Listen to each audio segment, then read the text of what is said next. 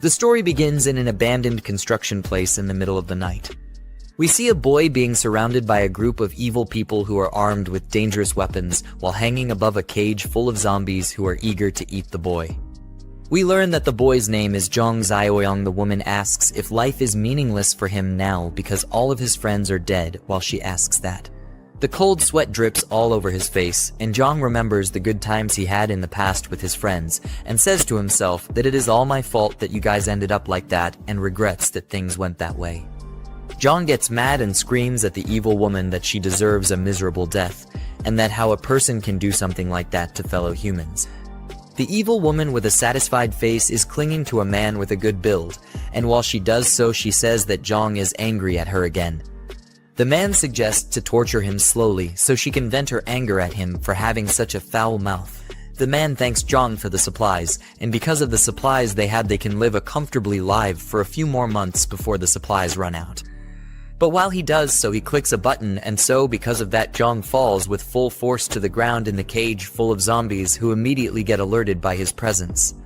The zombies who are starving are running with full speed to Jiang, and once they get to Jiang they begin to eat him alive, while we see that Jiang is coughing up blood because of the damage he is getting. Jiang thinks to himself that if he had another chance to live again he would make better use of it, and that he would make them pay for what they did to him and his friends so that he would never experience something like that again in his life.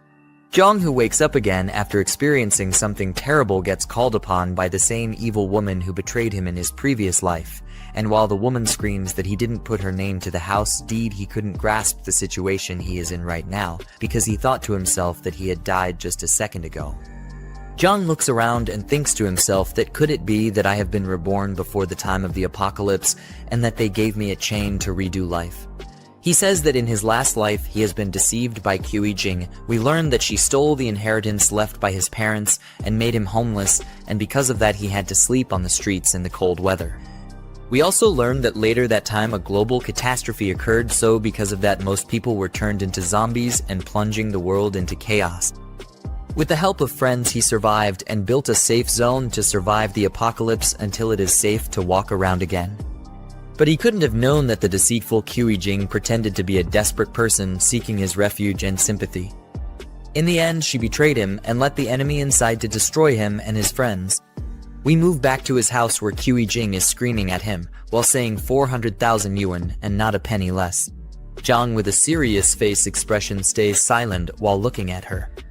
The evil woman gets angry and asks if he heard her. Jiang thinks to himself that he cannot act impulsively now, so he needs to wait when it is the right moment. The evil woman says that she will give him a week time for him to make everything right, but Jiang cuts her off and says fine, I got it, so she needs to go while pushing her to the door.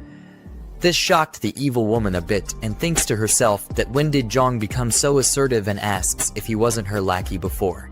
Jiang closes the door and turns around. But while he does so he looks at the clock and thinks to himself that he must prepare for the impending apocalypse that is going to happen in a month's time, because if he doesn't the same will happen like last time.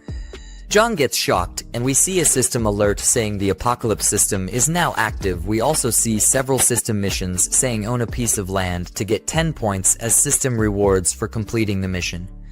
Jiang asks in a surprised tone what those points can be used for once he completes a mission and how he will be able to use them. We learn that there is a system store displaying different types of items which can be bought with system points he earns from mission rewards. We learn that in his previous life, he saved every penny he got to save up for the evil's woman bride price, which left him malnourished. Jiang picks up his phone and gets a message saying are you full, and he thinks to himself that the zombies will be everywhere in a month's time, so he should eat good food until that happens. We move to an expensive-looking building. We see nice-looking food on the table, and Jiang asks to himself if this is the legendary Michelin 3-star expensive takeaway. He wonders what a 300 yuan braised pork tastes like. While he puts the food in his mouth, his face expression turns into happiness after trying it, then he screams that the food is unbelievably delicious. We see that the mech is enjoying his food like a pig, but gets surprised to hear a message from his phone when he is just enjoying his food. We see that he is being called by the friend of the evil woman. He thinks to himself if that manipulative woman cried to her friend again and sighs at the view of the name on the phone. The friend gets angry at Jiang for treating her friend like that, and says that she only wanted him to prove his love to her.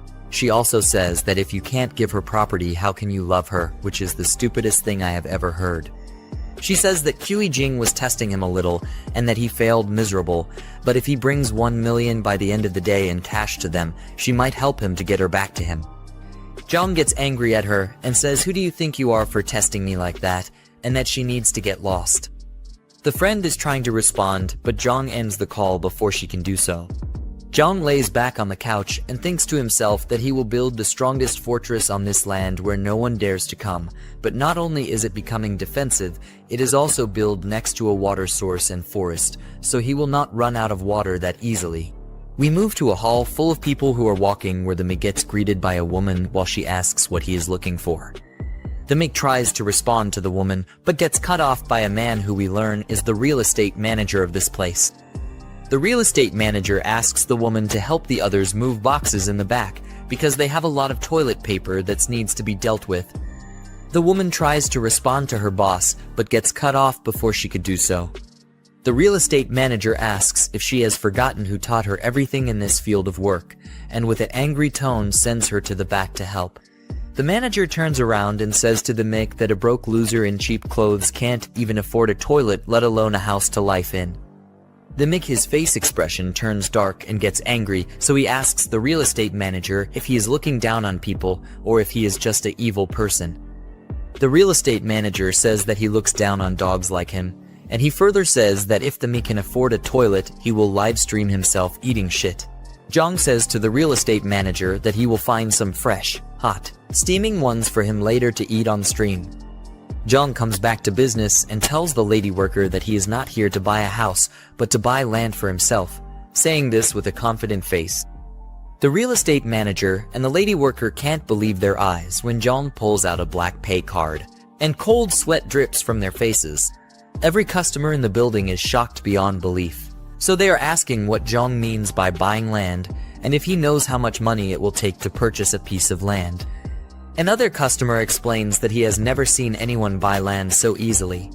They exclaim that Jiang must be a wealthy person to buy such expensive land. The lady worker still cannot believe her eyes and asks Jiang to please follow her because she will give him the best detailed introduction available. While they are walking away, the real estate manager, with an annoyed expression, says that everyone knows how to brag, but he is not capable of paying for such expensive land. Jiang takes a seat on a chair provided by the lady worker, who further explains that these are the land pieces they currently have available, so Jiang needs to look carefully at which piece of land he wishes to buy. Jiang explains that there is no need to do so, and that he will just explain what kind of requirements he needs for his land. After that, she will need to look for the land that fits his requirements. Jiang further explains his requirements, such as proximity to mountains and water, so he has a water source. He also specifies that it needs to have convenient transportation and should have large buildings on top of it. The lady worker thinks hard before she answers, but is interrupted by the real estate manager, who adds that there is a piece of land in the East District that fits Jiang's requirements. The lady worker asks in a surprised tone why he suggests the East District, as there are still unfinished factory projects there and they cannot sell such land to a client. The real estate manager becomes angry and says that this broke loser's requirements are outrageous, and that he is not here to buy an expensive piece of land, but to cause trouble for them. Jiang is surprised to hear that there is a piece of land that fits his requirements and asks the lady worker for confirmation. She responds positively, but further explains that there are still unfinished factory projects because the construction team leader ran off, and there is no one to finish the work in time. Jiang thinks to himself that it is a great location because it fits all of his requirements. He further says that if he puts up barbed wire, it will be easy to defend, and the unfinished factories will also save him a lot of money. Jiang tells the lady worker that he will take that piece of land and would like to make a contract now so he can pay right away. The lady worker takes the papers back from Jiang and says in a scared tone that they are sorry for offering something like that. However, after she hears his response, she gets a shocked expression on her face and asks Jiang if he really plans to buy land with unfinished projects.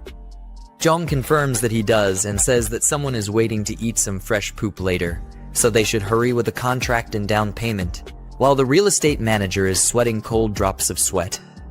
A while later, we see the real estate manager holding a receipt and saying that it is impossible. He further says with a dumbfounded face that he really paid a $300,000 down payment and questions how someone can buy such expensive land with unfinished projects on it. Jiang explains to the real estate manager, who still cannot believe his eyes, that he made the down payment and that it is up to him to perform in front of the camera, so he should at least enjoy it. Having had enough, Jiang walks away, while other customers tell the real estate manager that they have turned on the live stream, so he needs to hurry up. Another customer adds that his stomach doesn't feel good, but promises that it will be fresh for him. Jiang thinks to himself that he has spent all the bride money on buying that piece of land, but now he needs to figure out how to get money to stockpile supplies for himself. As Jiang ponders, a fat man walks past him and wonders if that was indeed Jiang. The fat man continues to his destination, but is surprised to see the real estate manager being forced to eat poop after making a deal with Jiang. The real estate manager, in a state of shock, protests that he doesn't want to eat poop, but the people ignore him and keep putting the poop in his mouth. The fat man, now angry, exclaims about what the hell is happening in his absence. We then move to the evil woman, who is meticulously doing her nails. She receives a call from the fat man and answers, greeting him and asking if he remembers her. The fat man cuts her off, asking if she knew that Jiang went to the real estate company to buy an expensive piece of land. The evil woman gets upset and asks how a broke loser like Jiang could afford something so costly. The fat man explains that it was a $300,000 down payment, so he must have used the bride money.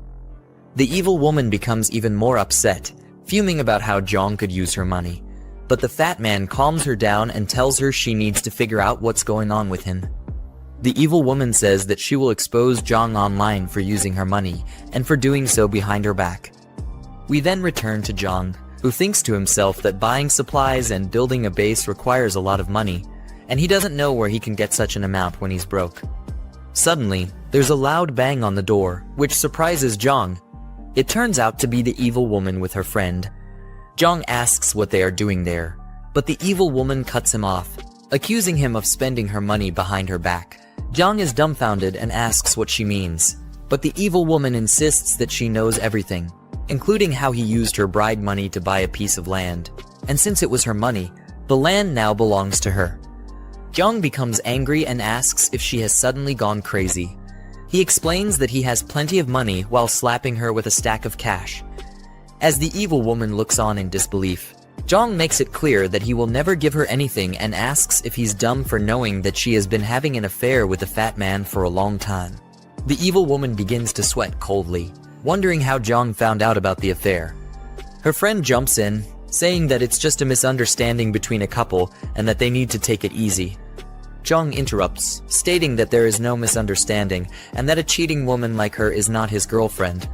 He tells her to go back to the fat man and, irritated by her presence, slams the door in their faces. The evil woman, left outside, thinks to herself about how Jiang knows about the affair since they were very discreet when booking rooms. The evil woman and her friend start to leave, but the friend stops her and asks if Jiang told the truth about her affair with the fat man and why she didn't mention it before they confronted Jiang. The evil woman uses the excuse that they only booked a room a few times. The friend, concerned about how everything has spiraled out of control, suggests that they should go back and come up with a plan to handle Jiang. The evil woman agrees, saying that it is the only thing they can do at the moment. However, the friend thinks to herself that since the evil woman messed up with Jiang, she now has a chance to claim Jiang for herself. After all, they are good sisters, but she's not holding back. We then move back to the construction site where Jiang has bought the land. Jiang is asking a middle-aged man how long the renovations will take to complete. The middle-aged man, clearly perplexed, asks Jiang what kind of force he has offended to require such extensive renovations. Jiang explains that he doesn't need to know the details, and that asking too many questions isn't helpful. He then inquires about the cost to complete the work within a month. The middle-aged man tries to explain that it's impossible to finish in a month, but is cut off by Jiang, who says that if he doesn't want to do it, he'll find someone who will. The middle-aged man reluctantly agrees, but clarifies that his concern isn't the timeline, but the cost that will need to be paid. Jiang asks what the price will be, and the middle-aged man explains that because the construction needs to be expedited and the work intensity will increase, the cost will need to be at least this amount. Jiang, surprised, asks if $20 million is enough. The middle-aged man confirms that it is and adds that Jiang needs to pay a $5 million deposit before they can start building. Jiang says he will transfer the money within a week and instructs them to hurry up with the construction. The middle-aged man tries to respond, but is cut off by Jiang, who adds that if the deposit isn't paid, the land will be his, so the man shouldn't worry about the payment. The middle-aged man agrees and acknowledges Jiang's terms. Suddenly, the friend of the evil woman calls out to Jiang. He turns around with a confused look on his face. The friend clings to Jiang's arm and asks him what he is doing there. As the crazy witch's friend clings to Jiang innocently, she asks him what he's doing there. Jiang looks down at her in anger and remembers that she was the one who persuaded the crazy woman to swindle him out of his family's property in his past life. He swore to pay her back twice the misery he suffered, with his face still filled with rage. The friend, on the other hand, was still asking what he was doing there while trying to act like a good girl. She asked him if this was the land he bought and complimented the scenery, calling it a very nice place. She then asked if he planned to build there, while desperately squeezing her melons against his arms. Jiang pushed her away and told her that whatever he was building had nothing to do with her. The girl was completely shocked at his actions. She didn't think a pathetic loser would have the mind to push away a hot chick like her. She asked herself what was going on and didn't understand why Jiang was acting so weird that day. In a normal circumstance, just touching her hand would make him blush and his heart race. But now he was completely irritated by her presence. Even after deliberately caressing his hands, he still had no reaction towards her. While she was angry and nervous, Jiang went ahead to talk with the construction workers and told them that the gates needed to be expanded. The crazy girl's friend called out to him, but he just ignored her like a piece of garbage. Since he had broken up with Jiang, the friend didn't want to miss the opportunity to take Jiang for herself. She saw it as a golden opportunity for the land to be hers. She gritted her teeth and clutched her hand in desperation as she thought about how to make things work in her favor. Back at Jiang's home, he sat down on his couch with the documents of his newly bought land laid out on the table. He said that he had pledged the house to the bank, but it only got him $3 million, which wasn't nearly enough for the first phase of the construction. He needed to figure out how to get more money into his broke pockets. With a serious look on his face, he thought that since the apocalypse was coming soon, it wouldn't matter if he sold the house multiple times, and then concluded that he would do just that. Suddenly, he heard loud bangs at his door and a voice yelling at him to open it. As he walked to open the door, he said the voice belonged to his downstairs neighbor, Grandpa Lai. The old, rickety man was a nuisance who had some money, and he owned the first and second floors of the building where Jiang lived. Lai also wanted to buy Jiang's third floor, but the house was meant to be his matrimonial home, which was why he didn't want to sell it.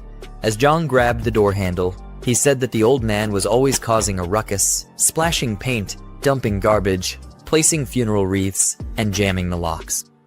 He opened the door, and Grandpa Lai immediately accused him of going clubbing the previous night. Jiang yelled back at the man and asked if he was done with his silly theatrics. He told the man that he went to bed before 10 last night, so there was no way he could have gone clubbing. Lai said that he didn't care and that he heard something, but Jiang cut him off and told the old man to stop his annoying rambling. He was fed up with Lai and his crazy stunts. Since the old man wanted the house, Jiang said that he'd sell it to him. The old man was completely stunned and asked Jiang if he was really serious.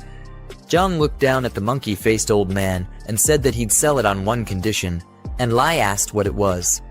He told the old man that his new house wouldn't be ready until after 6 months, so he needed to stay there for that amount of time. Before that, the old man would have to pay him a total of $5 million for the house all at once. With that, he'd be able to pay off the loan on his new house. Lai was about to respond, but Jiang cut him off and said that if he didn't agree, then he should forget it, while slowly closing his door. Lai stopped the door, pushed his head in, and nervously said that they'd have to sign a contract to avoid any regrets. Jiang looked really irritated as he looked at the ugly old man and told him that the contract wouldn't be a problem. Of course, with a plague coming in a month's time, Jiang had successfully swindled the old fool. He closed his door and cursed the old man out, telling him to stay in his house and wait to meet his maker. Jiang began going through his phone, calculating the old man's 5 million together with the 3 million loan, which came to a total of 8 million. The system popped up and showed that he had completed the first task of owning a piece of land. With that, he claimed the system's reward. The next day, he went into the city to complete the next task, which was to get a year's worth of supplies. He breezed through the shopping mall, collecting many items that could be useful to him. The people there thought he was deranged, and some even said the foolish boy should be avoided. They all stood and watched him as he filled numerous carts with supplies that would last him a year. They didn't understand what he was going to do with all that stuff, and some of them even called him a pathetic idiot who believed in doomsday rumors. Jiang wasn't bothered by their comments because he already knew what was coming.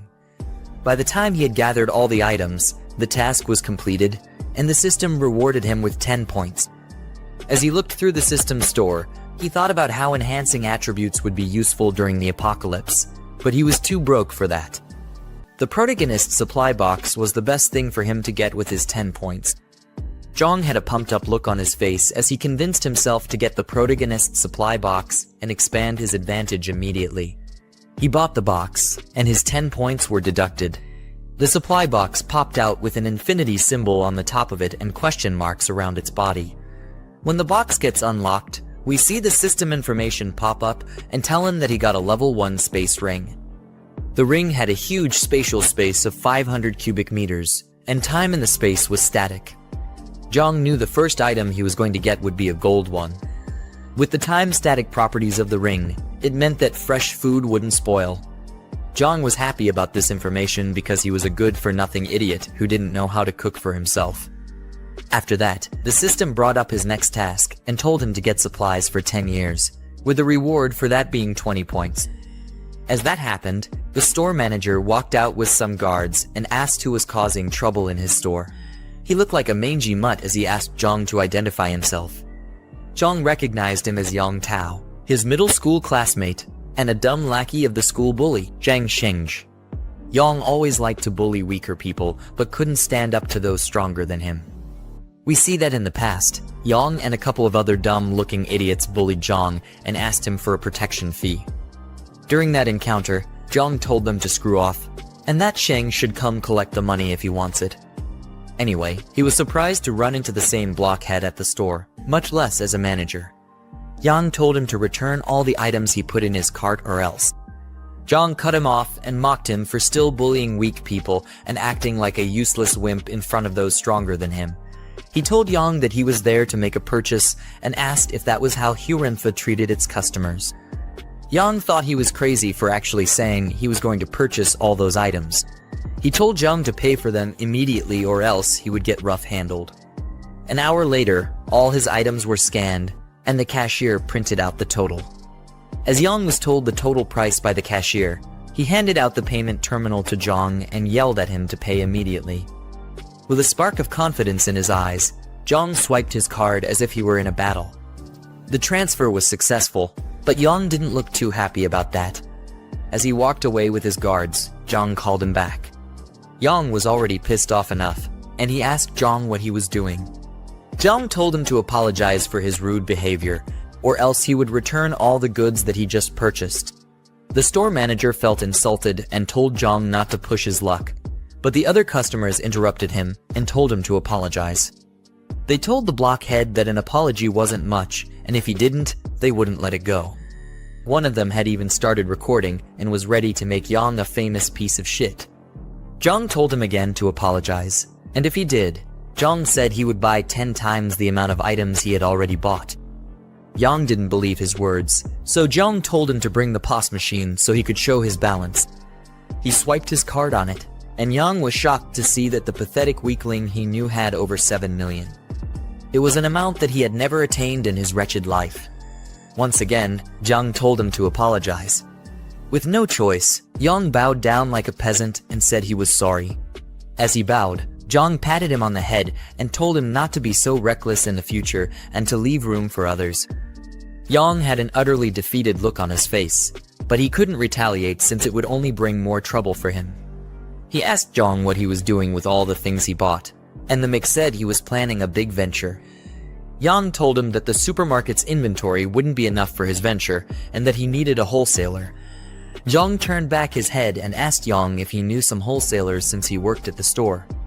Surprisingly, the wholesaler he knew was Sheng, the dumb bully who always extorted Jiang in school.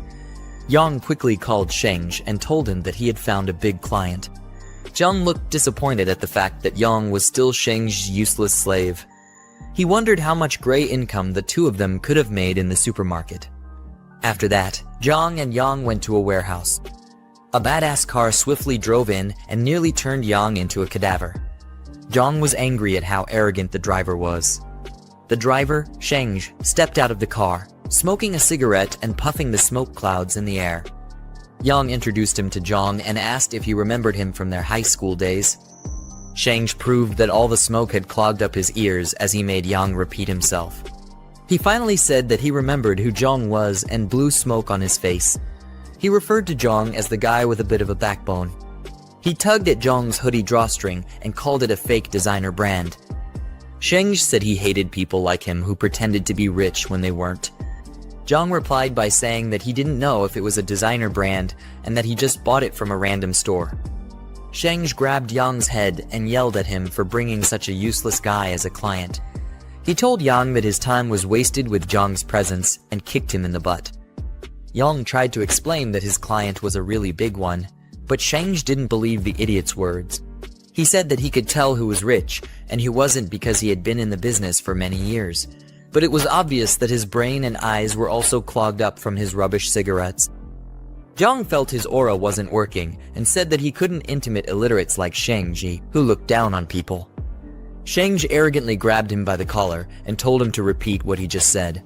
But Jiang wasn't fazed by the fool. Jiang repeated himself and said that he looked down on people, but Sheng focused on the part where he was called illiterate. Jiang took it that he didn't mind being told that he looked down on people. Jiang then tried to calm down the situation and said that Sheng's sore spot was when people called him illiterate because he really was one, and he hated being called that the most. Sheng kicked him to the side like a trash can and told him to shut up since he could talk so well. Then he threatened Jiang by saying that he wouldn't leave there standing if he didn't buy a truckload of goods. Jiang whipped out his phone and told the dumb bully to stop tugging on his collar and show him the account he was going to pay to. Seconds later, he wired $1 million to Sheng, who was surprised to see such an amount of money. He looked completely baffled as he read the transfer details on his phone. Jiang let him know that there was no other reason for him to be there. He said he was going to buy $5 million worth of goods. Then he told Sheng to load up the truck with the rest, and he would pay the balance when the goods were ready. Sheng asked him what kind of goods he wanted, and he replied, saying it was rice, salt, and basically anything that was edible or drinkable. He wanted it all. Then Sheng, with a sly smile on his face, told Jiang to follow him. Unknown to Jiang, Sheng planned to give him a batch of food that was nearly expired. They went into the warehouse, where it was filled with barrels and crates of different kinds of supplies. Sheng offered to give him a 10% discount if he took the whole batch. He was going to stoop to any level to get the goods off his hands. Jiang told him it would depend on the quality of the goods as he walked towards the crates. He got to one of the crates, picked up a brown bag, and began to analyze the item. Looking closely at it, he told Sheng that everything was nearly expired, except for the outermost layer. Jiang called him a shrewd man for trying to set him up like that. Sheng was surprised that he was able to figure it out. Caught between a rock and a hard place, he then offered Jiang a 50% discount. Jiang told him that there was no need because he was only using the $5 million to buy the best quality goods. He then said that he had other plans for the expired goods, and Sheng wondered what this crazy guy was talking about. Jiang was going to take the nearly expired goods at the 50% discount, but the payment would arrive a month later. Sheng asked what would happen if the goods expired, and he didn't get his payment. But Jiang assured him that he would mortgage his house to him if that happened. Sheng was still curious as to why someone would buy that many nearly expired goods. He asked Jiang what his channel was, to which Jiang replied that the channel was himself. Jiang told him that even expired goods would be worth a fortune in a few days, as he tapped Sheng's shoulder. A cold sweat ran down Sheng's face, and he looked like he had already shit on himself. With a shaky voice, he asked Jiang what he meant. But Jiang told him to stop asking questions and just deliver the goods, and that he would send him the address later. Jiang suddenly got a call, and the voice over the phone asked if he was selling his second-hand house. As he left to take the call, he told Sheng that he had other matters to attend to, and that he should take care of the food. He then walked out of the warehouse. Yang, who had been a complete nuisance, asked Sheng if he had scammed him. But Sheng wondered how Jiang was doing so well since his family was short of anything special. Jiang got back home and met Grandpa Lai, who gave him a bag full of money as a deposit. The old man accepted his condition to leave the house in 3 months and asked to sign the contract immediately. Jiang just looked at the old fool and said that he didn't even inspect the house before making a deposit. He was puzzled as to why Lai was so desperate to get the house and asked the old man why he was in such a hurry. Lai, with a sad look on his face, told Jiang that his granddaughter needed to transfer schools, so they urgently needed the house for residency. He had been looking around the area, but only Jiang's house was up for sale, and he begged Jiang not to back out of their deal. Jiang called out the silly man's honesty and asked if he wasn't afraid that he would raise the price after hearing what he just said. Grandpa Lai was shocked at Jiang's words, and he looked like he could have had a heart attack at any moment. He told Jiang that buying the house would cost him their entire family's savings, but Jiang assured him that he wasn't going to back out. After that, they signed the contract, and Lai was relieved that his granddaughter wouldn't have to sleep in the streets like a gutter rat. He bowed like a peasant before leaving and left Jiang to attend to more important matters. As he left, Jiang thought the old man's kind and honest traits would be his doom during the apocalypse. He quickly stopped the man for a second and asked for Lai to give him the address of where he currently lived. The next day, Jiang returned to the construction site to see how his new place was coming along. As he got there, the construction manager asked for the second batch of funds like a hungry ingrate, but Jiang told him that he would transfer the funds soon. The construction manager showed him around the place as they walked inside the building and said that it was between 70 and 80% complete. They stood under the reinforced doors and walls, and he assured Jiang that they were absolutely safe.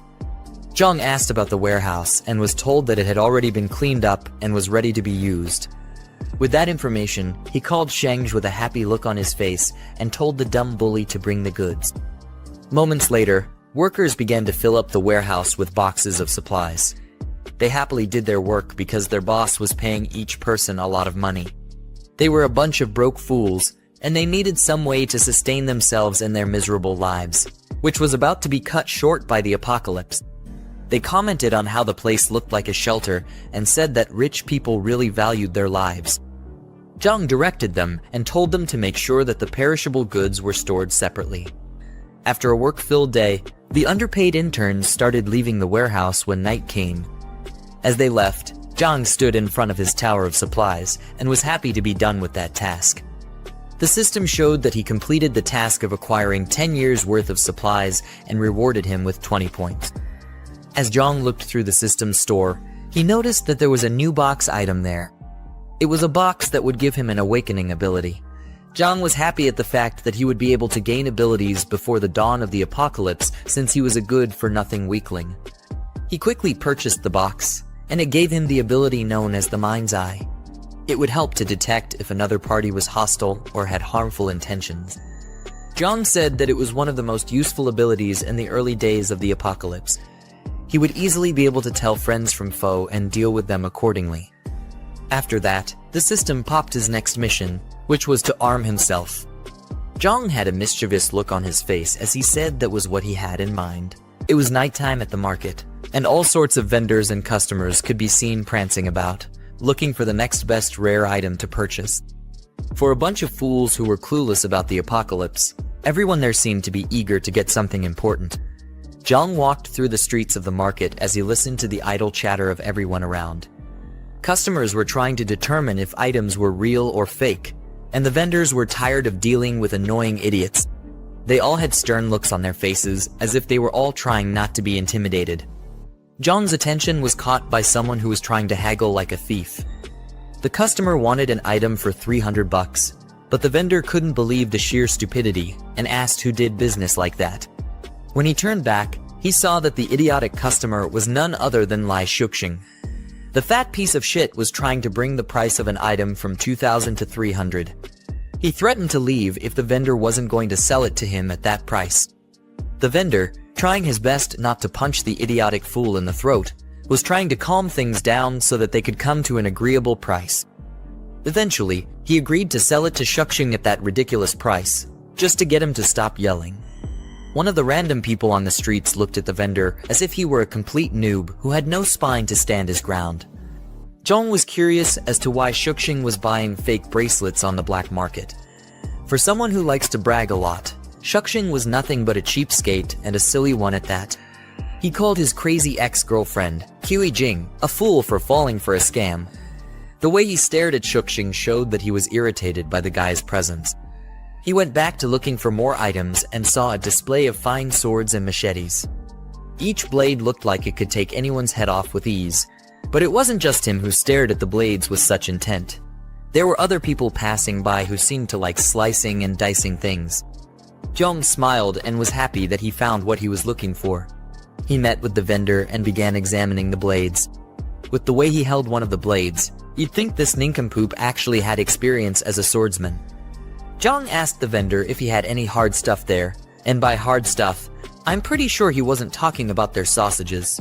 Anyway, the vendor didn't want to waste time with a loser like Jiang, so he showed the knife sharpener to him and told him to get to work if he wanted something hard. The vendor said that he could also buy a baton if he was too lazy to sharpen the blade himself.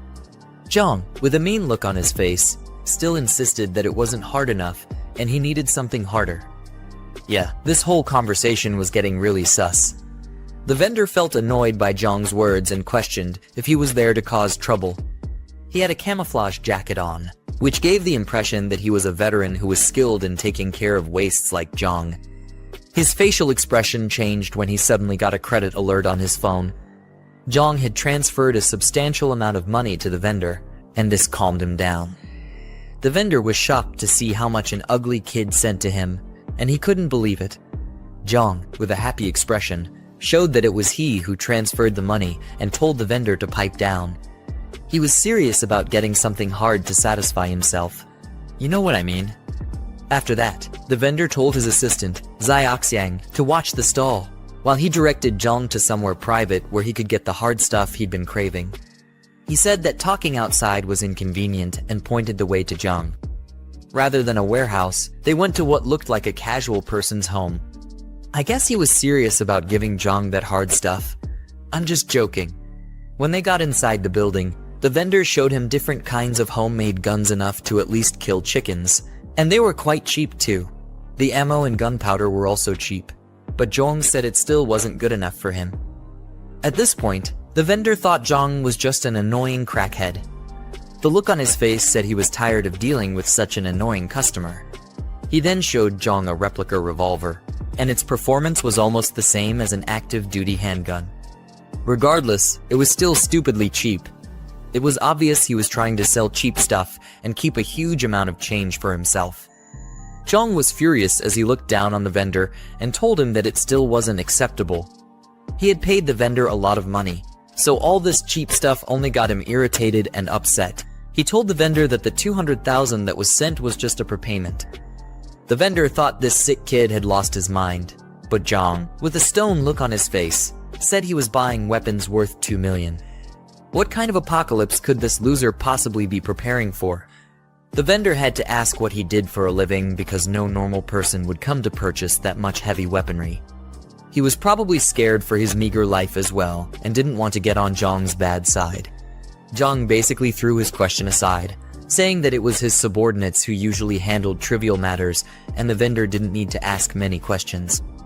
Seeing how serious Jiang was, the vendor went to lock the doors and close the windows to make sure no one could see or hear them. Luckily, Jiang didn't get defiled after that. The vendor told him that he had come to the right person. He whispered to Jiang that he would give him an address and also told him to write a list. Jiang was to go to the location the day after tomorrow at midnight to complete the transaction, and he was meant to bring cash. As he left the building, he heard the fat fool, Shuxing, calling his name. Just the sound of the idiot's voice made Jiang look like he was going to throw up. Shuxing was surprised to see him on the black market and said that must be why he had been spending lavishly recently. The foolish degenerate obviously wanted all that money for himself. He also called out Jiang for ignoring Jing and also said that his family must have had some heirlooms. He assumed Jiang was there to sell off his inheritance and said he had been watching too many marketing accounts recently, in a mocking tone. Jiang didn't even look bothered by Shuxing's degrading statements. Rather, he saw it as the perfect time to test his mind's eye ability. He activated it, and a blue flame surrounded his eye. He was able to see different icons on the top of the vendor and Shuxing's heads. The icon on the vendor's head looked friendly, while that of Shuxing showed he was definitely an enemy. Jiang was glad that the ability worked as expected. He turned back and began to mock the fat piece of garbage, saying that he must have tricked Ku Jing by buying fake and second-hand goods in order to clap her cheeks. Jiang said that she was just his second hand, who was worth the fake items. Shuxing was infuriated by Jiang's words, but he made no attempt to deny that he was a broke loser who had to buy cheap items to clap a girl. The vendor asked Jiang if they knew each other, and Jiang said that the fat fool was an enemy. Thanks to the money he was offered, the vendor began acting like Jiang's silly lackey and said that he'd handle Shuxing, while Jiang went ahead to handle other matters. The rest of his dumb friends came out to tag along in the drama, and Jiang told him not to kill the fatso since he still had plans for him. Shuxing was already shaking like a chihuahua as the goons slowly walked toward him. He tried to put up a tough attitude, but it was no use. The arms dealer swung out a baton, which made Shuxing try to negotiate with them. The proud fool was now a sacred wimp, and he had probably pissed on himself. The arms dealer and the rest of the goons gave Shuxing the beating of a lifetime. Laying defeated on the floor, Shuxing swore to get back at Jiang for humiliating him. 2 days later, in the dead cold of night, Jiang unveiled his new guns, which were delivered in a truck at his warehouse. With his new arms acquired, his task was complete, and he was awarded 10 points by the system. As a bonus reward, he was also given 2 physical enhancement potions. Rather than an actual potion, it was basically just a syringe, which meant that the system was obviously forcing this guy to do drugs. Anyway, Jiang noticed that the potion's effectiveness was as good as the one in the store. He brought out one of his hands and lifted the other in the air as he got ready to inject it into his body. As he used the potions, he gritted his teeth in pain, and his eyes went completely white. It was either he was feeling ecstatic like a junkie who just got his daily dose, or this idiot was about to die. Luckily, his second chance at life wasn't about to be wasted so easily. According to him, the average adult male had a strength of 5, but with the added 2 points from the potion, he got a 40% increase. He rolled up his fists as if trying to get a good feel of his new strength, but he still looked like the same old useless loser. Still, it wasn't enough for him. Jiang opened up the system's store and looked through the 2 items that were left. He decided to maximize his advantage by buying an extra physical enhancement potion. While injecting himself, he winced like a little girl who was getting touched inappropriately. The extra potions brought him to a total of 8 points, and he had 60% more power than the average person. All that was left was to find a punching bag to test his new powers on. He looked to the wall by his side and saw some bags of cement and a couple of rods on the floor. As he picked up one of the rods, he looked like he was still unsure about his new powers, but there was only one way to find them. He pulled out some sweet Bruce Lee moves as he kicked the rod, bending it and sending it flying towards the wall, which also cracked the wall. With his new strength, Jiang felt like a big bad boss who was not to be messed with in any way. He was sure that he would be able to easily handle early-stage zombies when they showed up. After that, he decided to store the guns in the space ring since they wouldn't take up much space there.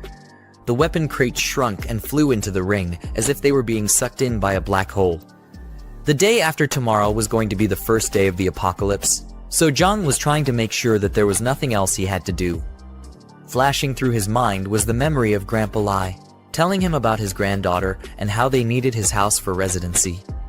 Jiang felt stupid that he couldn't completely ignore the old man's unfortunate situation, even after suffering at the hands of human treachery.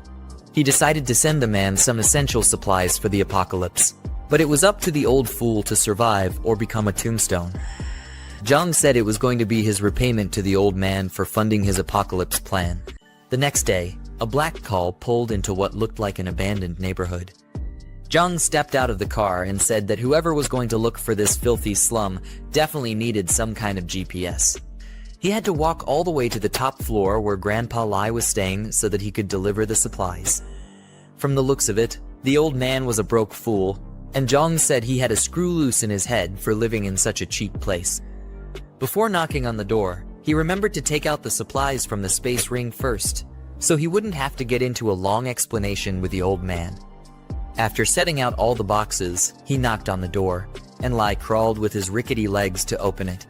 As he opened the door, he already started saying that he would pay his rent by next Monday, but he had no idea who he was talking to at first. It was obvious that there were barely any working brain cells left in the man's head.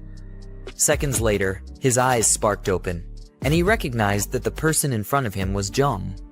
He was even more surprised to see the huge number of boxes that surrounded Jiang. It's as if his eyes finally started working well, and he asked Jiang what all the boxes were for.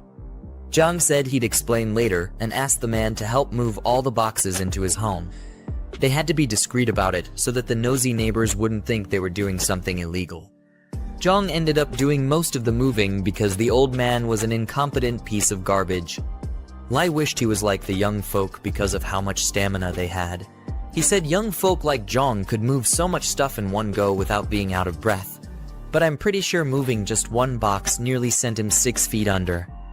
When they were done, check the room and the door to make sure it was sturdy enough. While he was still looking around, he told Lai to listen well to what he was about to say.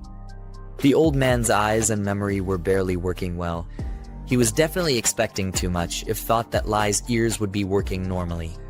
Jiang told Lai that he should use the supplies wisely and that they would last him for half a year. Then a picture caught his attention. While the old man was telling Jiang to keep the supplies in his room because they would be moving in soon. Jiang didn't even pay any attention to the old man's words.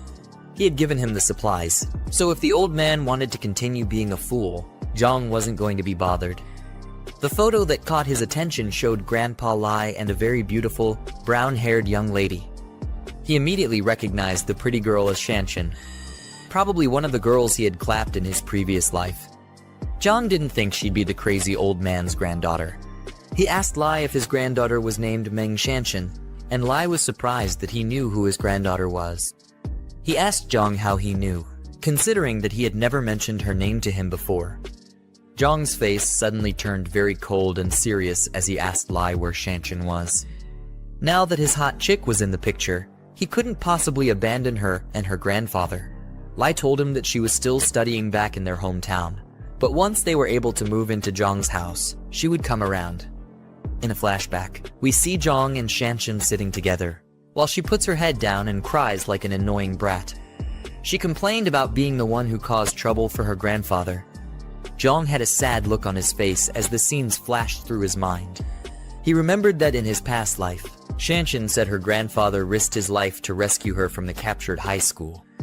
The old man was able to save her, but he met his maker afterward. With that in mind, Jiang swore to make it up to her so the same events wouldn't be repeated. He was determined to survive and make babies with her this time around. He told Grandpa Lai that he couldn't move houses anymore. Lai had a shocked expression and probably thought that Jiang had completely lost his mind. He thought Jiang was going to change his mind and begged the boy to reconsider his decision. But Jiang told him that the world was going to fall into ruin the next day and humans were going to be plunged into a cesspit of suffering. The house and his granddaughter's school status weren't going to matter in the face of all this. The old man was confused by Jiang's words. He had a perplexed look on his face, thinking that Jiang was probably the one with dead brain cells. Either that or the boy was mentally disturbed. Jiang told him to guide them to the school where Shanshan was so that they could pick her up, and he would have a new place arranged for them. The only expression that ran through Lai's face was confusion and fear. He told Jiang that he sounded like a deranged idiot, and that he had no idea what Jiang was talking about. This wasn't making things easy for Jiang. He needed to look for a way to explain things to the stupid old man, but he was too old to understand anything, and they were running out of time. He had a very worried expression on his face as he thought about how to handle this. He began to explain the concept of hunger to the old man, something the broke fool should have been quite experienced with. Jiang explained how miserable and terrible the people in the famine era would be. Grandpa Lai didn't understand how such a tragedy could befall those in such a peaceful and prosperous world. He didn't believe such a thing would be possible in their time. With no other choice, Jiang pulled out his ring and sucked all the supplies back into the spatial dimension. The old man was frightened as this happened, and he didn't even know what to say. In the blink of an eye, all the items were gone from the room. Lai asked him what happened to the items and assumed it was some kind of dark magic. A powerful aura surrounded Jiang, and in a forceful tone, he told the old man that he had superpowers and that he could see the future. He said he wanted to live, and he also wanted Shanshan to live so they could make all kinds of happy noises together. Then he stated that from then onwards, everything was going to be done according to his words, and Lai would not be able to defy him. He demanded to be told where Shanshan's school was because there was barely any time left. They left the house and got into Jiang's car, but Lai was still looking at him as if he were an insane villain. They sped through the streets and quickly arrived at the school. Jiang asked the old man if he knew Shanshan's class and dormitory. Luckily, the old man knew, which made him quite useful. I can't imagine the horrors Jiang would have put him through if he decided to be incompetent. They hurried to wherever she was, with the clock ticking away fast. Meanwhile, in the middle of the school, we see a bunch of delinquents harassing a girl for some silly reason. The girl who was being harassed was Shanshan, and she was getting whooped by some illiterate bullies because they were jealous that a guy liked her. Rather than trying to get some good Riz skills so the guy could notice them, they decided to take it out on the poor girl. Shanshan was looking bruised up, and she tried to explain that the guy, Zheng Xiaochen, was the one who liked her, and it was all one-sided. Sadly, the stupid bullies were too dumb to understand, and they thought she was just making excuses. They kicked her and pulled her hair to make up for their low self-esteem. They didn't believe that Xiaocheng was the one desperately trying to get into Shanshan's pants, and they felt she was silly for mocking him. Shanshan made some happy noises as her hair got pulled. I guess that's the kind of thing she was into. A voice called out to the stupid bullies and asked them what they were doing, but the girls looked unimpressed by whoever showed up. Luckily for Shanshan, it was Jiang and her grandfather who came to save her. One of the bullies recognized Lai as the useless grandfather. Shanshan was surprised to see her grandfather and asked why he was at her school. You'd think she'd be grateful to him for coming to save her pathetic butt. He screamed at the bullies and told them to let go of his granddaughter. Jiang, who stood behind him, looked like he was itching to give the stupid girls a piece of his strength. The other dumb-looking guys approached Lai, and they were holding knives and bats. They told the old man not to get into young people's business and he should stop meddling in their affairs. The blonde-haired leader walked up to him with his knife, but the old man stood his ground. Grandpa Lai rushed the guy with the knife and said he was mannerless for bullying his classmates. While they tussled, someone else was about to send Lai to the pearly gates with a bat. He swung down, aiming for Lai's neck, but Jiang caught the bat and saved the man from an early grave. Can you even call it an early grave? Jiang mocked the bully for being so young and learning how to be a thug. Of course, the bullies weren't fazed by Jiang's weak looks. They saw him as another pathetic, broke guy who was trying to act tough and assumed he was Shanshan's little brother. With one kick, Jiang sent one of them flying through the air like a frisbee. Thanks to that, the bullies took him seriously and said that he must have been trained, so they decided to gang up on him together. Their silly tactics didn't rattle Jiang, as he kept a serious look on his face. The idiotic bullies had no idea what they were in for. After circling around him, the one with the bat rushed and swung his weapon, but Jiang quickly ducked to avoid the attack. Thanks to his enhanced strength, his reflexes were off the charts as well. He grabbed the idiot by the collar and tossed him to the ground with one hand. That one quickly got his lights knocked out as his head slammed into the ground. The last one rushed Jiang with his dagger. Jiang weaved through the attack and kicked the fool to the ground, nearly sending him 6 feet under. After he was done dealing with them, the girls started shaking in fear and asked him what he was going to do with them. They thought they were about to get defiled, but their milk jugs just weren't Jiang's type. He slowly walked towards them and started smacking them around the place.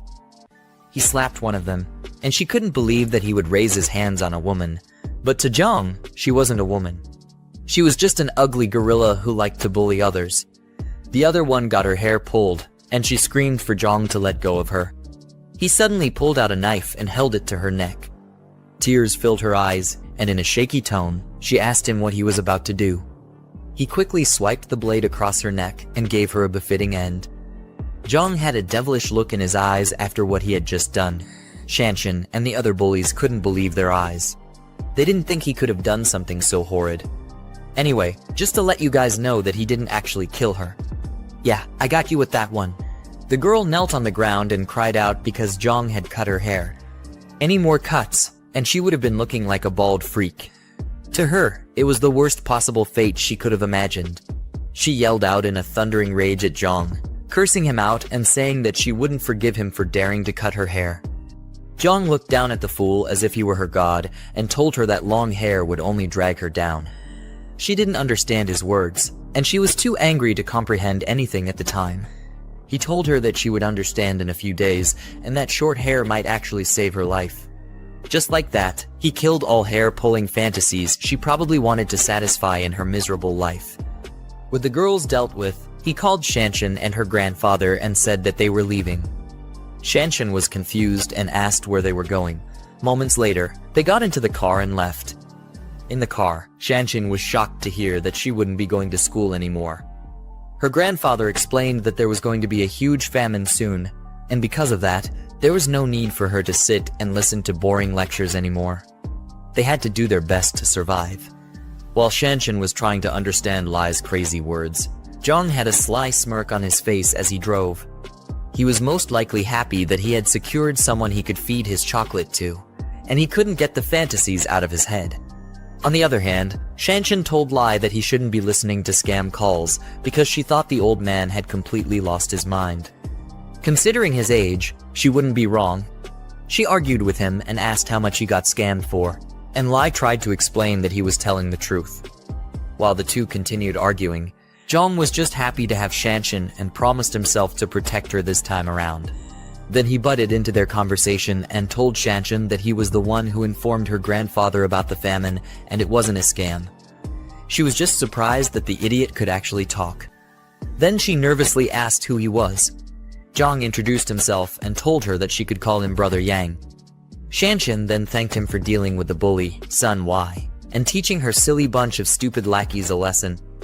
Jiang told her not to worry about the fools because they barely had many days left in their useless lives. Shanshan was confused and asked what he meant, and if there was really going to be a famine. Then Jiang told her that he used the concept of famine to explain the situation to Lai's deteriorating brain. Shanshan was glad to hear that because she was sure that there couldn't be a famine in such peaceful times. But he burst her bubble by saying that it was the apocalypse that was actually coming. Now, she was even more nervous as she exclaimed the word apocalypse in confusion. Jiang claimed that the time was right and told her to check her for short videos and the news. He said if nothing unexpected happens, she should start seeing signs of the situation. Shanshan quickly picked up her phone and came across the news of someone with rabies who was biting others like a mad dog. From her phone, you could see some officers trying to hold down the despicable zombie-like person as he struggled to break free. More news came up about a strange smog, and they highlighted that it had a strange smell. Kinda like Jiang, considering that the piece of garbage hasn't showered since the beginning of this book. More screams could be heard from Shanshan's phone as people complained about getting bit by others. Her face was struck with fear. She couldn't believe the horrific events that had started to take place and thought it must have been a dream. She was completely shocked to hear Jiang say that these were all expected events and that they were signs of the beginning of the apocalypse. This idiotic girl still stupidly asked if there was really an apocalypse, even after seeing the signs on her phone. I guess stupidity runs in her family. The next day was going to be the first day of the apocalypse, and the toxic smog would cover several provinces, including Province B. The unknown toxic smog was going to affect all living creatures, and chaos would be slowly unleashed in the world. Slowly, a significant portion of humans would be turned into repulsive, brain-dead zombies, and everything would fall into ruin. People would try to run for their meager lives, but their efforts would be completely useless. Eventually, the zombies would catch up to them and turn them into a McDonald's Happy Meal, eventually turning the innocents into filthy zombies as well. Jiang said that Shanshan should obviously know what zombies were. She obviously did, But the whole story was still too unbelievable for her. Being popped out of school to being told about an apocalypse was the last thing she expected in her life. While they were stuck in a traffic jam, Jiang told her that she would believe everything in the coming weeks. By then, she would cling onto his sausage like a desperate ex-girlfriend because he would be her only saving grace. Jiang was pissed about the traffic jam and noticed that even the emergency lane was stuck as well. Grandpa Lai was worried, so he asked Jiang what they would do if the zombies caught up to them in the traffic jam. But Jiang said that it wasn't that urgent yet. But he started to think about it and the possibility of a small outbreak occurring while they were trapped there. While he was thinking about it, some crackhead driver tried to cut in front of his car. Jiang blocked him but suddenly slammed the brakes, nearly sending the old man and Shanshan flying through the windshield. Jiang was angry that the reckless driver was trying to cut into the emergency lane without a turn signal. He wasn't going to let the idiot get away with such tomfoolery, so he started driving like Vin Diesel in the Fast and Furious movies. The car kept trying to cut into the lane, but Jiang wasn't about that life. The stupid driver pulled up beside him and started yelling and cursing him out, but Jiang ignored the foolish ingrate. Lai tried to advise Jiang to let it go because the idiot looked like a rich and powerful person, but Jiang was ready for the worst. If the driver eventually wanted to step out and cause trouble, he was ready to beat him to a pulp. The traffic was over, and the cars finally started moving after being stuck for almost an hour. Shanshan noticed the reckless driver from before was still trying to cut in front of them, and she told Jiang to watch out for the fool. At this point, Jiang was enraged, and he was ready to send the idiot to the deepest depths of hell. The two of them got into a crazy road rage, and Lai begged Jiang not to stoop to such a foolish level. With the apocalypse already approaching, Jiang wasn't bothered about traffic rules anymore. He said that there was no need to be lenient with a stupid, reckless driver. He eventually broke free, causing the driver to nearly crash by the side of the road. The ugly fool got out of his car, cursed him out, and called the police, telling them to find the plate number of Jiang's car. He was probably another spoiled rich brat who loved to spend daddy's money recklessly. He swore to get back at Jiang and teach him not to mess with certain people. At nighttime, Jiang got back to his new safe house. As they stepped out of the car, Grandpa Lai and Shanshan were amazed at how massive the place was. Shanshan even said the place was a bit too much. It definitely won't be when she and Jiang finally get down and dirty. Jiang told them to get some rest because the following days were going to be a whole lot tougher. The next morning, Jiang was standing in front of his huge window while sipping a hot cup of coffee. Shanshan stepped out of her room, yawning and stretching, while stating that it had been so long she slept so well. She finally didn't have to wake up like she was at a boot camp and get ready for morning classes. Jiang looked glad that she was able to rest well. I guess he couldn't satisfy his urges yet since her grandfather was still with them. He then asked to go with him so they could check out the fortress together. You'd think they'd finally have some alone time, but Lai the Great Fool just had to tag along. As they took a tour of the place, Jiang told them that the walls were made of reinforced concrete and the remote-controlled gate was also made of pure steel. The only way to break through was with heavy weapons, so neither zombies nor regular humans could easily get in.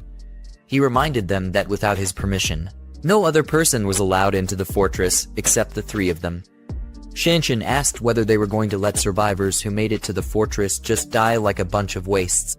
He ignored her question and told her to follow him like a lost puppy. He explained how people's true intentions would be unpredictable during the apocalypse. Being too kind would get them swindled, and humanity's dark side would fully show itself when the events begin to unfold. They walked to the back of the building and came to a place he called the buffer zone. They were shocked at how huge the place was. We could see some lined-up crates and a small building that was to serve as a shelter. Jiang told them that if survivors came while he was away, the buffer zone could provide them with temporary shelter, but they would not be allowed into the fortress until he returned. Next up, he said he would take them to the food storage, which was the most important thing in an apocalypse. If they weren't able to find food, Jiang and Shanshan might have to start eating themselves, not in the way your dirty mind was thinking about. He said he'd show them the areas of food that would be distributed sparingly. As he led them into the food warehouse, he suddenly stopped to look back at them. He activated his mind's eye ability to make sure that Lai and Shanshan were truly on his side. The two of them looked confused because they didn't understand what he was doing. Jiang saw two happy emojis at the top of their heads and figured it was a sign of trust. It was his first time seeing it, which meant that the old man and his granddaughter completely trusted him with their lives. Jiang brought out a weapon crate from his ring and told them that weapons were the most important thing during an apocalypse. Isn't it supposed to be food? Anyway, he told them to make sure to keep it under their control and not let it fall into enemy hands. The two of them were shocked as they picked up a shotgun and a crossbow. It was as if they had slowly started realizing how serious things were. Lai, with a stupidly dumb look on his face, agreed to keep the weapons under control. With that done, the system popped up and showed Jiang that he had completed the task, which was to reunite with Shanshan. It then told him to find and rescue his former companion, Zhang Kai. Jiang was shocked to see that the system was trying to bring him and his comrades back together. As they stood by a huge glass window, he saw a huge arrow pointing him in the direction of where Kai was. It proved to be very helpful because he was really worried about how to find his comrades. While he ran out, he told Shanshan and Lai to remember everything he had told them and not to violate his instructions. Shanshan asked where he was rushing out to, and he said to recruit more people to strengthen their team. Somewhere in the city, at a KTV building, a group of ugly-looking guys were enjoying a karaoke session, and their table was filled with a crazy number of drinks. Two of the guys stepped out to go to the restroom. The fatso had to guide his gray-haired friend, who was probably too drunk to walk straight. He told his friend to eat slowly and not to choke. I hope it's not what I'm thinking. The gray-haired dude then told his fat friend that he would pack something for him to take back. It's definitely looking too suspicious between these two. When they were done with whatever the hell they were doing to each other in the restroom, they started heading back to meet up with the rest. The gray-haired guy mistakenly bumped into a girl who was walking with her man. He apologized, but the stupid man, feeling like it was a good time to show off his foolishness, kicked him and told him to watch where he was going. The gray-haired dude flew through the place, and his friend, who had never spent a single day in the gym, came to check if he was okay. We find out that his name is Zhang Kai, the companion who Jiang was looking for. Zhang Kai's friend yelled at the stupid man for hitting his friend just for a simple mistake. The man felt insulted that a fat piece of garbage was talking back at him, and said that it was rare to meet someone who dared to try such. He grabbed the fatso by the collar and jacked him up. While Zhang Kai tried to apologize for the misunderstanding, he begged the guy not to hit his friend. Some loser who worked there stepped out of the restroom and saw the commotion that was going on. He was barely recovering from an upset stomach, and he caught a cold. He tried to calm down the fight, but the man just felt even more disrespected. He was really trying hard to show off to a girl that he had probably never banged. He told the worker that his boss wouldn't dare try to grab his clothes, but here he is doing the unthinkable. The unfortunate underpaid worker told Kai and his friend to leave while he dealt with the man. The man told the worker to call his boss and questioned how they had the audacity to disrespect him. He even threatened to throw the karaoke bar out of business. Kai and his friends ran like little wimps back to their companions, who asked them if they were chased by a dog. Kai explained that they bumped into a drunk fool when they left the restroom, and the man wanted to mess them up. Luckily, they got saved by the waiter. If not, they would have gotten really bruised up. One of the guys got angry that the fatso didn't fight back, saying that their mechanical engineering class had never backed down from a fight. It was obvious that he was the idiotic musclehead of the group, and he was always ready for a fight. He said he'd make a call to gather more of their brothers to take care of the thug. The brother with a white jacket looked at him like the dude had completely gone bonkers. Zhang Kai told him to stop showing off because they were graduating in less than a year, and the last thing they needed was more trouble on their hands. He told them to enjoy the music and keep dancing. Sadly for them, the thug walked into the place with more of his retarded lackeys and the waiter, who looked like he was barely conscious. Zhang Kai and his crew were shocked to see the pitiful state of the waiter. The idiotic thug pointed towards them and told his goons to teach them a lesson. Zhang Kai and his friends got rounded up, and they were made to kneel with their hands behind their heads. The waiter, on the other hand, was seriously shaking from the pain he was in. The stupid musclehead demanded to make a call, but instead got a bottle smashed on his head for speaking when he wasn't allowed to. He started bleeding from his head, and Zhang Kai screamed his name, Chen Chong. All this was just because a foolish thug wanted to show off to an ugly girl who looked like a troll. Meanwhile, Jiang arrived at the karaoke bar, but was completely clueless as to what was going on inside. The butlers at the door ushered him into the venue as he said that the world was ending and his friend still had the mind to sing. While the music was going on and the lights of the club were still spinning, Jiang was bleeding from his head like a waterfall after one of the thugs smashed his head with a glass bottle. The thug still held the broken bottle as if he were prepared for another round, while Jiang Kai called out to his bleeding friend. The foolish guy who was doing all these theatrics for his ugly girlfriend asked her if she was feeling better after seeing him display the traits of a deranged idiot. He put his arms around the girl and tried to get a good feel of her arms, but she wasn't impressed by his lame heroics. The girl was more pressed about how her nail polish looked as she asked him what was there to feel better about. She told him that he wasn't even dealing with the actual person who bumped into her. The thug, with the brain of a buffoon, turned his attention to Jiang Kai. He held the broken bottle to Jiang's face and slowly approached him. The girl still showed no signs that she was the least bit impressed with all this tomfoolery. Meanwhile, Jiang was slowly getting up and trying to recover from his bleeding head. Out of anger and frustration, he quickly reached for an ashtray and wanted to use it to make the thug pay for nearly sending him to his maker. He tried to smash it on the guy's head, but the other goons held him back. One of the brain-dead thugs called him a little punk and mocked him for being foolish enough to try and fight back, given his unfortunate circumstances. Jiang struggled to break free, but it was no use because he was too much of a weakling to them. The thug, who was nothing but a simp, felt irritated and angry that Jiang was bold enough to try and fight back. He didn't expect him to have so much guts, and he gritted his teeth fiercely in anger. As the other goons held Jiang down, their leader smashed another bottle on Jiang's head. Yeah, he definitely can't be coming out of this one. The wine splashed everywhere, and broken bottle pieces could be seen flying through the air. Jiang was knocked out cold, and he slumped to the floor like a sinking rock. Jiang Kai and the rest of his friends were completely shocked at the horrid event they just witnessed. You could see the anger on one of the friends' faces, while the other two tried to call out to their friend. At this point, there wasn't any need for them to hold back anymore. They had tried their best to be calm and respectful, but it ended up quite bad for them. Jiang Kai and the fatso rushed towards the leader of the thugs to send him 6 feet under, while the last guy stood at the back, holding a baseball bat. On the other hand, one of the waiters was hiding in the corner and shaking like a pathetic coward. In the background, you could hear the thugs calling Jiang Kai a punk, and they were furious that he just wouldn't back down. Things got out of hand, and everyone was ready to go all out. Lao Si was told to grab one person and make sure that they never see the light of day again.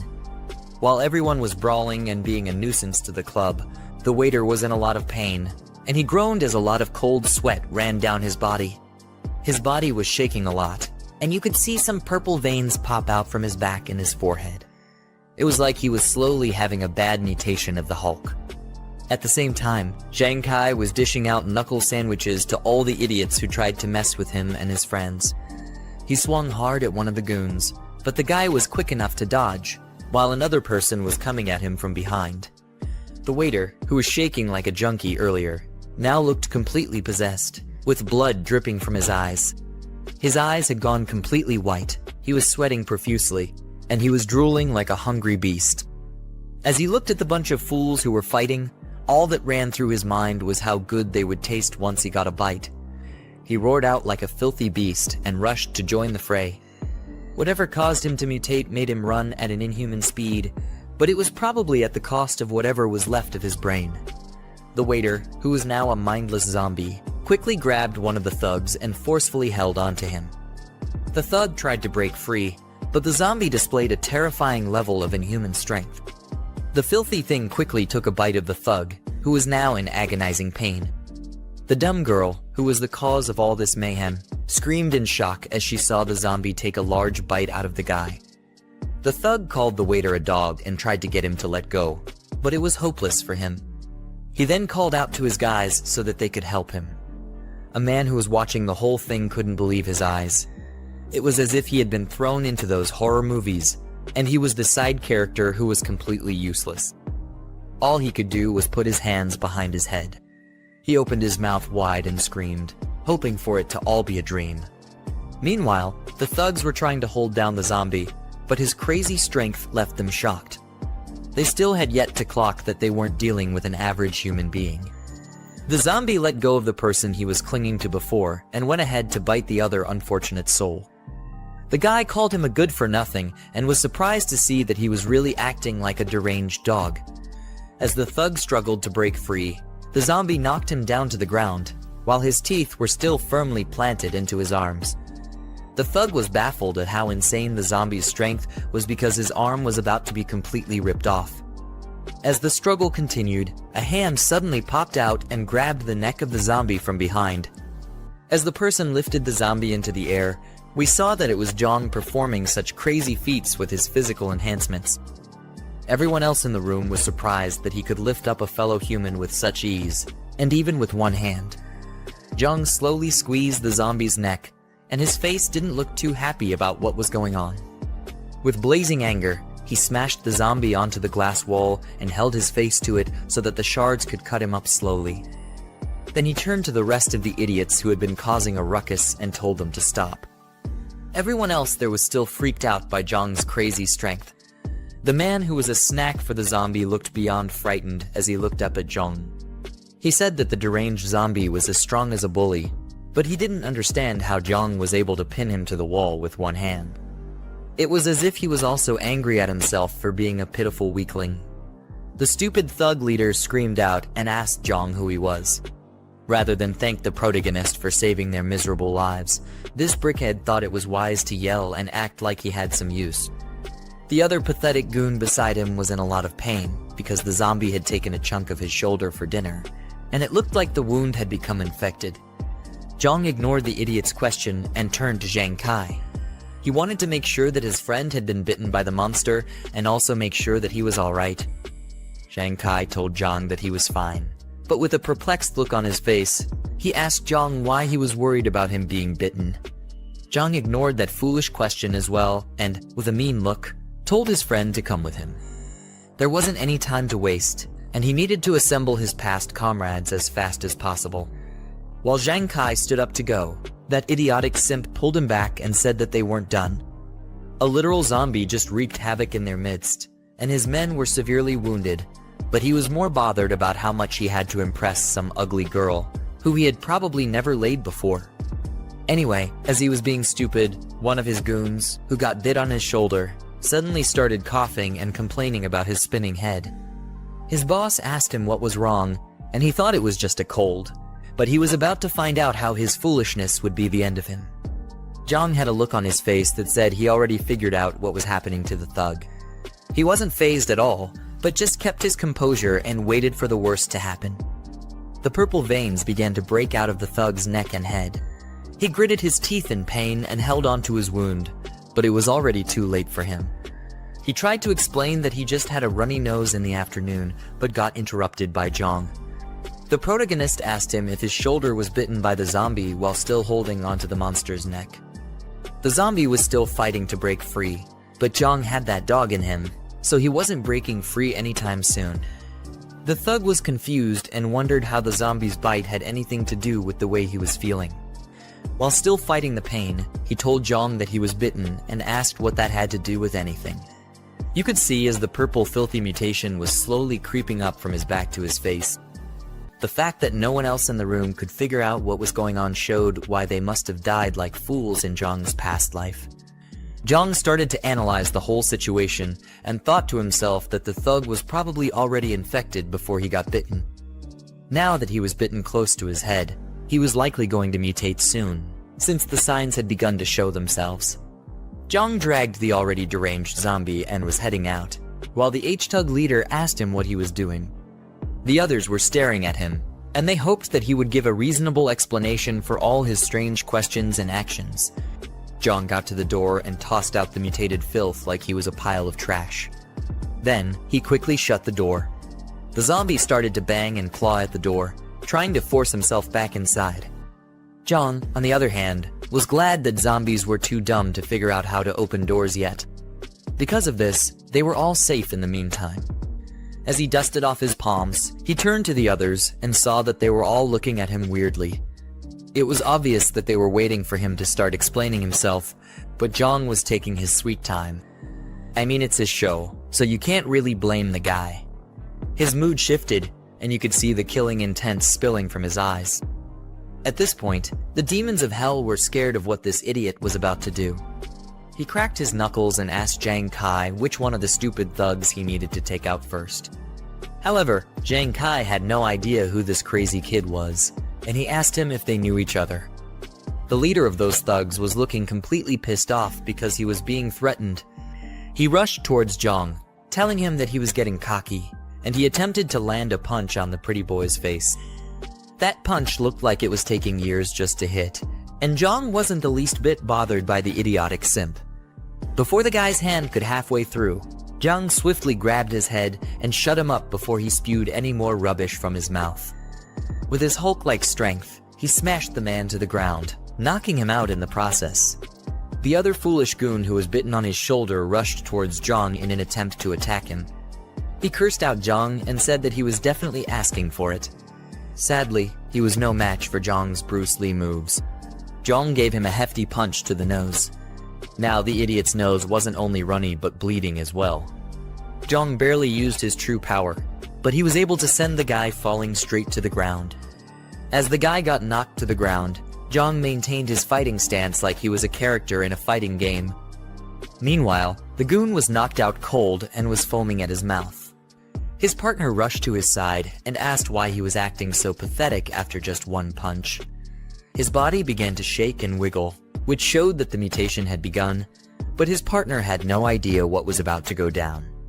On the other hand, Jiang was feeling like the next best thing since sliced bread, as he asked if there was anyone else who wasn't convinced and wanted to get a taste of his fists.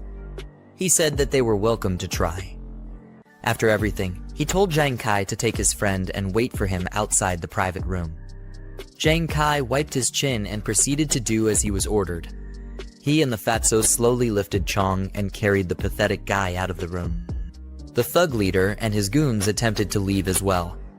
His lackeys carried the injured one and helped him to the door.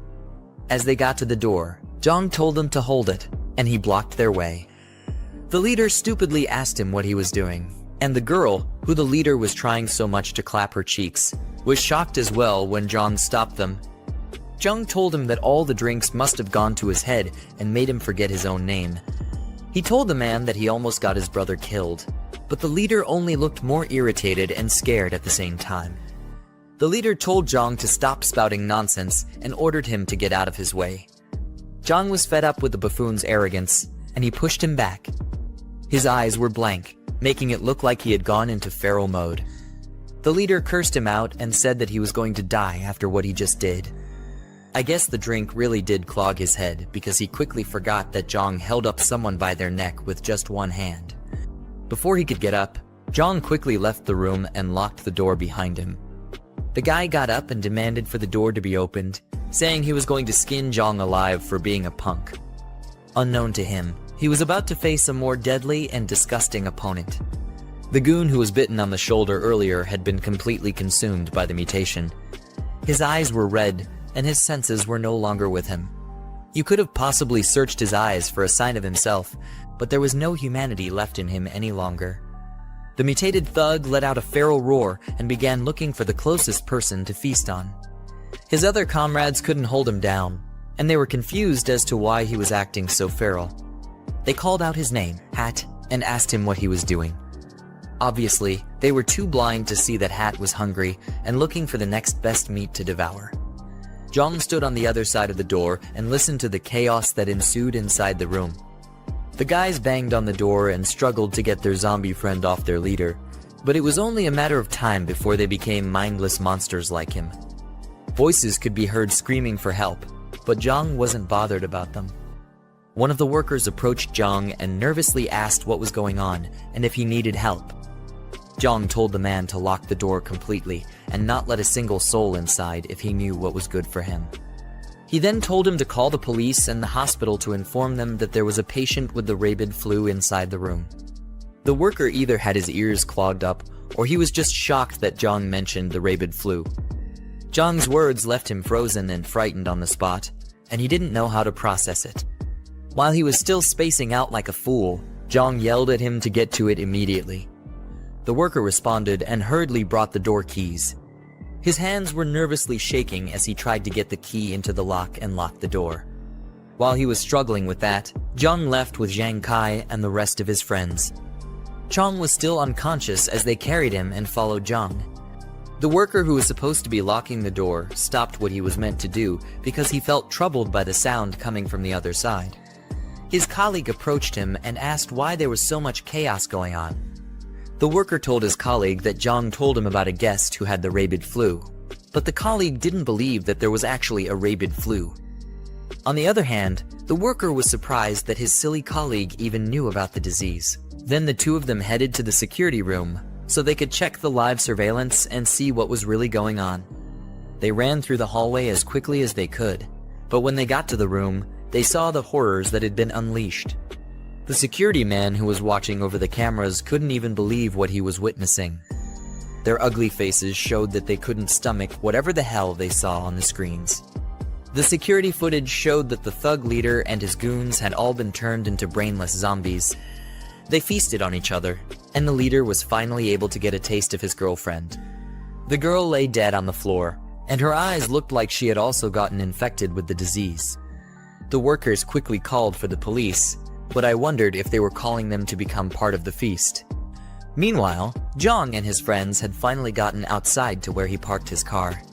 He told them to hurry up because the club wasn't safe anymore and things were about to get way worse than they already were. They got into the car and quickly drove out that night to somewhere safer. Inside the car ride, Zhang Kai thanked Jiang for saving them and asked him who he was. Chong was still knocked out like a light, and the others were eager to know who Jiang was as well. Jiang introduced himself and told them that he was hired to protect them, and that they didn't need to know who the employer was. They just needed to be grateful that he bothered himself to save weaklings like them. One of the guys seated at the back asked Jiang if the rabid flu was actually real since rumors from the internet had debunked it. Jiang turned back to answer him and completely abandoned the fact that he was driving. Maybe his powers also gave him eyes at the back of his head. Anyway, he acknowledged the idiot's stupid question and asked him if he thought everything that they just witnessed back at the club was all an illusion. The second-hand Choji realized he was telling the truth and nervously asked if there was any cure for the said flu. Jiang told him that the disaster wasn't about to go away anytime soon and the world was already at its wit's end. It was only going to get worse, and they needed to be prepared for anything. They suddenly heard someone scream from outside the car, which made them confused as to what was going on. With the windows wound down, they looked outside and saw a zombie attacking an innocent civilian who was screaming for help. The civilian was convinced that it was the effects of the rabid flu that were affecting the zombies. Jiang then explained to them that the current situation was just a localized breakout. It was still on a small scale and in the early stages, and most victims were still in the incubation period. He said it wasn't going to take long before things spiraled out of control on a larger scale. If they wanted any hope of surviving, they needed to follow his orders. In unison, they all agreed to do whatever Jiang said, except for Chong, who was still doing God knows what in his dreamland. With his new comrades secured, the system popped up and notified Jiang that his task was complete, and it awarded him an extra 20 points. He couldn't wait to check out the new items in the store and further enhance himself. Bear in mind that this guy is still driving with all this going on. It's ridiculous. Anyway, he opened the store and looked at the list of items that were available at the moment. Looking closer, he noticed that a box known as the post-apocalyptic cultivator box was still there. He decided that he either had to buy it or refresh the store to get rid of it. Seeing that all the boxes would be useful to him, he decided to get all of them when he got back to his fortress. After he was done with that, he looked at his new comrades and figured it was going to be a serious issue to gain their trust. Zhang Kai and the others looked unbothered as they stared out the window, hoping to make sense of everything they had just experienced. In a flashback scene, we see Zhang Kai crying like a wimp and blaming someone who he once treated as a brother. Jiang explained that in his past life, Zhang Kai's entire dorm was killed by zombies because one of his brothers betrayed them. Jiang was the only one who ended up surviving the tragedy. Because of this, Jiang was trying to figure out who the culprit was so that they could deal with the person early on before it was too late. Later on, in an apartment in the city, we see our good old crazy witch talking with someone sweet over the phone and asking the person how things are on their end. It was probably another fool that she had managed to charm with her looks. She asked the person when the supplies they mentioned would be delivered and said she was scared to go to the market because it was so chaotic outside. The person on the phone assured her that he would send it as soon as he was done with what he was doing. Suddenly, she exclaimed when she heard a loud bang on her door. The guy over the phone was worried and asked her what happened. She said there was a crazy knock on her door, and she had to hang up. She looked through the hole and was relieved to see her friend, who was trying to suck on Jiang earlier. Jiang said that she was scared to death because of the frightening knock, but her friend didn't even care to know. She just told the crazy witch that someone known as Old Liu, who lived on the first floor, was taken away that morning. They got inside the room, and Jiang was shocked to hear the news. She asked her friend how that happened, and the girl told her that the police and an ambulance had come to take the person away. With a nervous look on her face, Jiang figured that was why it was so chaotic downstairs earlier in the morning. Her friend was convinced that it was because of the rabid flu, and she was sure that it wasn't just useless rumors anymore. She asked Jiang if Shuxing had delivered the supplies he promised, but I trust that pathetic piece of shit to be completely useless when he's most needed. Jiang's friend told her that these men weren't any good for her. She told her to call Shuxing and let him know that Jiang had a large stockpile of supplies. With how much he had, Jiang was sure to become the next Elon Musk with how much wealth he would acquire. Jiang asked her how she knew about this, and her friend said that she told one of her lackeys to keep an eye on Jiang the last time she got kicked out of his place. She found out that every few days, trucks would come to his fortress to deliver a lot of supplies for him. Jiang looked pissed and assumed that Jiang probably knew about the pandemic in advance. Her friend persuaded her to call Shuxing and seal the deal while they still had time. She also told her to convince the desperate man to give them a bigger size of the cut when he made the money. The car speeds into the fortress, and Jiang along with his friends steps out. Zhang Kai couldn't hide how amazed he was with how large the fortress was. Jiang said that was the usual reaction everyone had when they saw the fortress for the first time. At the same time, Shanshan and Grandpa Lai stepped out to welcome them. Lai was glad that Jiang was finally back, and Shanshan asked if he was okay. Jiang told them not to worry about it because he was alright, and then he proceeded to introduce them to the new members. Zhang Kai and his classmates were then introduced, and Jiang said that they would be their companions from then on. Shanshan happily welcomed them because she felt that they were trustworthy since Jiang had chosen them to be companions. Jiang then told Grandpa Lai to show their new comrades around the area and explain the rules and regulations to them, to which Lai agreed. One of Zhang Kai's friends, the fatso with glasses, felt really nervous and said that the fortress felt like they had come to northern Myanmar. The dude with the white jacket then called for everyone's attention. He asked Jiang to give him and his classmates weapons as well, so that they could contribute to defending the fortress. The audacious request made Jiang very skeptical about whether the guy could be trusted. The guy's classmate then calls him Yiming and tells him not to be so eager to get weapons. They had just gotten there, and they needed to earn Jiang's trust first. Jiang then told them not to be worried because they would get weapons within a few days. Noticing that Jiang was still unconscious, Jiang said that they should have him checked in the medical room first since his injuries were still severe. Zhang Kai and his brothers went inside the building and proceeded to freshen up themselves. Yinming then asked the fatso, who's known as Fourth, why he stopped him from getting weapons earlier. He said that if he hadn't been stopped, they would have had weapons by now, but Fourth was just confused. Yinming told him that given their current situation, they were being protected, and at worst, they were practically under house arrest. Fourth wasn't pleased with his words and told him to stop talking like that because, after all, Jiang saved them. Nevertheless, Yinming still wasn't okay with their condition. He asked Zhang Kai what his background was, to which Zhang Kai replied by reminding them that Jiang said someone hired him to protect them. Yinming was still displeased. He wanted to know who could have hired Jiang and said that it was possible that Jiang wasn't telling them the truth. To top it off, he told them to look at the way Jiang was being treated. Despite the fact that Jiang's injuries were being monitored in the medical room, Yineming said that the room was more secure than a prison. He felt that Jiang might have been planning to harvest Chang's organs there and told his brothers that they needed to strike first.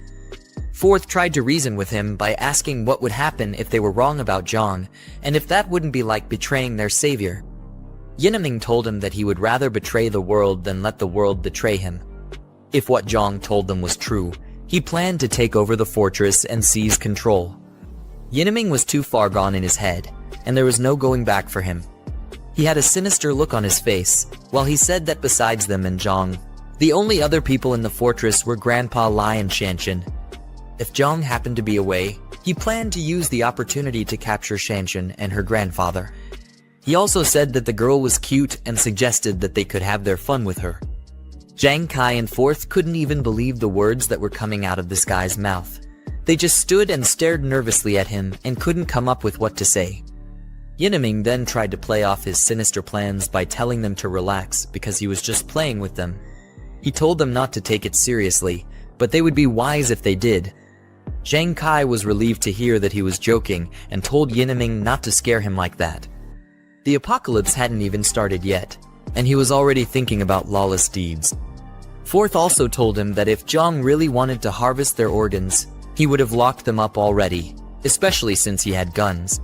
As Jiang Kai and Fourth left the room, Yineming said to himself that they were not worth plotting with. He said that in chaotic times, one had to be ruthless, and once he succeeded, they would become his lackeys for life. Meanwhile, in the warehouse, Grandpa Lai and Shanshan approached Jiang. Lai told him that Jiang Kai and the other had been settled and Chang was lying in the medical room as well. All the doors and windows were also secured as Jiang had instructed. Jiang thanked the old man, then told him and Shanshan to get some rest because no one knew what could happen the next day. Jiang called back their attention when he suddenly remembered something. Aside from Chang, he told them to keep an eye on the other remaining classmates of Jiang Kai because he felt there was a traitor among them. Shanshan and her granddad looked very worried as they heard that there was a possibility of a traitor close to them. Later that night, Jiang returned to the warehouse and began looking through the system's item shop. He started redeeming the supply boxes one by one, and each of them had an item that would prove to be very useful to him. From lots of food supplies to many rounds of ammunition, the supply boxes made sure Jiang wasn't lacking in any area. Jiang stood in front of the huge mountain of rewards, saying that they were pretty decent. Although it wasn't as good as spending money freely, in the upcoming resource-scarce apocalypse, the rewards were very invaluable. The next day, some flashy cars and trucks pulled up to Jiang's fortress. A man in a suit and the rest of his goons stepped out of the cars with weapons in their hands. The man was talking with someone over the phone and wanted to confirm if he was at the right address. After confirming, he said they would eat together when he got back. As the man orders the goons to break down the door, he's revealed to be the crazy driver from earlier who Jiang had a little road rage fight with. The goons started banging on the gate in an attempt to break it down, but their efforts were completely futile. One of the goons told the man that the gate was probably an inch thick and they wouldn't be able to break it down with the weapons they had. The man was infuriated and asked who would use such a thick door in a normal house. He then ordered his men to bring out the big guns from the cars. They started to slowly unload the crates, which were filled with bottles of Molotov cocktails. The goons ignited the explosives and started throwing them over the gate. Fire rained down and spread throughout every corner of Jiang's fortress. In a matter of seconds, the place was filled with smoke, and the fires were burning uncontrollably. The goons continued to throw the flames into the fortress, setting everything ablaze. Shanshan, along with Jiang Kai and his crew, rushed out to extinguish the fires before everything would be burned to the ground. She said that Jiang was right about everything he had told her. The disaster hadn't fully hit yet, but extreme situations were already happening. At the same time, Jiang and Grandpa Lai stepped out with their guns to take care of the people who were causing trouble. They approached the fortress tower to get a better view of the goons. When they got to the top, Lai told Jiang that one of the guys looked familiar as well as one of the cars. His memories clocked it, and he recognized the man as the crazy driver who had a road rage incident with them earlier. One of the assailants noticed some strange movement in the tower. Then he told their boss that Jiang and the rest had arrived. The crazy driver immediately recognized Jiang and called him a little punk. He ordered Jiang to come down and face him, or he would burn the fortress to the ground. But Jiang told the idiot that he had 5 minutes to get lost with his lackeys or else. The bunch of lackeys got angry at Jiang's words, calling him a little brat and asking him if he knew who their boss was. They were told to stop wasting time and to bring out the other 2 crates of Molotovs, which were remaining. Just then, Jiang suddenly got a new task from the system. The crazy driver and his goons were seen as a threat to the fortress by the system, and it told Jiang to eliminate them as quickly as possible. Grandpa Lai then asked Jiang what their next plan was, and if they should fire a warning shot. Jiang thought the idea of warning shots was a joke. He called the guys complete gangsters and said that order hadn't been completely broken down yet, but they were already committing garrison. They couldn't care less if someone actually got burned to death. As he got ready to fire his rifle, he told Lai that leaving the guys alive during the apocalypse would only harm more innocent people and endanger them. After that, he opened fire on them. Before the gangster boss knew what was happening, his arm was shot off cleanly. He then screamed out in pain and held the wound down. Jiang, on the other hand, was upset that he missed his shot, saying that he had gotten rusty after living a peaceful life for so long. Meanwhile, the goons noticed that Jiang's forces had a lot of guns, and they all decided to retreat. The boss tried to get his goons to cover for him as they all ran towards the truck. Jiang got prepared to fire another shot and told himself to finish what he started that day because he hated waiting. He opened fire like a maniac and obliterated some of them before they could escape. The boss and a few lackeys were able to get into the truck, and he hurried the driver to kickstart the engines before it would be too late. Lai was worried that the rest were trying to escape by car, but Jiang told the old man not to worry because that was why he picked the automatic rifle. Jiang reloaded his gun and rained bullets on the jeep that was about to escape. Lai looked at Jiang as he fired the bullets and couldn't believe how proficient the boy was. The way Jiang hip fired and reloaded so smoothly was way better than how he was when he served. This made him wonder about who exactly Jiang was. The sounds of their screams could be heard as the bullets tore through their bodies, but there was no one who could save them. By the time Jiang was done, the front of the fortress was filled with dead bodies, and cars were up in smoke. After the job was done, he told Lai to call Zhang Kai and ask the rest to come out and clean up the mess. Suddenly, a thought popped into his head. Since they were still in the early stages of the disaster, he thought about letting the goons turn into zombies so that he could use them as practice for Zhang Kai and Shanshan. He then turned to Lai and told him that there was no need to rush. The old man asked if they were just going to leave the dead bodies on the road, and Jiang told him that he had other plans for them. Later on, we see 2 cars speeding down through the road. Shuxing was inside, and he asked if they were almost at their destination. Seated at the back were Jing and her friend, who told him that they should arrive at the next intersection. Jing was disappointed in her friend and said that every time Shuxing was around, she would put up an act.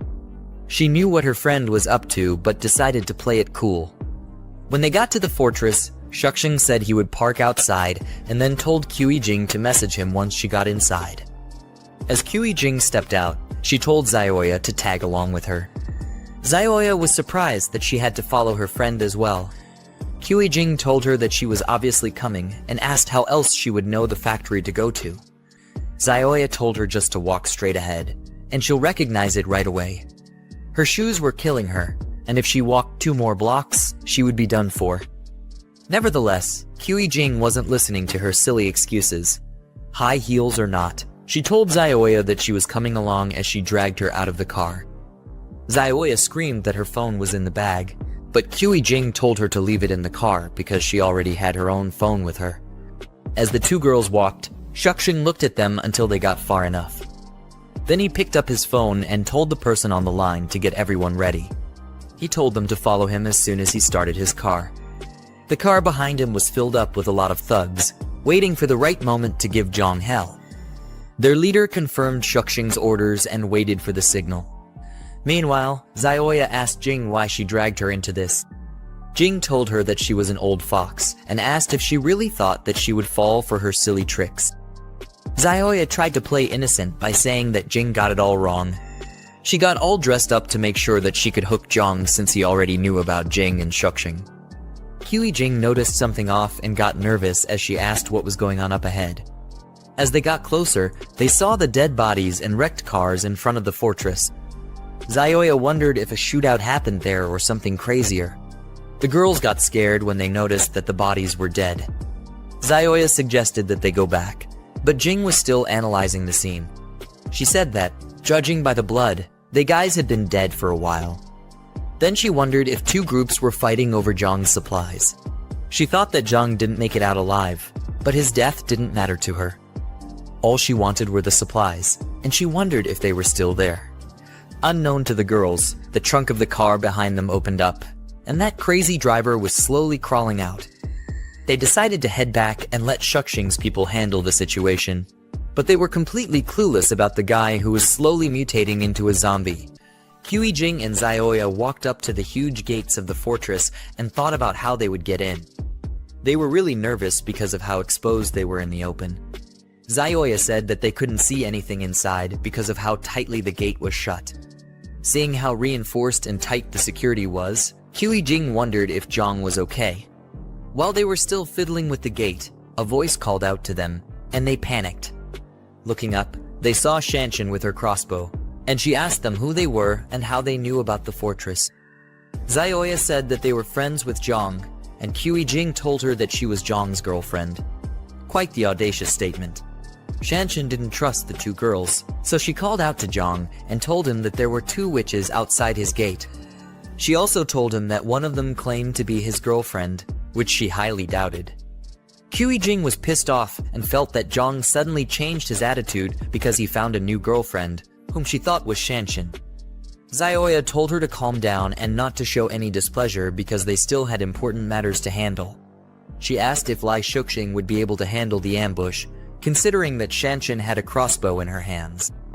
Jing told her friend that Lai Shuxing would be able to handle it because he brought a few pistols. She was confident that he would be able to take down Jiang once the gates were open. But her expression showed that she was very angry that Jiang had another girl that he was taking care of. Jiang finally came out and questioned the girls from the top of the tower. He called them by their names and asked what they were doing at his fortress. He was obviously disgusted at their presence. Jiang quickly activated the Eye of Insight ability to check if they were really friends or foes. Zioya said that they were friends and asked if it was a bad thing to come check up on him. She tried her best to play the role of an innocent girl, saying that things were very chaotic at the time and they were worried about him. Zioya then asked Jiang if he didn't care about them anymore. Despite her attempts to act friendly, Jiang's ability already showed him that they were definitely planning to harm him. Without a moment's hesitation, he called their bluff and laughed at the idea of them being worried about him. He already suspected that Lai Shuxing was probably nearby already, and he asked the girls how many people he brought and what weapons they had. Zioya and Jing were completely speechless. They couldn't even defend themselves, and they wondered how he already knew about their plans. Before the girls could think up the words to say, Jiang fired at them with his gun, and he made it obvious that he fired a warning shot. They thought he had gone completely insane for actually shooting at them. The two girls couldn't fathom why Jiang had become so hostile towards them. Zioya tried to get Jing to speak calmly because Jiang was still the one pointing a gun at them. Jing, being an idiot, asked what there was to be afraid of. She wanted to know if Jiang would actually shoot her dead. Jiang laughed at them and said that it would be too easy to shoot them dead. Left to him, there were more treacherous things that could have been done to those girls. Their situation only got worse when they turned back because they started hearing strange noises. From the truck behind them, the mutant zombies had started slowly approaching them. Jing questioned if they were rabid flu patients. The zombies had their eyes fixed on the girls, and it was only a matter of time before they became repulsive creatures like them. Zioya wondered if the rabid flu was able to bring dead people back to life. Jiang looked at the horrible situation they were in and said that he would let the girls die at the hands of the zombies. The mindless zombies roared furiously and rushed towards the poor girls. As they dove to tackle Zioya and Jing, the girls were able to escape and started running for their lives. The girls ran as fast as they could back to Lai Shuxing's car. They yelled his name as they got closer to the car, and he wound down the windows to figure out what was going on. Tears and sweat dripped down from their faces as the zombies got closer to them. Jing yelled for Lai Shuxing to come to save her, but it was looking like it was the end of the road for them. They weren't expecting the tables to turn on them so drastically. Lai Shuxing panicked as he saw how terrible the situation was.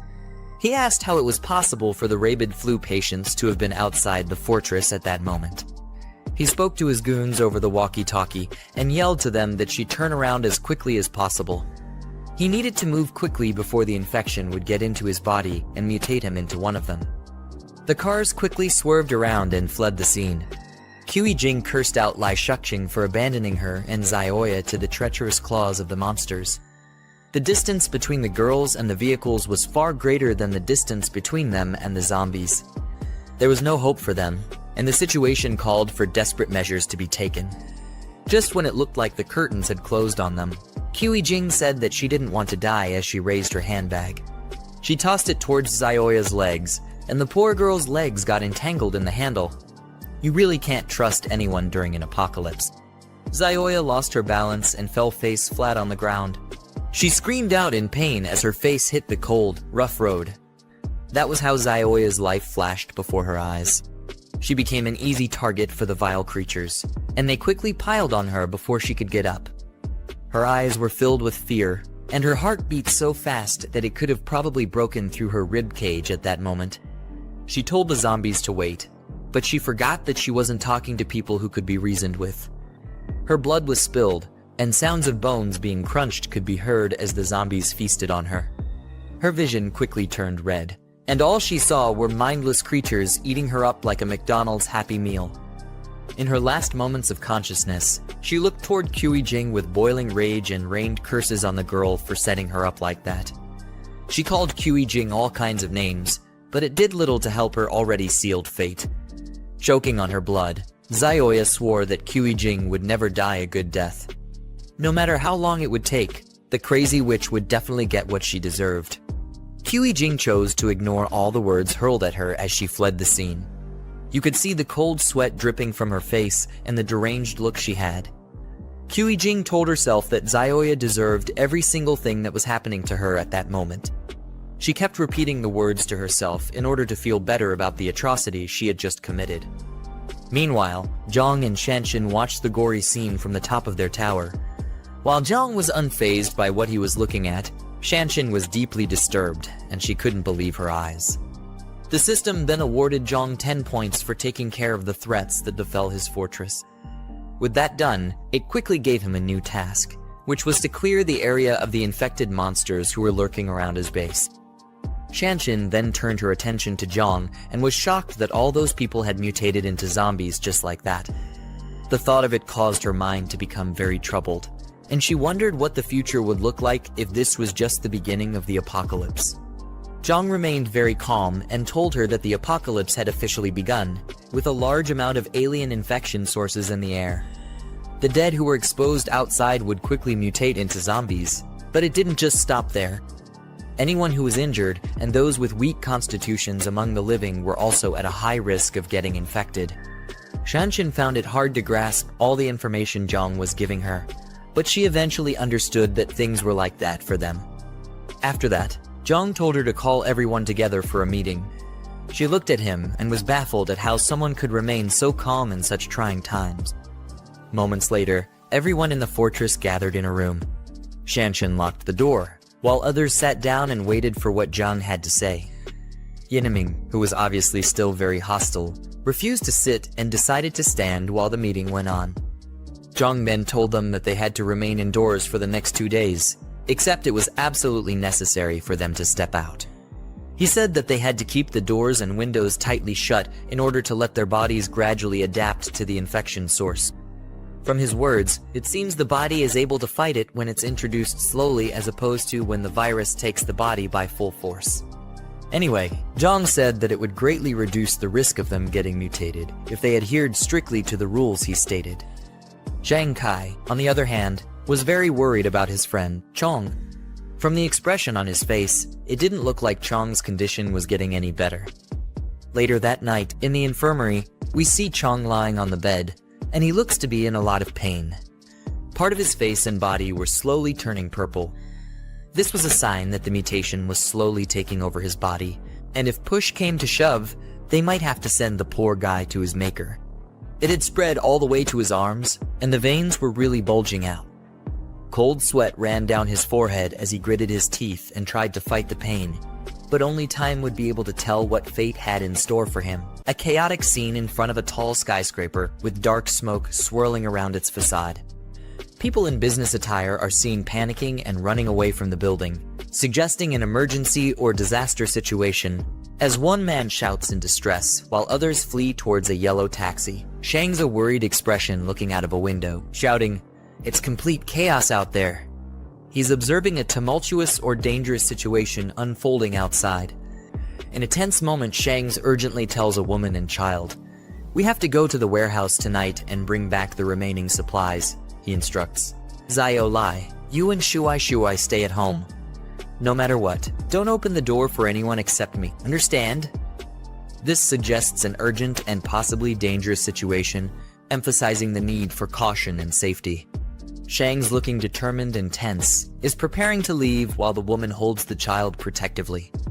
Shen posture and expression convey urgency. Suddenly, someone knocking on the door. Shang's face displaying a serious and tense expression as he looks towards the door. A tense moment where Shang's, with a serious expression and a finger raised to his lips, signals for silence. The woman looks anxious while holding the child close, who covers his mouth, reflecting a situation that requires them to remain quiet and alert, likely due to an imminent threat or danger. Shang's cautiously opening a door while holding a golf club, indicating he is prepared for a potential threat. Someone calls out, "Brother Ji, are you home?" suggesting he is looking for someone. Shang's exhaling in relief, saying, "Yong Tao, it's you," while still holding the golf club. His expression suggests that he was initially tense and ready for confrontation, but recognizing Yong Tao has eased his worries, indicating he found the person he was searching for and no immediate danger is present. Shang's hand, gripping a door handle, opened the door. Suddenly, Shang's is being kicked in the chest, causing him to fall backward with a pained expression. In shock and anger, he shouts, "What the hell?" Shang's being restrained and attacked by a group of individuals. He is on the ground, struggling against multiple assailants as more people rush towards him, emphasizing a coordinated assault. Shang's pinned down forcefully by one of attackers. He struggles against their grip. Yang's dressed in suits loom over him with stern expressions, emphasizing their control and dominance in the situation. Shang's in a state of shock and betrayal as he yells, "Yong Tao, what the hell are you doing? I treated you so well." His expression shows disbelief and hurt, emphasizing the emotional impact of being betrayed by someone he trusted. Yong Tao responding with a mocking smile, saying, "Say that again, treated me well in your eyes? I'm just a lackey." His defiant posture and words reveal his resentment and bitterness, as Shang says, "Do you have any conscience? Without me, would you have been able to save up for your house down payment?" Yong Tao, standing confidently and expressing his indignation, saying, "Yes, he made a bit for the down payment, but you earned enough for several houses." He demand his warehouse keys and the address. Shang's still on the ground, showing his focus on retrieving something important. Shang's lying on the ground, gritting his teeth in frustration and anger. Yong Tao with a smug expression, saying, "Still being stubborn," as he looks back, indicating his confidence in having the upper hand. In the background, the woman clings protectively to the child, both appearing worried and vulnerable, emphasizing the tension. Yong Tao aggressively grabbing the woman by her hair, forcing her to look up as he commands, "Look over here, you bastard!" The woman in pain, while the child watches in shock and fear, highlighting the intense and violent nature of the confrontation. The child, filled with fear and anger, shouting, "Please let go of my mommy," as he reaches out in a desperate attempt to protect his mother. His face is flushed, and tears well up in his eyes, reflecting his emotional distress. Child biting Yang Tao's arm in a desperate act of defiance, tears in his eyes as he tries to protect his mother. Yang Tao reacts angrily, shouting, "You little brat. You've gone crazy, haven't you?" Child is forcefully thrown back by Yang Tao. The child cries out in pain as he is pushed away, while the mother watches in horror, her expression filled with shock and fear. Shang's on the ground, glaring defiantly at Yang Tao with determination and anger. He shouts at her, "Bastard, if you got guts, come at me. Leave my wife and child alone." Yang Tao standing confidently with a smirk, arms crossed, as he says, "Don't worry, as long as you cooperate, your wife and child will be safe." While Shang's, visibly angry and desperate, is on the ground behind him. Yang Tao's command, "Now, take us to your warehouse." Meanwhile, Yang Tao and his group standing confidently in the doorway, silhouetted by the light outside. They strike imposing poses, with Yang Tao at the center, exuding a sense of dominance and control as they survey the area. Yang Tao inspecting a few remaining boxes and questioning, "This is all that's left." Shang's beside him, facing away, responds defensively, "Weren't you the one who found those big clients? Everything's been sold off. Even the near expiry and expired food is almost gone." Yang Tao face, deep in thought, as he touches his chin with a contemplative expression. Yang Tao with a cunning and ambitious expression, reflecting a bold and unscrupulous plan to capitalize on Zhang Xiaoyang's resources. Shang's advised to stay away from him. When he was delivering goods, he accidentally saw that he was carrying a gun. His serious expression and furrowed brow indicate the danger he perceives, while the person beside him listens attentively. He continues, "That guy must have somehow gotten wind of this disaster ahead of time." Yang Tao dismissively addressing the man, "That's his problem to deal with." His posture is confident and uncaring, with arms crossed and a smug expression, indicating that he has no intention of getting involved in the complications or risks mentioned. Yang Tao looking down with a cold expression, while Shang's behind him reacts with surprise, saying, "What do you mean?" Yang Tao responds with a manipulative offer, "Take Zhang Xiaoyang's supplies, and in return, your wife and child will be safe." It's a fair trade, don't you think? His proposal places the Shangs in a difficult position. Shangs with a tense and conflicted expression, his brows furrowed and his mouth set in a grim line. His eyes convey a mixture of anger frustration. In Jiang Fortress wide view of a large industrial complex or facility situated on a hillside. A tense confrontation, Jiang with his group, Jen Kai's facing someone off-screen. Their expressions range from stern to determined, suggesting they are confronting a challenge or standing up against a threat. His friend in the foreground, seen from behind, appears to be seated, and the aggressive voice. His friend in a state of extreme distress or anger, shouting at her, as he appears to be strapped or restrained in a chair. His body is tense, with veins bulging and his mouth wide open in a fierce expression, suggesting he is either in pain or vehemently resisting. The fatso in the foreground looking tense and serious, crying. Behind him, one person appears worried while another shields his face, indicating discomfort or distress at the noise. Jen Kai friend with a serious and determined expression, sweat dripping down his face as he commands to kill him. His intense gaze and the cold, resolute tone of his words suggest a pivotal moment where he is making a grave decision.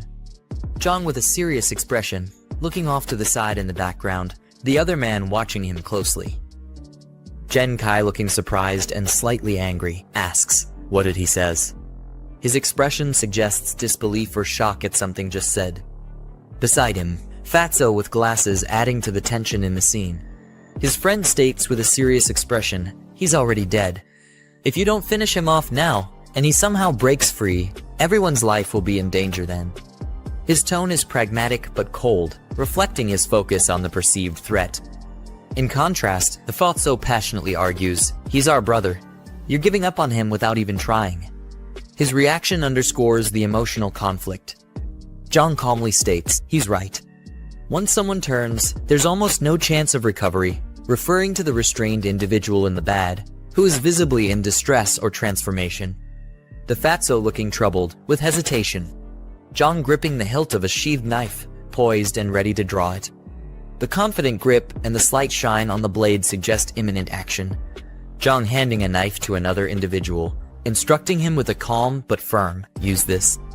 The recipient, taken aback, responds nervously, "What do you mean?" His wide-eyed expression and hesitant posture indicate his shock and reluctance. Zhang with a calm yet serious expression as he commands, "Finish him off." His gaze is steady, showing no hesitation, indicating his resolve in making a difficult decision. In the background, the restrained individual is seen in distress, further intensifying the gravity of the situation. The young man with a conflicted and tense expression, holding a knife close as he hesitates to act. Sweat drips down his face, and his mouth is set in a grimace, reflecting his internal struggle and fear. Jiang speaking sternly to his companion, saying, "You've always wanted a weapon, haven't you? Now, take this weapon and put him out of his misery." His intense gaze and commanding tone emphasize his insistence, as he pushes the man to take decisive action. The young man being addressed looks uncertain and distressed, with a bead of sweat on his face, highlighting his hesitation and internal conflict. Jiang gives knife to the man, one hand extending the weapon to the other with urgency and force. Jen Kai holding a sword at its hilt.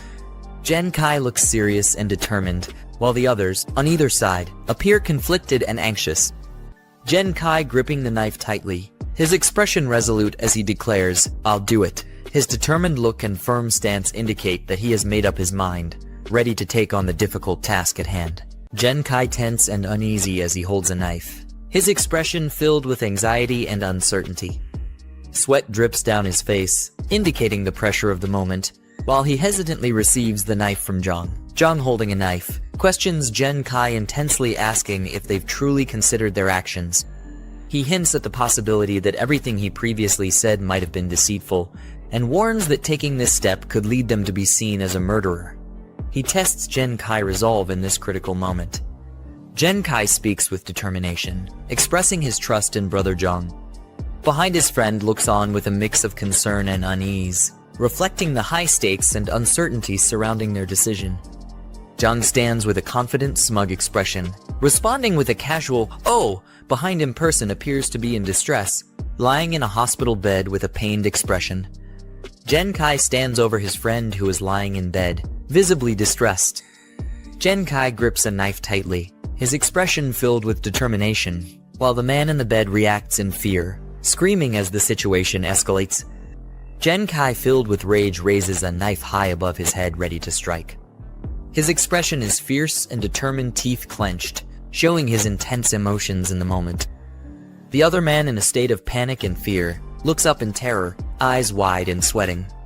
The man on the bed screams in terror, mouth wide open and eyes filled with fear, as the knife stops suddenly, just inches away from him. Jen Kai with the knife is restrained by Jiang, preventing the attack. The tension is palpable as the aggressor struggles, while Jiang intervening remains calm and composed, firmly holding his wrist to stop the violent act. The individual on the bed looks up, still gripped by fear but also relief, as the confrontation is momentarily diffused by the intervention. Jenny Kai nervously addresses brother Jiang, likely seeking his attention, while Zioyong appears calm and observant, displaying a stark contrast in their reactions to the situation at hand. Jiang dismisses the others, indicating that he still has plans for someone whose situation he deems unique. His command reflects authority and control. A system prompt alerts that a rare variant has been discovered. A sudden bang echoes through the hallway as the doors to the medical room slam shut. In a tense confrontation, Jiang stands over an enraged individual strapped to a bed, who growls in defiance. The man, visibly furious and restrained, grits his teeth as Zioyang calmly addresses him by name, Chen Chong. Jiang leans in closely, asserting his authority over the restrained Chen Chong as he assigns him an important task, emphasizing the gravity of the situation. Chen Chong's pained expression reflects his inner turmoil. A sleek black car screeches as it makes a sharp turn on a rooftop, indicating a high-speed chase or a critical escape maneuver. The black car crashes into a pole with a loud impact, causing visible damage and abrupt skid marks on the road. Shangs emerges from the damaged car, visibly frustrated and rubbing his head, cursing his misfortune after the crash. His exasperated expression and the smoke billowing from the vehicle indicate the severity of the situation. As the zombie gazes into the distance, he reassures himself that help or something crucial is on the way, easing his earlier frustration. The man finds himself in a sudden confrontation with a zombie that roars ferociously, lunging at him with unrestrained aggression. In the heat of the clash, the man struggles to fend off the creature's relentless assault, managing to push it away just in time, sending it crashing to the ground. The man sprints toward his vehicle with the zombie pursuit, determined to reach a weapon or tool inside. He grabs a metal rod from the car, his urgency and desperation clear as he prepares to defend himself. In a fierce act of retaliation, he swings the rod with full force, striking the creature brutally and venting his anger in a violent clash. The man stands over the fallen zombie amidst the debris, panting heavily after the fierce battle, the wrecked car smoking behind him. With exhaustion evident on his face, he grips the rod tightly, receiving a warning from an onlooker to leave quickly, prompting him to hastily retreat from the scene under the bright blue sky, still reeling from the intense confrontation. A vehicle pulls up near a building as a group of individuals prepares for their next move. Jiang steps through a squeaky door onto the rooftop, signaling the beginning of a planned operation. He is accompanied by a determined team, each armed and ready, reflecting their resolve and unity in facing the challenges ahead. Shanshan expresses her discomfort with the gear, addressing Jiang and questioning the necessity of their protective equipment. Jiang, maintaining his composed demeanor, stresses the dangers posed by zombies, explaining that their unpredictable strength makes the gear essential, especially for those with less combat experience. As the group huddles together behind a building, strategizing their next move, Jiang leads them with caution and determination, emphasizing their need to stay alert. Jiang signals his team to prepare, warning them that they are now within the perception range of the zombies, and readiness is crucial. As a zombie detects their presence, its vicious appearance and ferocious movements signal an imminent attack. Jiang shouts reminders to his team, urging them to maintain distance and watch out for one another as they brace for a fierce confrontation against the relentless zombie threat. A zombie pounces aggressively toward Jiang, but he narrowly evades the attack, keeping his focus sharp. Jiang quickly instructs his team, emphasizing that the moment a zombie misses is their best opportunity to strike, targeting the temple and the back of the neck for maximum effectiveness. One of the team members, driven by Jiang's guidance, steps up with determination, ready to deliver a decisive blow as he shouts his attack command. A powerful blow lands on the zombie's head, sending shockwaves of impact, but causing the creature to react violently, showing its resilience. The attacker yells in pain, realizing that striking the hardest part of the skull was a mistake, as Xiaoyang critiques from a distance, highlighting the error as a lesson for the group. As the zombie roars back, it aggressively counters, grabbing and pushing the attacker, demonstrating the peril of misjudging these relentless foes. In a desperate cry for help, the team member calls out for Zhen Kai as the zombie closes in with menacing intent.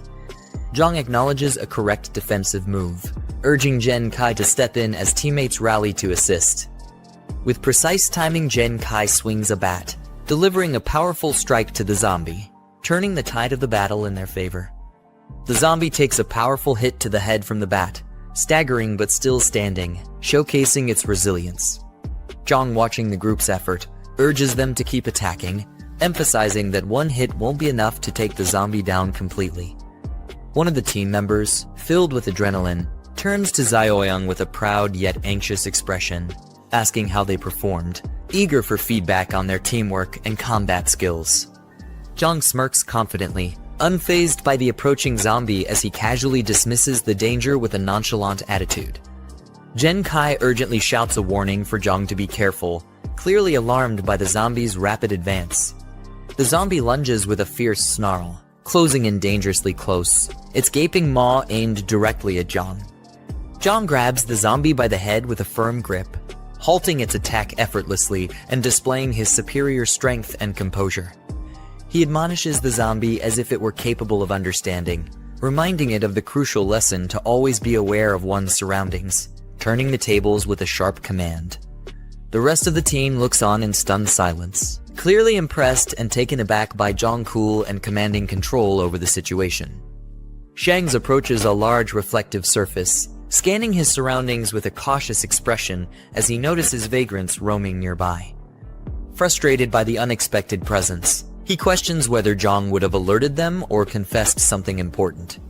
Meanwhile, a rugged vehicle pulls up with urgency, and a commanding voice resonates, urging everyone to stay vigilant and support their comrades, signaling a rallying call to action.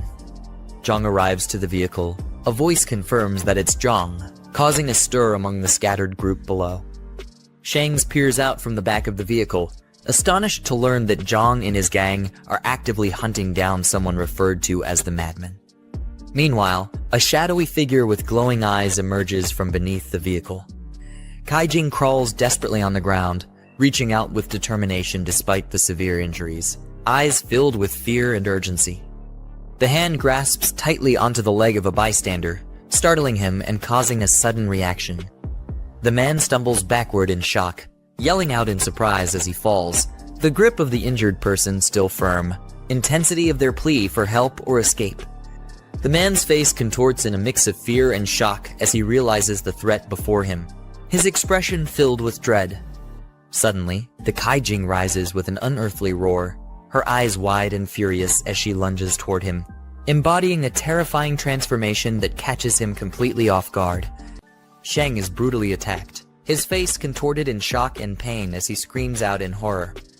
Blood spurts from Kaijing's body as the force of the strike overwhelms him, leaving him helpless and panicked, unable to defend himself against the onslaught.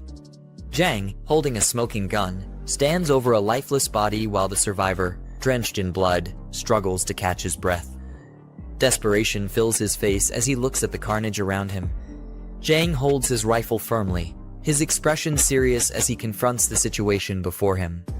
Shang stumbles toward him, overwhelmed with relief, calling out to his older brother, grateful to have finally found him alive amidst the chaos. Shang's eyes widen as he notices something unusual, his attention drawn to the blood-stained arm of the man before him. The infected wound becomes more visible, causing a moment of tension as the situation grows more dire. Jiang coldly informs Shang that he has been bitten, raising his weapon to confront him. In a panic, the man begs for mercy, pleading with Jiang not to shoot as he tries to reason with him, but Jiang remains firm, warning him not to come any closer. Shang is filled with despair and admits that he knows he's beyond saving and will soon turn into one of the crazed infected. However, with tears of anger and desperation, he reveals that Yongjing has taken his family hostage, using them as leverage to manipulate him, in a plot to steal Zhang's resources. With determination, the man pleads his innocence, insisting he has never committed any heinous acts and that his family is blameless.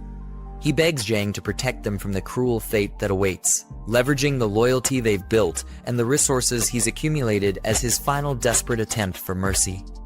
Jiang reflects silently, acknowledging that while Shang's initial motives may have been selfish, there's no denying that his actions had helped Jiang in the past. With a determined expression, he contemplates his next move, fully aware of the weight of the situation before him. His group of survivors, led by a determined Jiang, gathers with weapons in hand, ready to take on the next challenge. Jiang smirks, realizing that the added incentive of rewards for completing tasks has only strengthened his resolve to move forward. Jiang smiles confidently as he reviews the newly assigned tasks from the system, his determination growing with the promise of rewards. His mission is clear: to rescue his wife and eliminate any infected lurking outside the base, with every success adding to his reward points. Shang, battered and covered in blood, reassures Jiang that he will handle matters concerning his family, standing strong despite his injuries. In an emotional display, he falls to the ground, declaring his undying loyalty, swearing to repay his debt even if it means serving in another life. The man kneels before Jiang, urging him to take action, his desperation evident. He hesitates, but Shang pleads for him to end it, not wanting to become a threat to his family in the future. Jiang, holding a gun and deep in thought, remains silent as he weighs his decision. Shannon, nearby, orders someone to fetch a bicycle for him, signaling a change in the situation as the older man looks on from behind. Jiang, with firm resolve, instructs Shang to leave and go somewhere far from the crowds, as time is running out. Shang, realizing the gravity of the situation, expresses his gratitude with a solemn smile, thanking the younger man for his final act of kindness. He speeds away on a bicycle, racing against time as the desolate streets blur behind him. With fierce determination, he calls out for his wife and child, pushing himself to the limit in his final act of desperation. Shang, now overwhelmed with emotion and tears, presses forward despite the pain and fear as his eyes glow with determination. Meanwhile, Jiang stands in front of a group of defeated enemies, his rifle slung over his back, commanding respect and authority from those around him. A petrol bomb smashes down with tremendous force, taking out another enemy in a brutal display. At the same time, a lighter ignites, signaling the start of something dangerous and possibly destructive.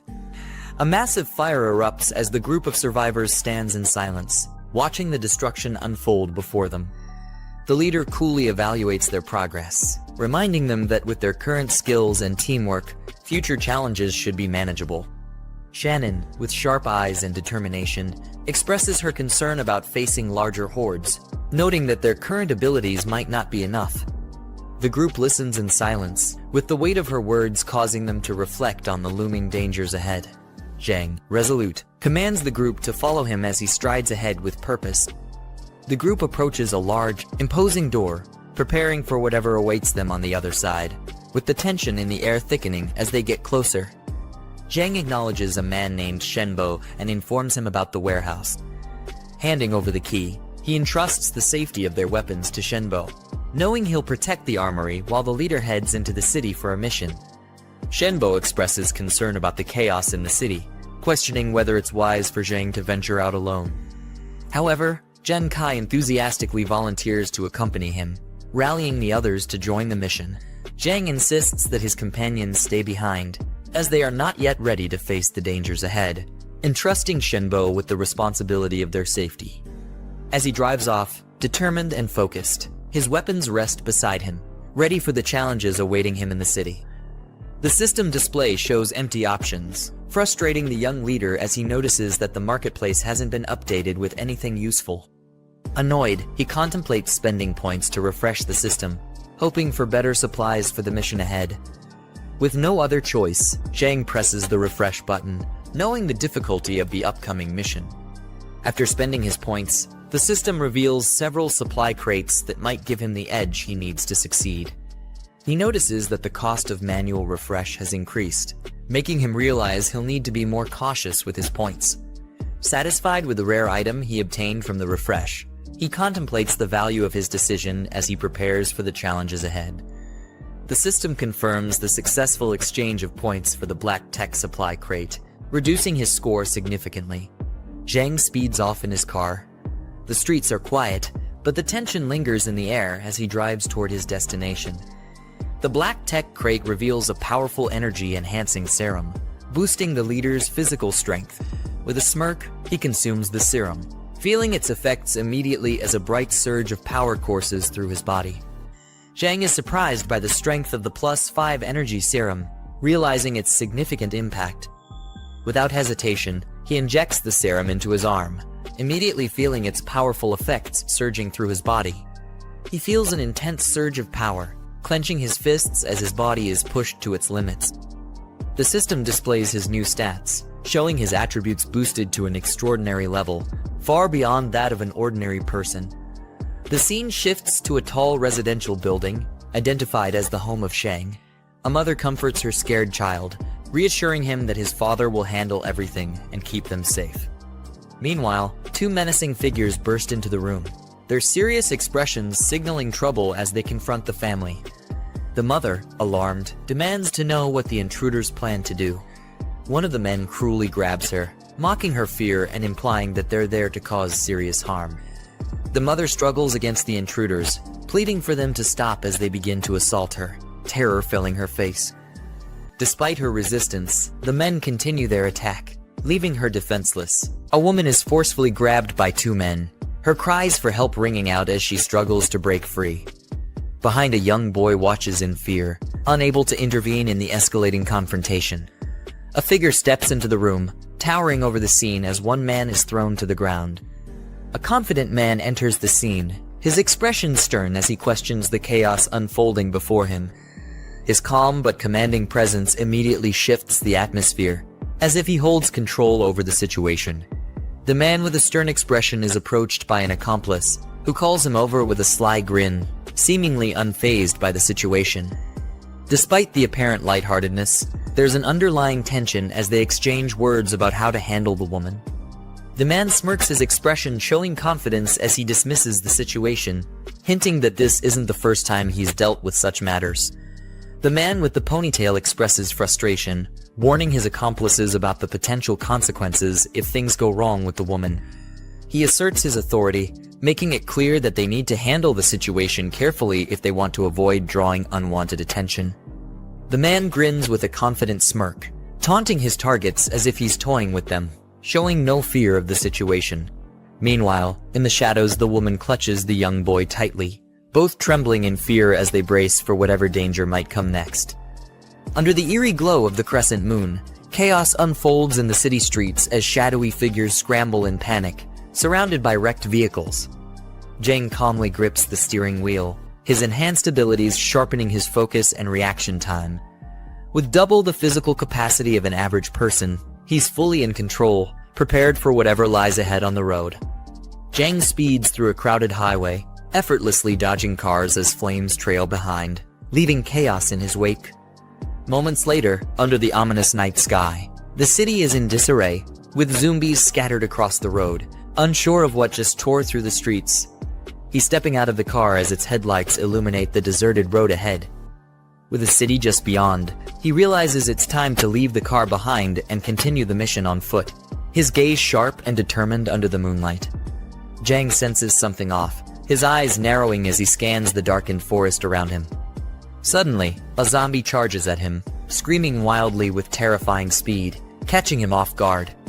Jiang swiftly dodges the attacker's strike, countering with a precise and forceful movement. His fist connects solidly with the opponent, showing his superior strength and skill in a swift, decisive blow. With explosive speed, Jiang delivers a powerful blow to his opponent, catching them off guard and sending them flying back. The force of the attack leaves the enemy reeling, as the protagonist prepares to strike again, showing no signs of slowing down. Jiang calmly extends his hand, digital energy materializing into a weapon, its sharp edge glowing with power. As the enemies approach, he stands unfazed, gripping the newly formed sword, ready to face them head-on under the ominous night sky. Jiang dashes forward with lightning speed, his eyes locked on his target as he closes the distance in an instant. With a swift and powerful strike, his blade clashes in the darkness, leaving his enemies defeated under the moonlit sky, marking the end of the confrontation. Jiang stands over his fallen foe, reflecting on his superior strength and reflexes, knowing that his enhanced physical abilities have given him the edge. Sensing danger, his heightened awareness kicks in, alerting him to a new threat surrounding them as a tense realization spreads. Jiang gazes into the distance, calculating the distance ahead as the city looms under the night sky, determined to continue his path. Suddenly, a system notification appears, alerting him to an unexpected mission that has been triggered, surrounded by cautionary markers. Zombies find themselves surrounded, panic setting in as they desperately try to defend against the incoming threat. Inside the store, quick orders are given to barricade the entrances, with others scrambling to bring heavy objects to fortify their defenses. A young boy, desperate and terrified, cries out to his father, fearing that they won't make it out alive. His father, trying to maintain his composure, reassures him with bravado, but the tension in his voice reveals the fear they both share, as tears stream down the boy's face. The tension rises as one man sarcastically complains about the chaos, while the officer, gripping his gun, nervously wonders if this could be the end for them. With sweat beading down his face, he contemplates the gravity of their situation, realizing just how dire things have become. The silhouette of figures outside the window hints at the looming danger as the noise of breaking glass fills the room. Instinctively, the group reacts, readying themselves for the incoming threat, as one of them nervously questions the sudden commotion. The glass shatters violently as a figure crashes through the window, debris flying everywhere in a chaotic explosion of force.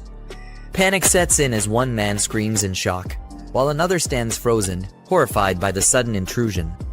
Blood splatters against the walls as the figure collapses, leaving a dark and unsettling scene in its wake.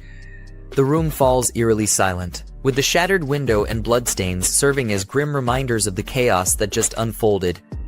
The officer, sweating and breathing heavily, gives orders to move heavy objects to reinforce their position, clearly feeling the pressure of the situation. As the group quietly complies, Tension builds, and they brace for whatever is coming, trying to avoid making any noise that could give them away. Outside, shadowy figures gather around the fallen bodies, the eerie silence only broken by the faint sound of their movements. Inside the group, tense and ready for a fight, stares in disbelief at the horrific scene, questioning who could have caused such devastation. One of them shouts in panic, convinced that they are dealing with a mutant, his fear clearly escalating. Confused, the other person asks what a mutant is, and the first explains that it's an enhanced version of a zombie, stronger and more agile, just like in comics, novels, and games. A police officer, clearly frustrated, criticizes the younger man for always indulging in comics, novels, and games, blaming them for his poor performance. His partner, exasperated by the comment, calls out his lack of tact and urges him to focus on carefully observing their surroundings to avoid being caught off guard by the mutant. The group cautiously moves forward, each person scanning their surroundings as they slowly gather at a designated point. Suddenly, one of the officers signals for everyone to stop, bringing the group to a halt as tension fills the air. Jiang receives a system notification, confirming that his mission is complete, with additional points earned for his actions. Meanwhile, a frantic voice exclaims that the entity they encountered must have been a mutant, filled with fear and disbelief. One man observes Jiang from a distance, commenting that he appears to be a survivor. Jiang, with a smirk, dismisses the notion of mutants, confidently stating that it's not yet time for them to overrun the streets. One of the men exclaims, confirming that Jiang is indeed a survivor. The officer, urging him to join their group, warns that it's far too dangerous to be wandering around alone in such uncertain times. Jiang questions the group's numbers, curious if they are the only ones left. The officer explains that they are out searching for supplies and that a large number of civilians have gathered at a place called Xiang Garden, which isn't far from their current location. The officer, confident in his group's abilities, invites the protagonist to join them, assuring him that with their numbers and experience they can protect him from the dangers ahead. The Jiang smiles warmly, thanking them for the offer, though his expression hints at something deeper. Three people stand in the middle of a street at night, surrounded by a faint glow. Their serious expressions suggest they are preparing for something important or dangerous. A man with a stern expression asks Jiang in the hoodie about an important meeting. Jiang responds simply with yes.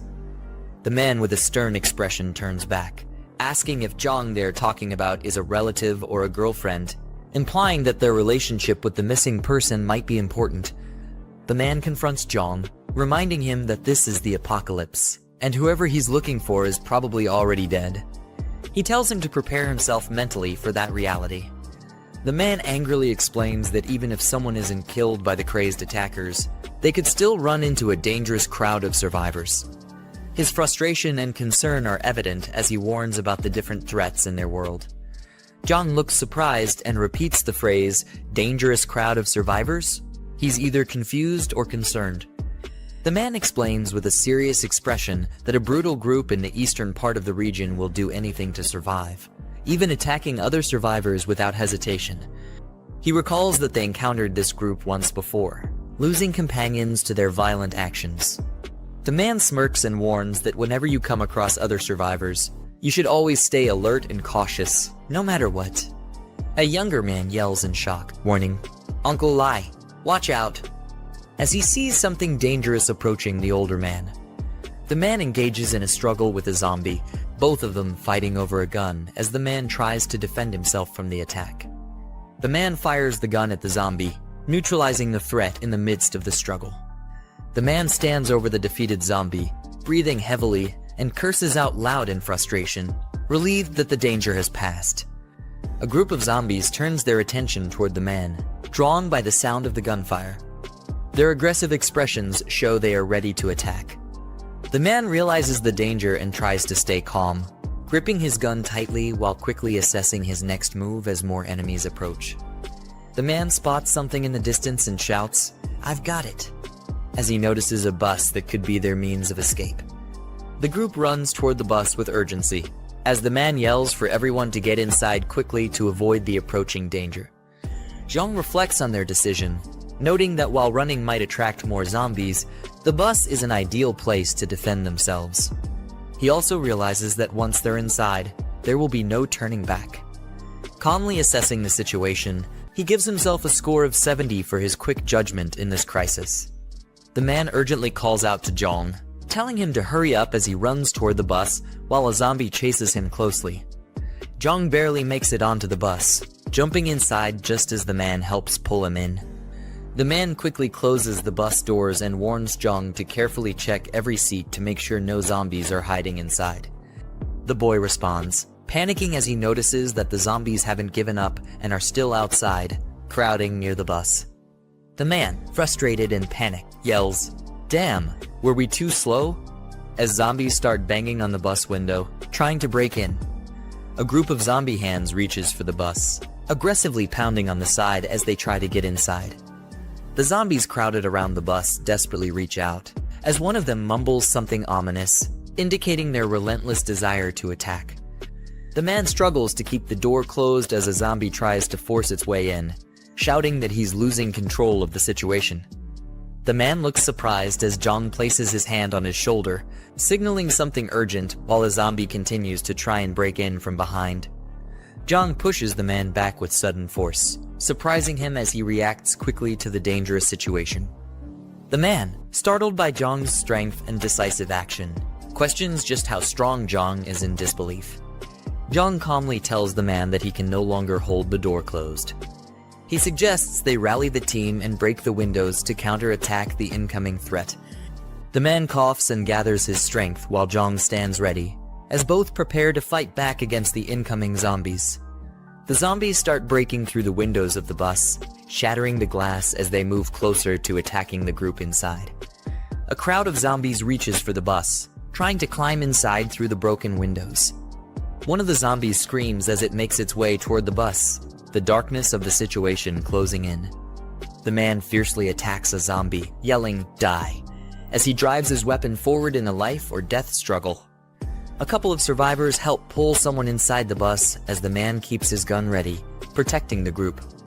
The man checks his gun, realizing they are running low on bullets, and worries that they don't have enough ammo to deal with the large number of zombies. The man is startled when someone hands him an unexpected item, saying, "Use this," while he looks on, confused and unsure of what it is. Jiang, now armed with a crossbow, looks surprised and questions, "Where did this come from?" as he prepares for the next action. The man responds that he grabbed it without thinking during the chaos, now holding the crossbow firmly, ready to use it. Outside, the zombies scream in frustration as they continue their relentless assault on the bus, determined to break through. The survivors on the bus begin shooting down the zombies from above, yelling insults as they fend off the horde. The survivors stand in front of the bus after successfully fending off the zombie horde, surrounded by fallen bodies as they regroup. One of the younger survivors holds his weapon and exclaims that surviving 2 dangerous situations in a row is no coincidence, claiming they must be the chosen ones of this apocalypse. Jiang calmly advises him to remain cautious and avoid becoming overconfident in these dire circumstances. Under the crescent moon, a distant view of a peaceful-looking Jiang mentions, and someone expresses hope that everything is going smoothly on the other side. The group is walking down a hallway. One of the men volunteers to take the night shift, showing his readiness to help. Another man with glasses looks surprised and asks why the first man is suddenly being so enthusiastic and proactive today. The man, clearly annoyed, snaps back, insisting that he's always been this way and tells the other man to mind his own business.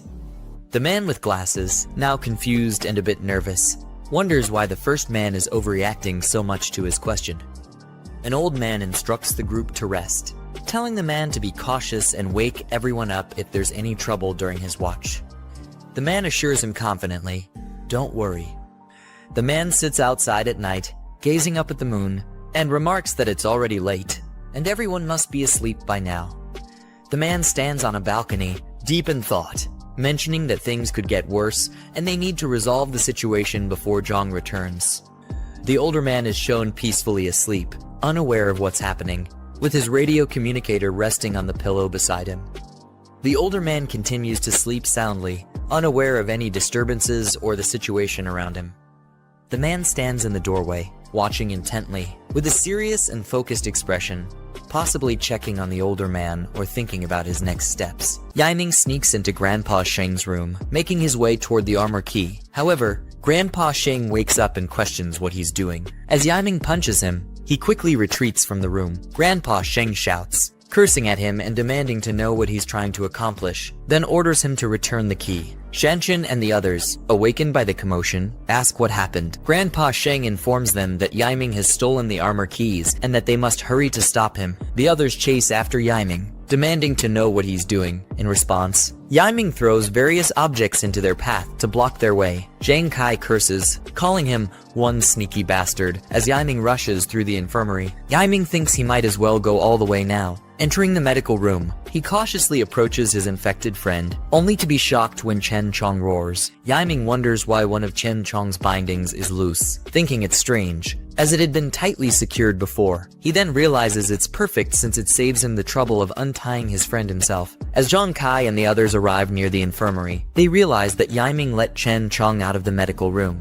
They question if he understands that he's endangering everyone by doing this. Grandpa Sheng curses, admitting he had never imagined that Yiming could be such a sneaky person and that he'd severely misjudged him. Shanshan anxiously asks what they should do next since all their weapons are locked in the armory. Grandpa Sheng replies that, no matter what, they have to work together to restrain Chen Chong and lock him back in the medical room. He instructs everyone to use the techniques the Mick taught them, warning them to be cautious and not to let Chen Chong bite anyone. With careful coordination, Jiang Kai successfully chokes Chen Chong into submission, and the others restrain him. Jiang Kai confirms that they have him under control, and Grandpa Sheng orders them to tie Chen Chong up securely and return him to the medical room. They push him back into the room and lock the door firmly. Relieved but puzzled by how relatively easy it was to subdue Chen Chong, they speculate that perhaps he was the only threat they'd face. Grandpa Sheng mutters, frustrated about how much time they've wasted. Meanwhile, Yiming, having already slipped away, emerges from an alley and sarcastically questions who Grandpa Sheng is calling a sneaky bastard. He clarifies that he never found the main stash of weapons, and that there was only one weapon in the armory, but he claims it's more than enough to handle them. He aims the gun at them,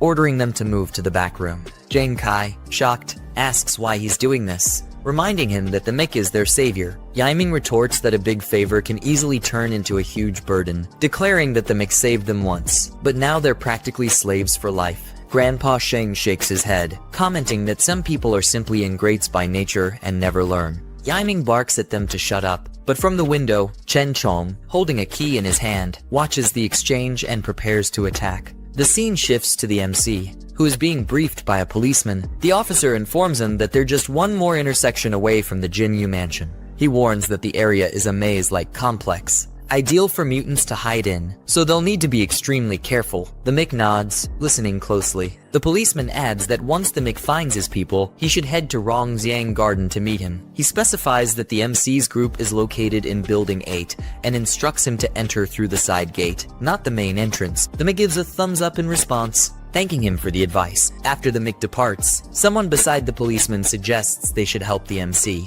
pointing out that he saved them earlier. The policeman hesitates, explaining that they have no idea what dangers lie inside the mansion. He emphasizes that if they stumble into a horde of zombies, they'll be doomed. The companion, undeterred, points out that the Mick is likely walking straight into danger himself. The policeman shrugs, saying he did his duty by warning the Mick about the risks, and that it's a shame since the Mick has proven he's quite skilled. Meanwhile, Yang Tao and his ally are strategizing. Noting that the power is out and they have no phone signal, Yang Tao wonders aloud if Zhang managed to complete his task, but ultimately decides it doesn't matter. His lackey grins, saying he's been holding back for far too long and plans to cut loose tonight. Otherwise, he won't be able to sleep. His ally chuckles, agreeing that Zhang is likely dead by now. They agree on their plan to tie up Zhang's wife when they go up, ensuring she won't have a chance to kill herself. They reason that, given the uncertain nature of their lives, they might as well take their opportunities to enjoy what they can while they can. Brother Lot, however, reminds them to be cautious and to make sure the woman survives. Just then, he pauses, noticing something strange. All the zombies downstairs are lying dead. The super henchman opens the door to see what's happening. Meanwhile, he wonders if it's a rescue. Suddenly, he's startled. An extremely fast blade passes through his neck. Before he can react, the man coughs up blood as his head separates from his body. Meanwhile, the men approach Jiang Shen's wife and child. The poor mother orders everyone to leave. Two men smile maliciously. Soon after, one of them says enough and stops, pretending. The woman cries out in despair, "What are you doing? Let him go." Meanwhile, her poor son is pulled away. The wretch slaps her across the face as the boy flies away. The devil on earth states that they are the target. The boy, kneeling, says he will fight with all his might to defend his mother. Suddenly, a man is thrown out the door. The boy reprimands the men and, desperate, yells that they are bad people and asks them to let his mother go, as his father will not forgive them. Suddenly, one of the henchmen, headless, is thrown into the room.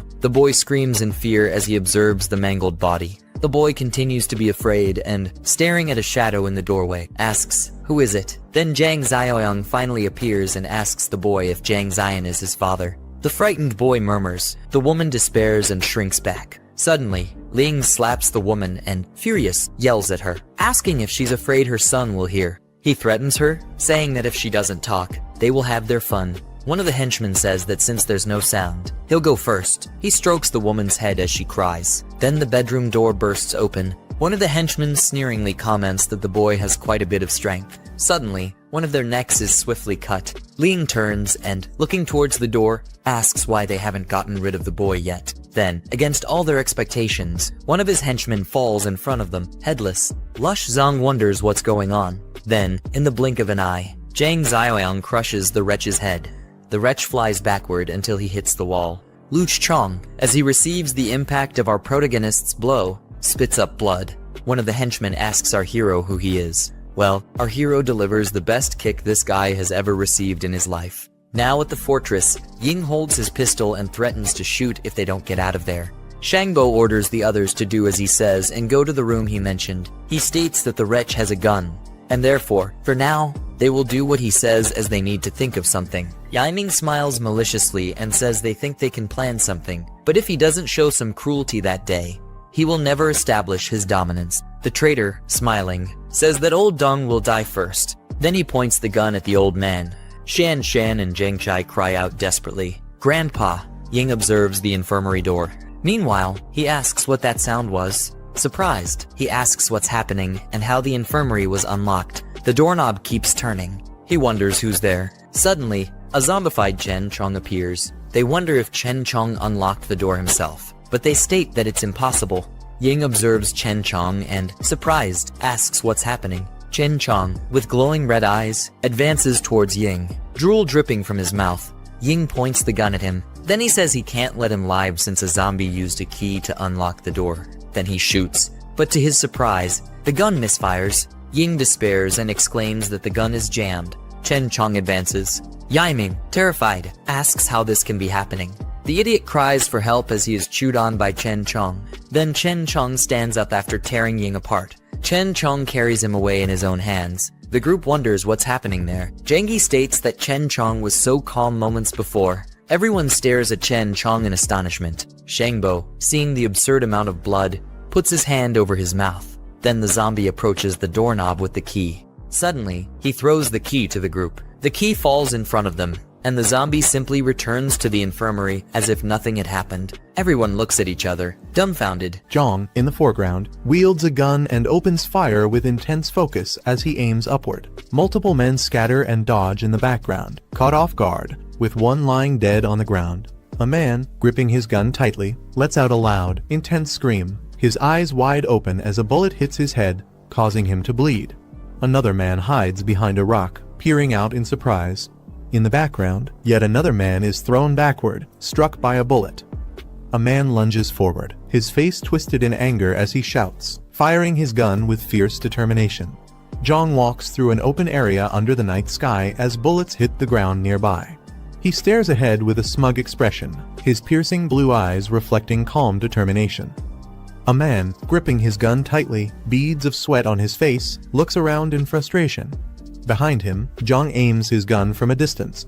Another man crouches behind a table, shielding himself as bullets ricochet off its surface with intense force. He braces himself, gripping his gun tightly, clearly caught in a perilous situation as the gunfire intensifies around him. The man shouts in frustration, sweat dripping down his face, angrily yelling, "What the hell is he doing?" He begs not to be shot. The man shouts angrily as he raises his gun, his face contorted in fury and determination. Behind him, another man sits by a concrete barrier. Jiang's eyes widen in surprise, his gaze sharply focused as he registers something unexpected. He swiftly moves his hand, firing his weapon with a focused and determined expression. A man recoils in shock, his face twisted with horror as bright red laser sights focus directly on him. He leans against the table, smirking with a sense of triumph as he grips his gun confidently. In the background, another man lies, blood dripping from his head. A man charges forward, his arm extended as he aims his gun, ready to attack. He stands face to face with Jiang, holding a gun pointed directly at Jiang's face. Despite the threat, Jiang remains calm. The man fires his gun. Jiang swiftly dodges the attack as a bullet narrowly misses his face. The man is shocked by his fast movement. Jiang lunges forward, disarming him with a fierce, determined look. The man is shocked and alarmed, caught off guard by the sudden, powerful move. Jiang brings his face close to his opponent's, staring intensely with unwavering confidence as he holds the gun firmly against him.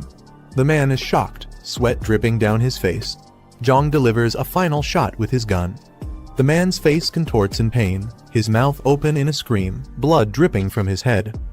After the intense struggle, Jiang stands over his defeated opponent, who lies sprawled on the ground, motionless. With his gun slung over his back, Jiang gazes down. He kneels beside the fallen body, searching for anything useful. Later, Jiang enters a building, confidently walking into a dimly lit room framed by the open doorway behind him. 4 armed men stand on either side, preparing for an attack. He glances to the side with a piercing gaze, his expression calm yet filled with resolve. His intense blue eyes convey quiet confidence. Jiang stands calmly at the center as the armed men charge toward him from all directions, weapons raised in attack. Without wasting any time, he kills all of them. He stands with his back to the fallen bodies scattered around him, his posture calm and commanding as he addresses the group ahead. One of the dead men lies on the floor, blood dripping from his face. Jiang smiles calmly as a child excitedly compliments him, clearly impressed by his bravery and skill. Around them, the mother and police officers are shocked by the aftermath of his confrontation. A system window pops up, showing him a new mission with clear objectives. He reads the requirement to rescue 5 survivors, with a reward of 25 points upon completion. Jiang stands beside the officer and a child, all staring down at the defeated man on the floor. Surprised, he questions the identity of these fallen individuals. The officer, visibly tense with a drop of sweat on his face, explains about the Emerald Mountain area. Jiang listens intently, his gaze sharp and serious as he absorbs the information about the location south of the city. The officer calls out to Liu Kao and Chen Jai, who approach him wearing yellow uniforms with determined expressions. As they arrive, they acknowledge the guard, ready to discuss the situation regarding Emerald Mountain with Jiang. One of the men explains to Jiang that a sinister group, equipped with resources and weapons, controls the Emerald Mountain area. They mention that nearly all survivors from the southern part of the city have been drawn into this group's influence. Jiang stands silently in front of Liu Kao and Chen Jai. Jiang closes his eyes, thinking to himself, recalling past memories of a gathering place in the southern part of the city associated with Lai Shuxing and Qi Jing. He wonders if this current situation is connected to them. The man explains that while Emerald Mountain wasn't initially the only gathering place in the southern region, their possession of weapons has made them dominant. Other smaller groups lack the means to defend against their attacks, making resistance nearly impossible. He describes the brutal tactics of the Emerald Mountain group, stating they kill half the people in each gathering they attack. He adds that they take young women and anyone willing to collaborate with them back to their base, painting a grim picture of their methods. Jiang reacts with a fierce expression, his eyes blazing with determination as he resolves to take action against the injustice described. The officer, with a hint of nervousness, looks at Jiang and questions him, sensing his intense resolve. Jiang, calm yet focused, stares forward with unwavering determination, silently preparing for the next step. 3 defeated men lie on the ground, each with a handgun nearby. Jiang addresses Old Lai about collecting their weapons, checking them for additional ammunition, reflecting a strategic approach to gathering resources. Jiang hands over a rifle to Old Lai, offering to leave him with 5 additional bullets as a gesture of trust and support. Surprised by this generosity, Old Lai questions if it's truly intended for him. Jiang speaks with confidence, telling Old Lai that the Emerald Mountain Group won't rest, even with their newly acquired weapons. He instructs the others to hold position for a couple of days while he prepares to confront and eliminate the threat. The man reacts in shock, warning Jiang about the Emerald Mountain Group's overwhelming numbers, which he estimates to be well over a dozen. His face is filled with doubt that Jiang could handle such a formidable force alone.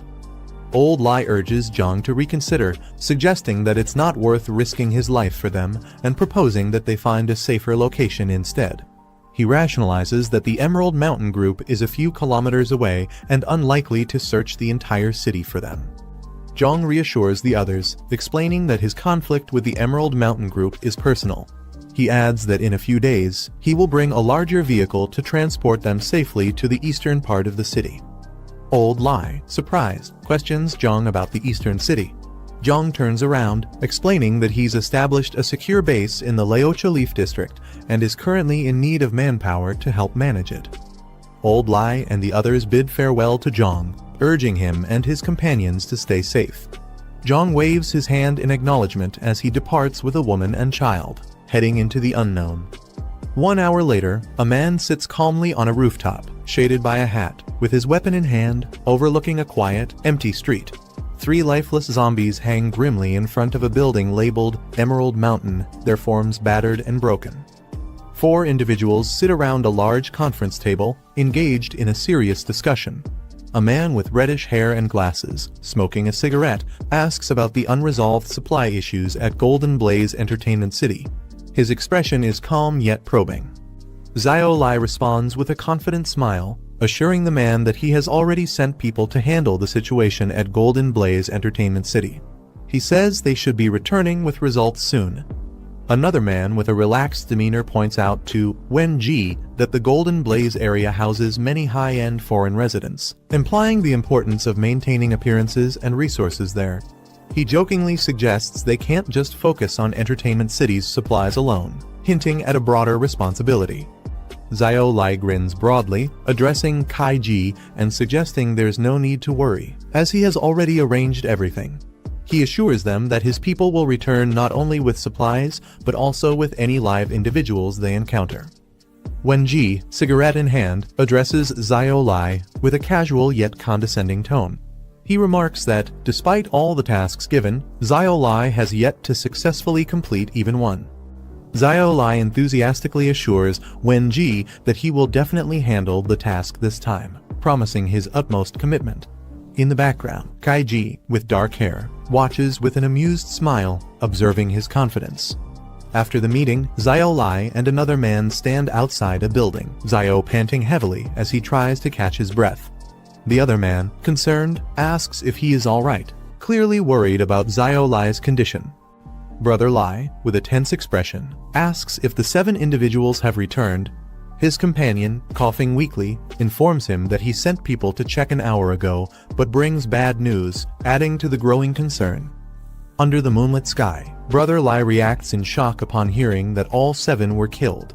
Frustrated and disbelieving, he questions how Rongyang Garden, supposedly filled with ordinary citizens, could have. A car approaches a large, secluded building at night, casting an ominous shadow under the moonlight. Inside, Yiming hears the car's arrival and excitedly exclaims that it must be her brother Yang, drawing the attention nearby Old Man and Jiang Kai. As the car pulls up to the entrance, a system notification appears, marking the mission, taking responsibility as completed and awarding system points. As Yang steps out of the car, Yiming eagerly greets him, relieved to see him return. The group gathers around, with one of them confirming Yang's identity as Lu Yiming. Shocked, Yiming realizes that they all knew his true identity from the start, leaving her visibly surprised and questioning what else has been hidden from her. He instructs Jiang Kai to escort their guests to their rooms before joining him in the infirmary, signaling a moment of rest and recovery for everyone. In the hallway, one of the group questions Yang's prior knowledge of Lu Yiming's malicious intent, hinting at deeper suspicions. Yang responds cautiously, admitting that he wasn't entirely certain it was Lu Yiming. Yang reflects on his suspicion, revealing that he was certain one of Jiang Kai's friends had ulterior motives. This revelation shocks Jiang Kai, who becomes visibly disturbed. As Jiang Kai holds a weapon with a startled expression, the weight of Yang's words begins to sink in, hinting at betrayal within their ranks. Jiang Kai inspects the bullets and realizes, to his shock, that they're rubber. This discovery unsettles him, hinting at deeper manipulation in their mission. Nearby, older man speculates about a kid in the infirmary, identified as Chen Chong. Yang explains that Chen Chong isn't an ordinary zombie. He's a rare mutant, introducing an element of danger and mystery tied to this unique being. Yang carefully tests Chen Chong's awareness by asking him to blink 3 times if he understands. Chen Chong responds as instructed, proving his comprehension.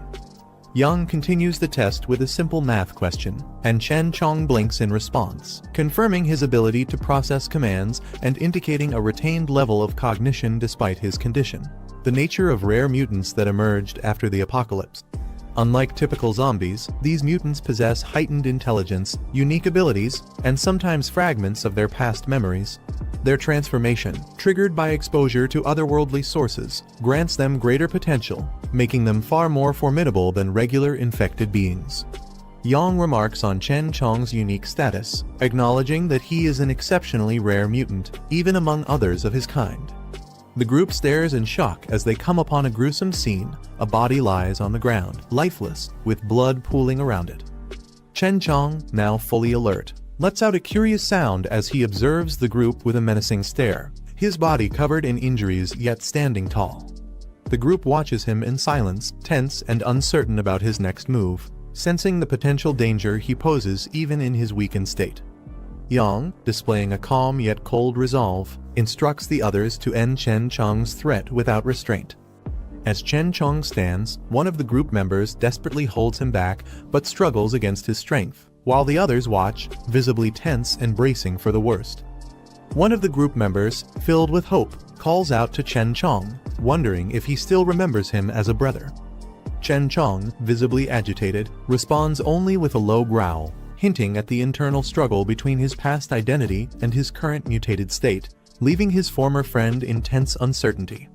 The man hesitates, seemingly lost in thought as he processes Chen Chong's response.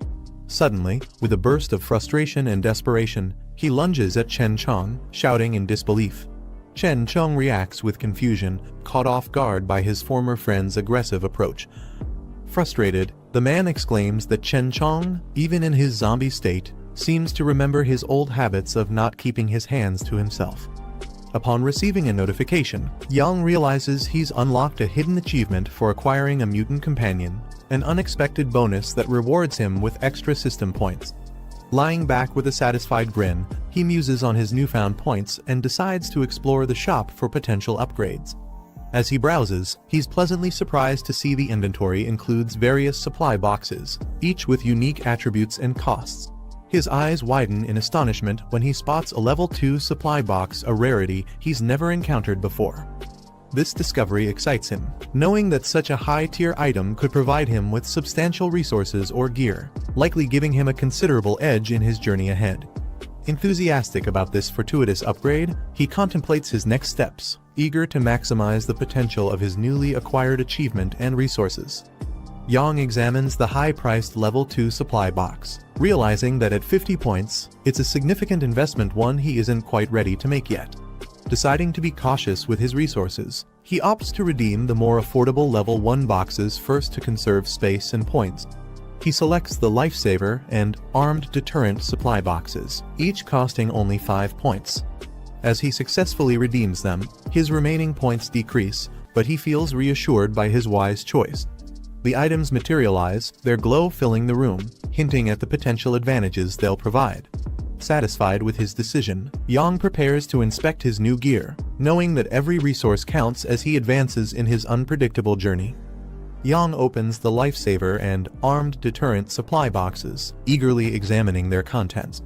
The Lifesaver box provides an interdimensional infection blocker, capable of preventing otherworldly infections but unable to reverse completed mutations, a potentially life-saving tool in their world. The Armed Deterrent box rewards him with a powerful Barrett M82 sniper rifle and 10.50 BMG bullets, leaving him awestruck by the firepower packed in a level 1 box. Amazed by these resources, he wonders what the higher-tier boxes could offer, jokingly imagining himself wielding a tank. As he contemplates the infection blocker's potential, especially for those on the brink of turning into zombies, his determination strengthens. Motivated to open the coveted level 2 box, he checks his ongoing mission to recruit survivors from Rongxiang Garden, a task that promises 25 points upon completion. With renewed focus, Yang resolves to finish the mission the next day, excited by the thought of unlocking even greater rewards that could significantly boost his chances of survival in the harsh world he inhabits. In the quiet of the night, a helicopter flies over the high walls of a secure facility.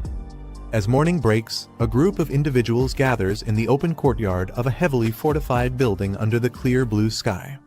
Yang addresses the group with a strict directive, emphasizing that everyone must dedicate at least an hour each day to shooting practice. This commitment to skill building is evident as they line up with determination, each member focused on honing their aim. Their collective shots strike various targets, creating bursts of impact, symbolizing their unity and resolve to survive and protect each other in the challenging days ahead. Yang instructs Sheng to coordinate with Jiang Kai to prepare additional rooms, anticipating the arrival of more survivors from Rongxiang Garden, whom he plans to bring back later. Uncle Sheng assures Yang of their readiness, expressing confidence in managing the base. Turning to Chen Chong, Yang commands him to follow, signaling that he has a crucial role in the upcoming mission, as Chen Chong emits a low growl, indicating his compliance yet retaining his primal, mutated nature. As Yang and Chen Chong make their way down an empty highway, their vehicle attracts a flock of cawing crows, adding an eerie atmosphere to their journey. They soon stop and step out, only to encounter an individual sprawled on the ground, seemingly thrown or fallen with a loud thud. Yang and Chen Chong stand over him, observing the situation. Inside the bus, a zombie growls at Yang with a menacing posture, its hands reaching out aggressively. Yang remains unfazed, his gaze steady as he assesses the situation. Meanwhile, Chen Chong takes action outside the bus, tossing other threats to the ground with ease, displaying his own formidable strength. A group eagerly waits outside a large building, one member impatiently questioning the delay. Suddenly, someone spots the approaching vehicle, and excitement ripples through the group as they shout for Boss Lai to get ready. Boss Lai, visibly frustrated, clutches a cigarette and angrily asserts his disbelief that Rongxiang Garden cannot be taken down, especially with the large number of men at his disposal. With a powerful command, "Let's go!" Boss Lai's vehicle speeds forward, launching over a ramp as his team holds on, ready for the imminent assault. The zombie surrounds a fallen girl on the street, as a more zombies stands nearby, observing. One of the zombies suddenly turns its head sharply, its eyes wide and filled with an inhuman hunger. Its gaping mouth twitches, emitting a low growl, drawing the attention of the others as their bodies jerk unnaturally. Without warning, the zombies are violently flung into the air, crashing against the truck. The force scatters them, their lifeless bodies colliding with the vehicle, leaving behind deep dents and broken glass. The chaos spills onto the highway as a speeding bus swerves desperately to avoid the carnage. A towering apartment building. Inside one of the apartments, the group sits in a circle, their expressions weary yet alert. They exchange hurried whispers while eating, trying to plan their next steps as sunlight streams through the windows. The young man suddenly perks up, his face lighting up with excitement as he hears the sound of a vehicle outside. He exclaims that it must be someone coming to rescue them, while the others exchange skeptical, wary glances. The officer holding a rifle gestures for everyone to stay silent. He insists on checking the situation himself before anyone makes a move, his calm but firm demeanor keeping the group from acting recklessly. He peers cautiously out of the window, sweat dripping down his face as he scans the quiet street below. Outside, a group of armed men gather near a pickup truck, checking their weapons. They point toward the tall apartment building, identifying it as their next target, their intentions clear from their sharp movements and loaded guns. Brother Lai, commanding presence, shouts orders to his group, urging them to move quickly. The soldiers respond immediately, gripping their weapons tightly as they prepare for an assault. Back inside, the officer realizes the intruders aren't friendly. His face hardens as he declares their true identity, a gang of ruthless looters from a nearby settlement. His warning silences the room as fear spreads among the survivors. One man smirks confidently, pointing out that they now have firearms to fight back against the invaders. The officer steps forward, formulating a quick strategy to deal with the approaching threat. He insists that everyone take their assigned positions, while he prepares to head to the rooftop for a better vantage point. The invaders move closer, their vantage point allowing them to scope the building.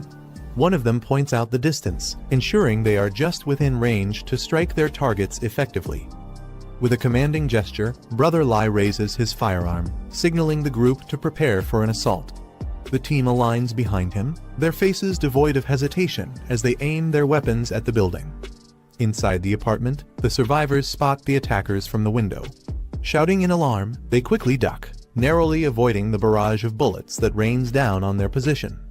The gunfire echoes through the air as the invaders unleash a relentless volley, shattering windows and tearing through walls.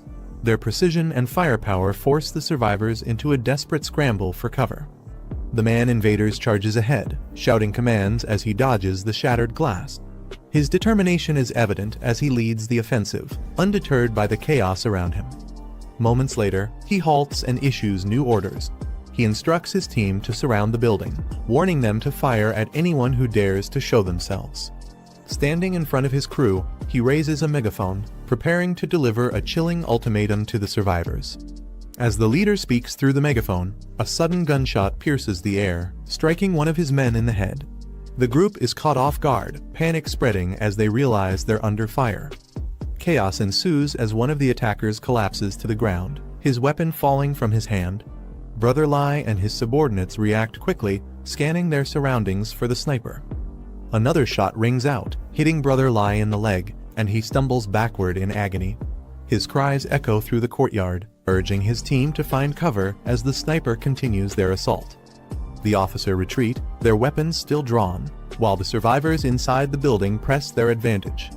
The security guard at the window reloads his rifle, taking aim again with steady determination. Frustrated, Brother Lai growls in anger, realizing their intel underestimated the survivors' firepower. He clenches his teeth, vowing not to retreat even as his men waver in the face of heavy resistance. From a nearby alley, one of the invaders whispers to their leader, suggesting they retreat. Brother Lai reluctantly agrees, signaling his team to pull back while vowing to return with greater force. One of the invaders panics and begins running ahead, shouting in fear. The leader yells at him to wait for the signal. Moments later, the runner is struck by gunfire, collapsing lifelessly onto the pavement. His abrupt fall serves as a grim warning to the others as they hesitate, caught between fear and loyalty. Brother Lai clenches his fists in frustration and shouts to rally his group. He demands that everyone charge together on his count. With his signal, the group rushes forward, their movements chaotic yet determined. The tension thickens as bullets fly, leaving destruction in their wake. Amidst the commotion, he smirks confidently, realizing the survivors' defenses are dwindling. However, as he reloads his weapon, his mind races to figure out their next move. Gunfire erupts again, striking down more of his men. Brother Lai takes cover, dodging a close shot, as his frustration begins to show. He curses under his breath, realizing the situation is spiraling out of control. Despite the mounting losses, his resolve remains unshaken as he calculates his next step.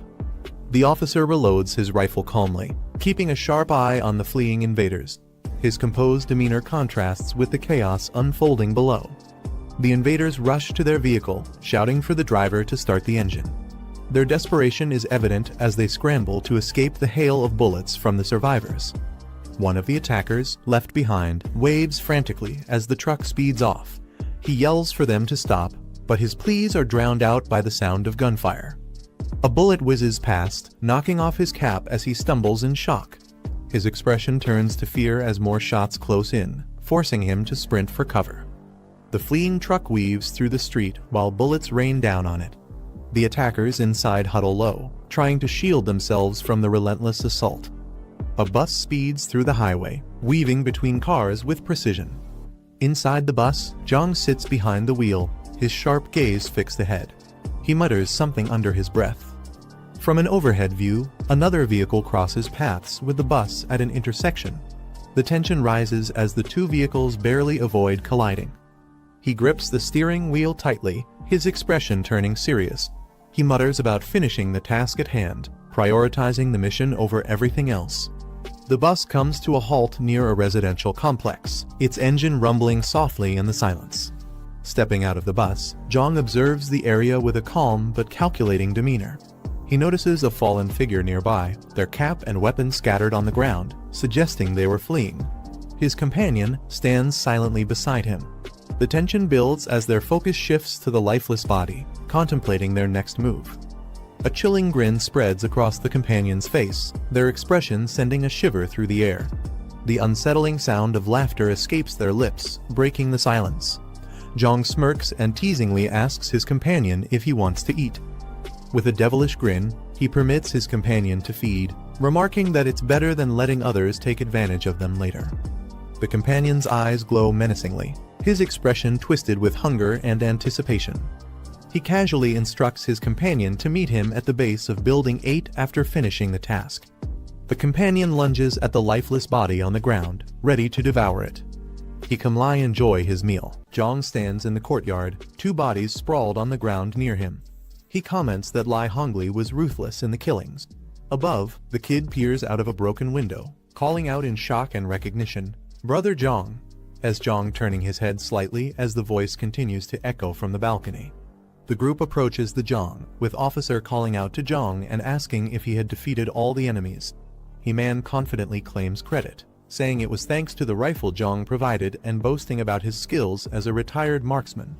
Suddenly, a loud roar echoes through the area, startling the group as they turn toward the noise. A zombie approaches the group, their steps deliberate and heavy. Jiang's zombie friend twists into a grotesque expression, his veins bulging as he snarls.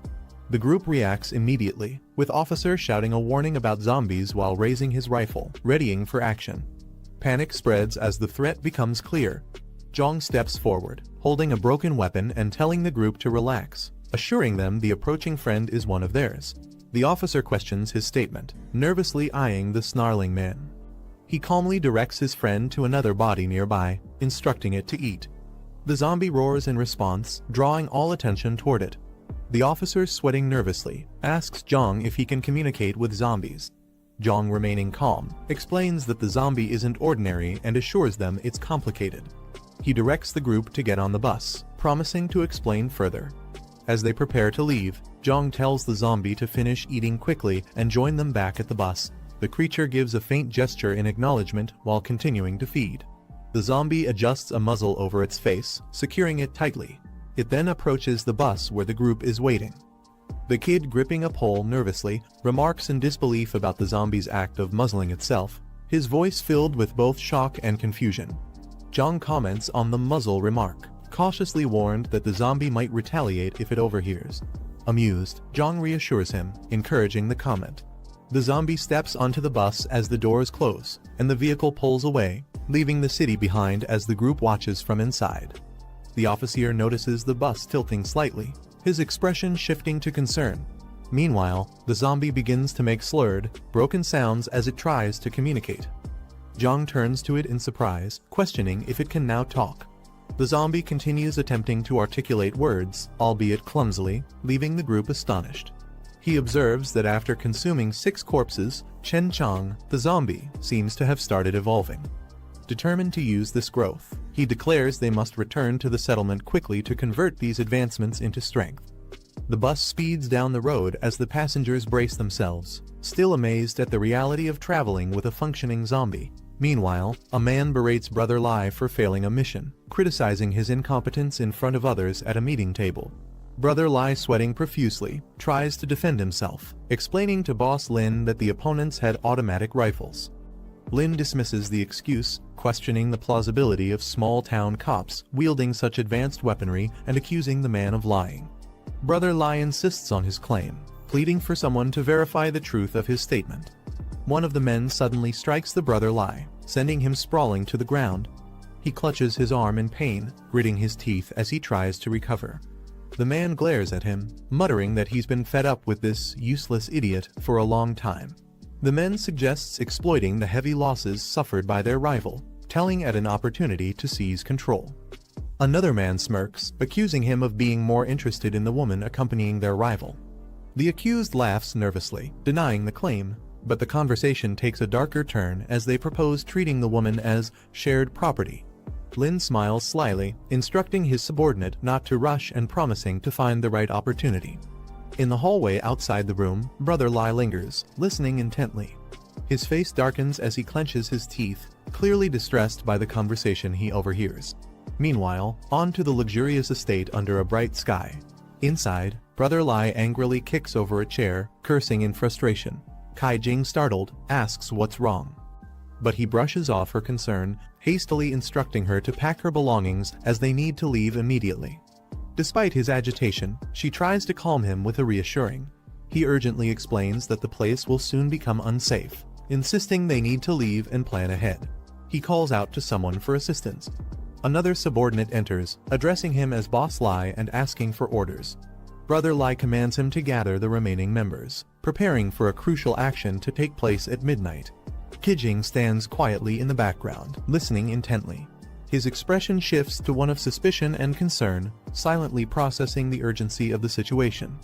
Meanwhile, Jiang Group arrives at a secure facility, parking the bus inside his fortified compound. One of the group members steps out and looks around in awe, exclaiming that the location is truly a doomsday fortress, marveling at its defensive setup. Jiang checks his mission status, noting the completion of the survivor recruitment task and an exceeded target, earning bonus points. With his total points updated, he remarks on the reward system. He then informs Chen Chong that they'll be heading to the southern district the next night. The officer questions the reason for the trip. His curiosity piqued as Jiang remains confident and composed. Then he smirks, explaining that he has unresolved grudges to settle with the people at Bichui Mountain Villa. Later, he sits in his room, accessing a high-tech interface to unlock a level 2 supply crate using his points. He eagerly selects the crate, acknowledging it as his first level 2 upgrade, ready to discover its contents. He redeems the level 2 high-tech supply crate, deducting 50 points and leaving him with 16 points. Swirling energy surrounds him as the crate begins to unlock. With intense focus, he mutters, "Don't let me down," anticipating the rewards inside. Jiang opened the black tech supply crate level 2, and a radiant light burst forth, illuminating his surroundings. The reward materialized in front of him, a stamina enhancement potion plus 20. Without hesitation, Jiang reached out toward the glowing prize. He examined the stamina enhancement potion in his hand, impressed by the quality of the reward from the level 2 crate. He couldn't help but acknowledge its usefulness, knowing it would give him the extra edge he needed in the challenges ahead. However, moments later, Jiang injected the stamina enhancement potion into his arm, feeling the immediate surge of energy course through his body, as he let out a strained groan. After injecting the stamina enhancement potion, Jiang felt a surge of power course through his body.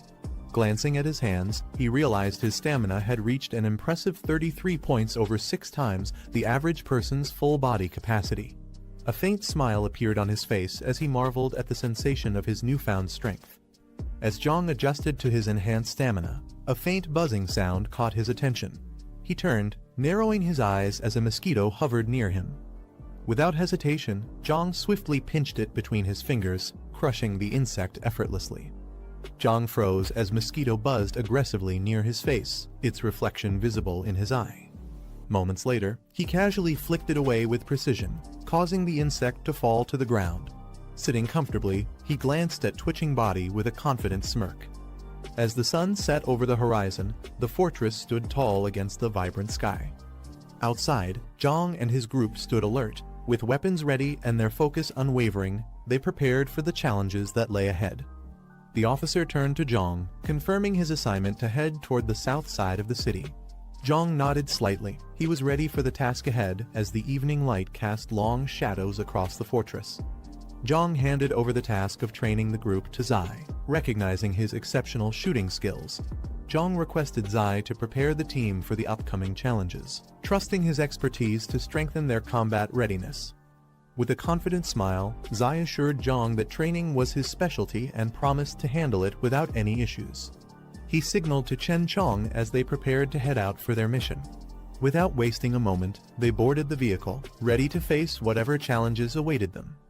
The bus roared to life, leaving the fortress behind as it rolled through the gates, heading toward. Under the starry sky, Boss Lai glanced at the towering building and asked about King's progress, concerned about his position. Assured by his men that King was already in place, Boss Lai gave the command to move out. With a determined stride, he led his team forward, their footsteps echoing in the quiet night as they prepared for the next phase of their mission. As the headlights of a speeding vehicle illuminated the night, Boss Lai and his men shielded their eyes, momentarily blinded by the sudden glare. The unexpected interruption left them on high alert. As the car's headlights illuminated the dark street, a group of armed men surrounded it, forming a menacing barrier under the night sky. At the center, a leader stepped forward, his sharp silhouette cutting through the tension. Inside the vehicle, shadows masked the identities of the occupants. The sudden flash of light from the approaching car left the group momentarily blinded, forcing them to shield their eyes in confusion and frustration.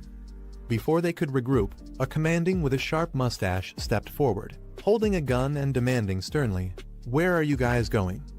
The man named Dongzu confronted the group, his sharp gaze freezing them in their tracks.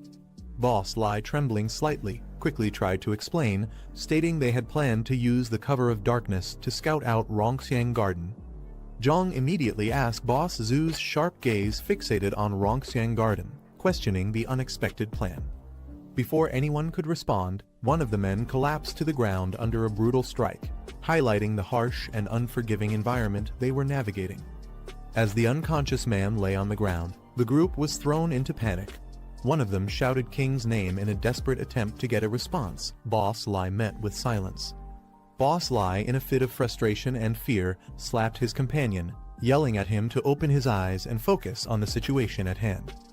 As Boss Zhu's loomed over them, Boss Lai men froze in confusion, their panic palpable as they questioned the identity of this unexpected adversary. Without hesitation, Boss Zhu barked an order, his voice cutting through the tension. "Take action." His armed subordinates immediately raised their weapons, bracing for what appeared to be an imminent confrontation. As the sound of gunfire erupted, bullets ricocheted off the surroundings with deafening bangs. Chaos unfolded as Boss Lai clutched his head in pain, reeling from the assault. Amidst the mayhem, his eyes widened in horror as his hand instinctively moved to cover his face. Boss Lai's icy stare bore down on the men, his frustration mounting as they stammered excuses. Their trembling forms sprawled on the ground were a clear sign of their fear.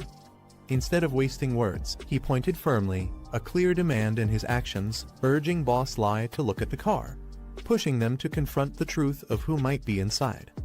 Boss Lai's focus was instantly drawn to the vehicle as Boss Zhu revealed the occupants.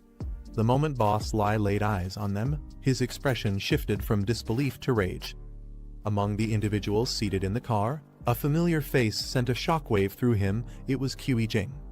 Jing, seated in the car with a confidence, smirks as he reveals the betrayal plan. Meanwhile, outside, Boss Lai erupts in rage upon hearing this. Held back by two of Jing's men, he furiously screams accusations of betrayal. Jing turned toward the composed Boss Jiang, seeking guidance amidst the tension. With a sly grin and calm demeanor, Boss Jiang lightly adjusted his glasses, exuding confidence as he prepared to respond to the unspoken chaos brewing outside. As the man clutched at the metallic collar tightening around his neck, gasping for air. Outside, one of Boss Zhu's enforcers pulled a rope with precision, leaving Boss Lai helplessly suspended in the air as a clear warning of the consequences of betrayal.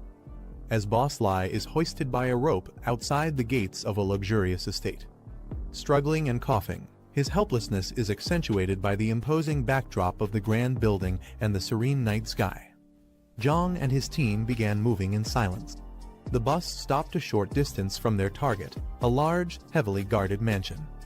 With their faces shadowed by the dim streetlights, they crept along the high walls, their steps light and deliberate, blending into the night. Each step brought them closer to their objective, with Jiang signaling for caution as they neared the mansion's side gate.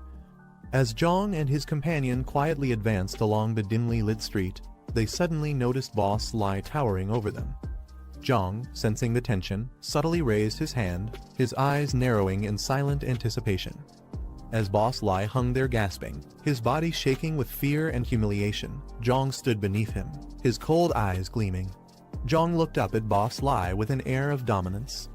With a dismissive flick of his fingers, a sharp sound echoed the signal for the release. The tightly bound rope gave way with a sudden snap, the tension unleashing as Zhu's body plummeted to the ground. Jiang watches coldly as Boss Lai collapses onto the ground. Walking forward, Jiang kneels down, gripping Boss Lai hair firmly and lifting his head. With an icy glare and a slight smirk, he leans closer. On the other side, inside the dimly lit room, shadows on the window reveal a laughter and intimate moments. The woman provocatively and tied to the bed expresses frustration, demanding to be untied. The man leans close to the woman, suggesting this scenario is a playful reward. He coughed as he adjusted his pants, his ears catching an unfamiliar noise. "What's that sound?" he muttered. Approaching the window, he looked out. His grip on the window frame tightened, but he said nothing, his silence speaking volumes. Jiang is startled as he notices something unusual in outside before him, his expression change with confusion. Suddenly, loud gunfire echoes through the hallway. Two men are down, their pistols lying on the ground, smoke still rising from the barrels. As rapid knocking reverberates through the closed door, indicating someone outside, Jiang's gaze sharpens as he turns his focus toward the noise. Jiang and Jiang are caught off guard as Jiang suddenly leaps into the room, wielding a weapon. Jiang, clearly alarmed, questions the unexpected intrusion. Jiang's cold, focused gaze makes the tension in the room escalate. Before Jiang can fully react, Jiang closes the distance, pressing a blade against his neck, forcing him into silence. Jiang tightens his grip, pressing the blade closer to Jiang's neck, forcing him to freeze. Jiang gulps nervously, unsure of how to react. In a swift motion, Jiang throws him to the ground, leaving him stunned. Before anyone can intervene, Jiang leaps toward Jiang, effortlessly knocking him down. The others in the room are shocked. Jiang angrily shouts at Jiang, demanding to know who he is, while Kai Cheng recognizes him, calling out his name in disbelief. Jiang charges forward, throwing his knife with deadly precision. Jiang tries to dodge but is struck, coughing in pain as he collapses. Chaos erupts as Kai Cheng screams in agony, Jiang collapsing to the bed after being fatally wounded. Kai Cheng nervously addresses Jiang, asking what he wants.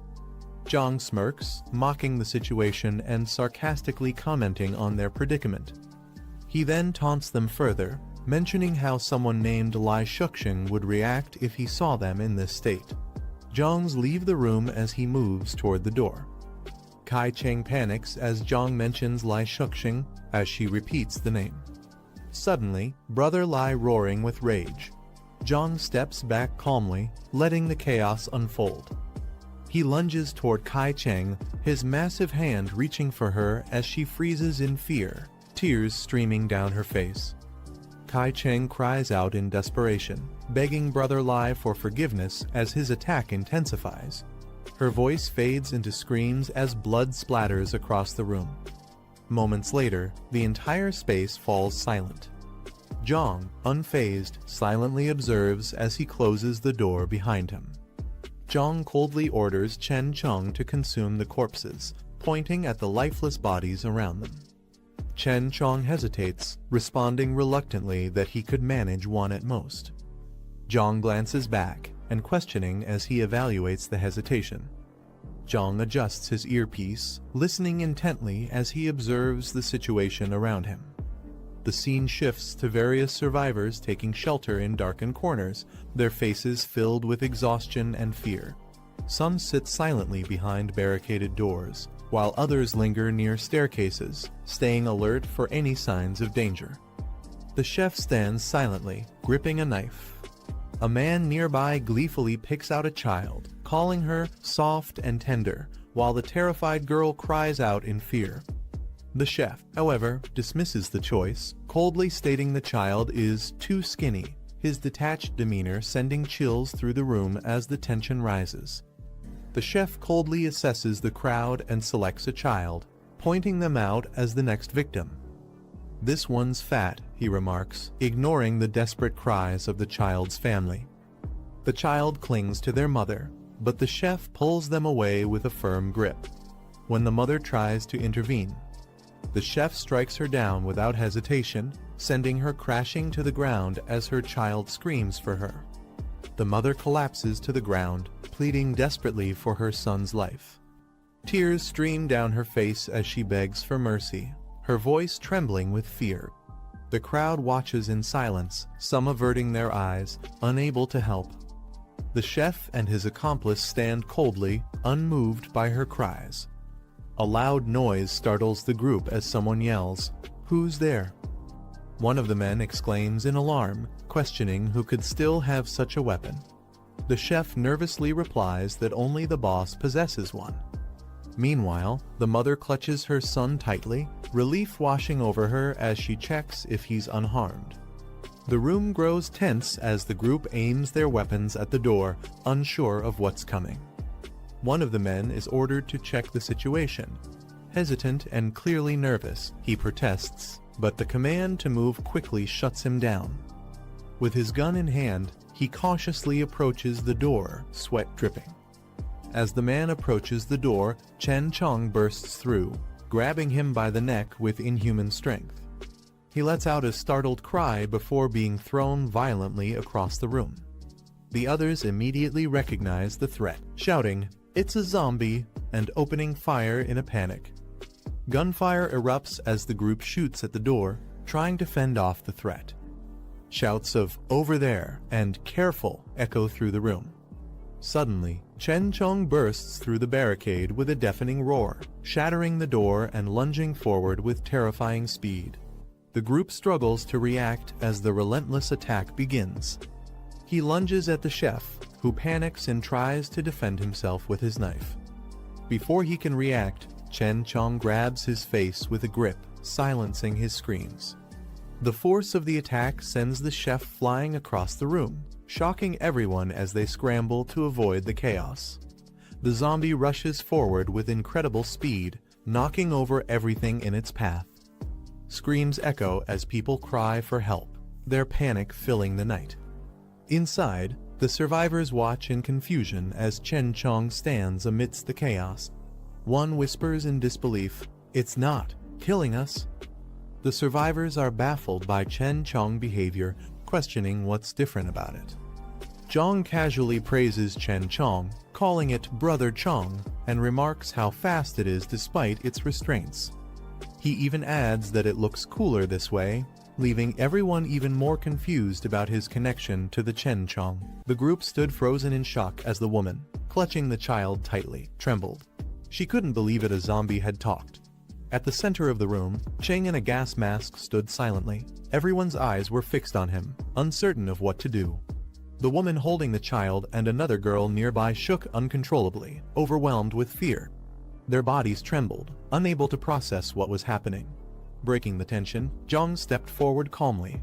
With a reassuring smile, he gestured toward the child and told them not to be afraid.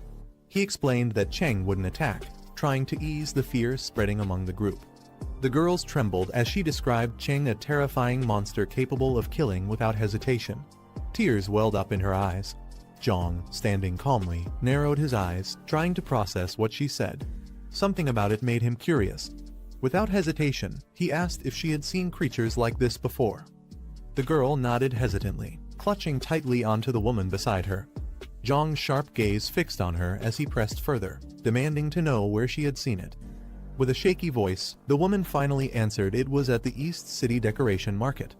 As Jiang processed the information, he muttered to himself that things were advancing faster than expected. He thought it would take more time, but the reality was far worse. It was happening now. Even more concerning, the East City Decoration Market was dangerously close to Old Tea City. Cheng, clearly unsettled, hesitated before asking Jiang what these creatures were. Jiang, maintaining his calm, responded that they were rare mutants. Unlike typical zombies, these beings retained some level of rational thought and memory, which gave them an edge, making them far more dangerous and efficient hunters. Jiang continued, explaining that their abilities stemmed from unstable mutations. Though powerful, this instability turned them into unpredictable threats. Most rare mutants were erratic, violent, and uncontrollable, far more dangerous than regular zombies. Cheng trembled as he questioned his own fate. "What about me?" His eyes widened with fear. Jiang placed a steady hand on his shoulder, reassuring him. He explained that the masked man was one of the rare, lucky ones, a mutant who retained his sanity. Jiang promised to keep him grounded, ensuring he wouldn't lose control like the others. Shifting the focus, Jiang asked if there were other survivors nearby. The group hesitated before answering. They explained that many people were still trapped in the sales office, while others might have sought refuge in the basement. Jiang's expression turned serious as he realized the scale of the situation. He silently prepared himself. More people needed saving, and time was running out. Jiang led the group down a dark, narrow staircase toward the basement, their footsteps echoing in the silence. Suddenly, a faint noise broke the stillness. Open door stained with blood. Jiang's eyes widened as they entered the space. The others stood behind him, faces pale with dread as the scene unfolded. In the dim light, traces of blood and shadows hinted at a grim truth. Jiang's tone darkened as he explained what was happening. Survivors were being captured and brought here, only to be slaughtered mercilessly. The group walked deeper into the dark basement, their expressions tense as they processed the horrific scene before them. Jiang's voice broke the silence as he questioned if this was why there were no survivor camps left in the southern city. The realization weighed heavily on everyone. One of the survivors spoke up in disbelief, questioning why so many people were being killed. Surely the monsters couldn't consume all of it. Another added that the bodies were regularly moved elsewhere, and no one knew how many of them truly existed. Jiang stood near the bodies, piecing together the grim puzzle. His voice turned cold and sharp as he acknowledged the numbers: far too many victims for consumption. A chilling thought crossed his mind. He speculated out loud. Could it be that they're feeding the zombies? Jiang turned to the group, asking for details about the sales office they had mentioned earlier. One of the survivors explained that it was located near the south gate, just about a kilometer away. Captured people were first taken there and locked up. Those deemed unfit or eliminated were then brought here to be slaughtered. Jiang's expression tightened as he listened, his sharp eyes reflecting his rising concern. Suddenly, a faint sound caught his attention. He turned, muttering to himself, his focus sharpening as though sensing something unusual. Out of nowhere, a system window appeared in front of Jiang. The group watched silently as the text revealed itself. Mission activated. Read Utopia objective. Expand the community. Requirements: increase the community score as much as possible. Current score: 2 reward points, 20 current points, 36. Jiang and the others approached the sales office, its ominous exterior casting a heavy shadow. Inside, 2 guards patrolled the area, casually chatting about earlier gunshots they had heard near the north gate. One of them sighed, remarking with a grim tone that live people were being used for target practice. Suddenly, a loud noise shattered the calm. Cheng landed on the ground with force, surrounded by armed guards. Before they could react further, chaos erupted. Screams filled the air as terrified shouts rang out, "Zombies!" The guards panicked, their voices rising in fear and confusion. Inside one of the dim rooms of the sales office, a group of women sat huddled together, their faces weary and hopeless. Suddenly, loud noises from outside startled them. One of the women stood up in alarm, demanding to know what was happening. Another woman yelled to keep the door shut. She didn't care what chaos was unfolding outside. Her only plea was to stop anyone from coming in. The door handle turned slowly, the sound sending waves of panic through the room. One of the women, her face drenched in sweat, screamed desperately, begging whoever was outside not to come in. Fear had pushed her to her breaking point. The door opened, and standing in the doorway was Jiang. His calm, composed figure contrasted sharply with the chaos inside. Stepping forward, Jiang addressed the group firmly, telling them to come out. The women, though hesitant, sensed something different about him. Slowly, they gathered themselves, following his command. With Jiang leading the way, the women joined the survivors, now part of a growing group. They walked together through the blood-stained halls, leaving behind the horrors of the room. The woman stepped forward. She asked Jiang if he was truly willing to provide them with a safe place. Jiang's answer was firm and unwavering yes. But his gaze sharpened as he added one condition: everyone has to work. Survival would require effort, and no one would be exempt. Hearing this, the group's spirits lifted. The survivors eagerly agreed, with one declaring that they were all able-bodied and ready to contribute. Their confidence grew as they realized they had been given a chance and opportunity to start anew. Jiang didn't waste any time. Turning toward the exit, he raised his hand, signaling the group to follow. With a determined voice, he urged them forward. Jiang and the group drove through the night in a bus. Finally, they arrived at Fortress under the starlit sky. The survivors hesitated, taking in the sight of the towering walls and watchtowers. Inside the fortress, both spotted the bus. One of them exclaimed excitedly, recognizing it as Brother Jiang's vehicle. The other stopped him, cautious, noting that the bus hadn't entered directly. Jiang stepped out of the bus, turning back to the group. Calmly, he told them that this fortress was their safe haven, but entry wouldn't come easily. The survivors stood before Jiang, voicing their fears about where they could possibly live in such a dangerous world. Jiang calmly explained that temporary cabins and iron fences had been set up outside the fortress. While not as safe as inside, the conditions there were far better than most settlements they had seen. Jiang continued, pointing toward the surrounding area. There were unfinished buildings and open spaces in Old T-Town. With time, they could renovate and create a proper community, a place where conditions could steadily improve. Hearing his words, the group was overwhelmed with gratitude. Some fell to their knees, calling Jiang their savior and praising his generosity. The scene shifted as morning arrived. Outside, vehicles began to move. A large truck rolled in. Inside, a woman with purple hair sat, frustrated as no one responded to her calls. She muttered to herself, irritated, wondering what Jiang Qingwen was up to. Something felt off. Leaning forward, she observed her surroundings carefully and grew more uneasy. Determined, she stepped out of the truck with a companion, pushing open the heavy door. Light poured in as they entered the building. The girl gaze reflects his awareness. Are ugly three zombies standing in the shadowy light. Their bodies twitch unnaturally, emitting low growls. One of the zombies suddenly charges forward with a deafening roar. Its face and sharp teeth gleam under the faint light as it lunges. A tall, confident woman clad in bold attire steps in. With effortless strength and a chilling calmness, she delivers a devastating blow, sending the zombie crashing back. He hit him on to the face. The other two zombies halt briefly, their growls fading in hesitation. Nina stands in front of a mansion, surrounded by fallen enemies. A man steps out from the house, reporting that no one has been left alive. Staying focused, Nina asks about the supplies, to which the man confirms that everything is intact. Without wasting time, she commands him to bring the truck and load the supplies, asserting her leadership in the situation. Nina oversees the loading of supplies as a large truck arrives, with her subordinates working quickly to pack everything. She stands with a confident and watchful demeanor, ensuring everything proceeds smoothly. Suddenly, she notices something unusual and reacts sharply. She bends down to examine tire tracks on the ground, prompting her subordinate to ask if she's found anything. She examines the tire tracks closely, remarking on the audacity of whoever left them. Determined, she vows to find out who could pull off such an act. Meanwhile, Jiang sits on a balcony, reflecting on his current mission to expand the community and improve the community score, which is currently low. He ponders ways to increase the score, concluding that boosting the population size might be a key factor. Jiang reflects on the abundance of land available to him, crediting a past encounter with a snobbish guy for securing the area. As he continues pondering his mission, a thought crosses his mind about a rare mutant. Jiang arrives at his fortress, a safe haven for the community, where he's greeted by grateful residents who call him savior. As he walks through the gates, a young woman rushes to him in gratitude, followed by other residents expressing their thanks.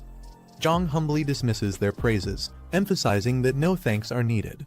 He questions one of the residents about the super monster she previously mentioned. She explains that her group encountered the creature at Hurenfa Market in Decor City while scavenging for supplies. The resident recounts the terrifying encounter with the super monster, describing how several people were killed, and the chaos caused their group to scatter. She explains that she and her daughter fled and initially found refuge with a group from Bichui Mountain Villa, believing they were saved. Jiang contemplates the situation, muttering Hurenfa as he pieces together the danger. She warns against provoking the monster, arguing they still have enough supplies. However, another points out the need to secure more resources to ensure long-term survival. Jiang firmly interjects, emphasizing that Decor City is dangerously close, less than 2 kilometers away, and allowing the monster to remain poses a significant threat to their safety. As Jiang prepares to face the monster, a bowl falls to the ground. A resident urgently warns him against going, pleading that the creature kills without hesitation. Jiang, calm and determined, reassures her with a confident smile, stating that they know what they're doing. He then instructs Jiang Kai to contact Brother Chong, decisively declaring that they're going to confront the monster directly. A group of survivors arrives at a large supermarket, led by a confident woman who points out the location. She reassures the group of the potential supplies, but one of the men warns against being overly optimistic, suggesting the place might already be cleared out. She counters his pessimism, reminding him of their past successes in finding resources at similar locations. The group confidently enters the supermarket, one of them boasting about their ability to move freely in the apocalypse. Unlike most others, inside, the atmosphere grows tense as they navigate the dark and eerily quiet interior. The leader observes the shelves, noting that while some items have been scavenged, the place hasn't been completely picked clean. One of the group members picks up a pot, noticing a bloody handprint on the wall. Another member cautiously calls out, asking if anyone is there, but the eerie silence amplifies the unease. The group's leader, clutching the pot tightly, instructs everyone to stay alert. The group's fears come true as zombies emerge from the shadows, snarling and charging toward them. Chaos erupts as the leader shouts for everyone to engage carefully. A violent battle ensues, with loud crashes, splatters, and thuds echoing through the supermarket. Once the zombies are defeated, the group stands victorious over their fallen foes, one of them casually remarking that the fight was surprisingly easy. The group observes that while there are zombies, the main horde seems to have been drawn away by previous scavengers, making their situation easier. One member optimistically declares it their lucky day. However, the leader keeps them focused, urging everyone to stay alert and venture deeper into the supermarket. As they proceed, an ominous figure looms in the shadows, a terrifying zombie with glowing red eyes and a menacing grin. The group stumbles upon a fully stocked section of the supermarket, overwhelmed with excitement at their discovery. One member exclaims it's a jackpot, suggesting the supplies they've found could last them for years. Amid the enthusiasm, the leader spots something in the distance and points it out, directing everyone's attention. To their amazement, they find a pristine bed, an unexpected luxury in their harsh reality. One of the group members throws herself onto the bed, declaring she's staying there, overwhelmed by the rare comfort. The rest of the group lightens up, jokingly suggesting they settle down in the supermarket. Two members decide to step away for a smoke, discussing whether it's a good idea to make this place their base. While smoking, one of the group members voices his concerns about the mall being hard to defend due to its multiple entrances and exits. He also warns that the abundance of supplies might attract unwanted attention. However, he mentions noticing a more secure two-story building nearby that could be a better option. Before he can finish his thought, a loud noise startles them, and another member reacts in shock, realizing a potential threat is approaching. A terrifying zombie with glowing red eyes ambushes the group, grabbing one of the men and taunting him with talk of tender flesh. The other man panics, screaming and fleeing while shouting about a ghost. Back at the main area, the remaining group hears the commotion and anxiously wonders what's happening, their unease growing as the situation escalates. The terrifying zombie strikes one of the men with its sharp claws, impaling him through the chest. Lifting him effortlessly into the air, the creature showcases its immense strength.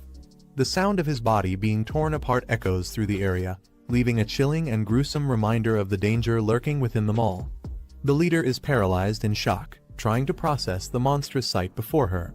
She quickly commands the group to retreat, but panic sets in as someone screams that escape is impossible. The group frantically starts running, with the monstrous zombie chasing after them, taunting them with sinister laughter, and declaring that no one can escape. The monstrous zombie slashes through one of the fleeing members, leaving them screaming in agony. The rest of the group sprints away in panic, one yelling, "He don't want to die," as fear overtakes them. The leader pushes forward desperately, leading the escape, while chaos unfolds behind her. Every step is a race against death as the group struggles to outrun the relentless predator. The leader spots the exit in the distance, rallying the group with a shout of hope. "The exit! We're almost there!" She pushes forward with all her strength, but exhaustion catches up, and she collapses to the ground, struggling to catch her breath.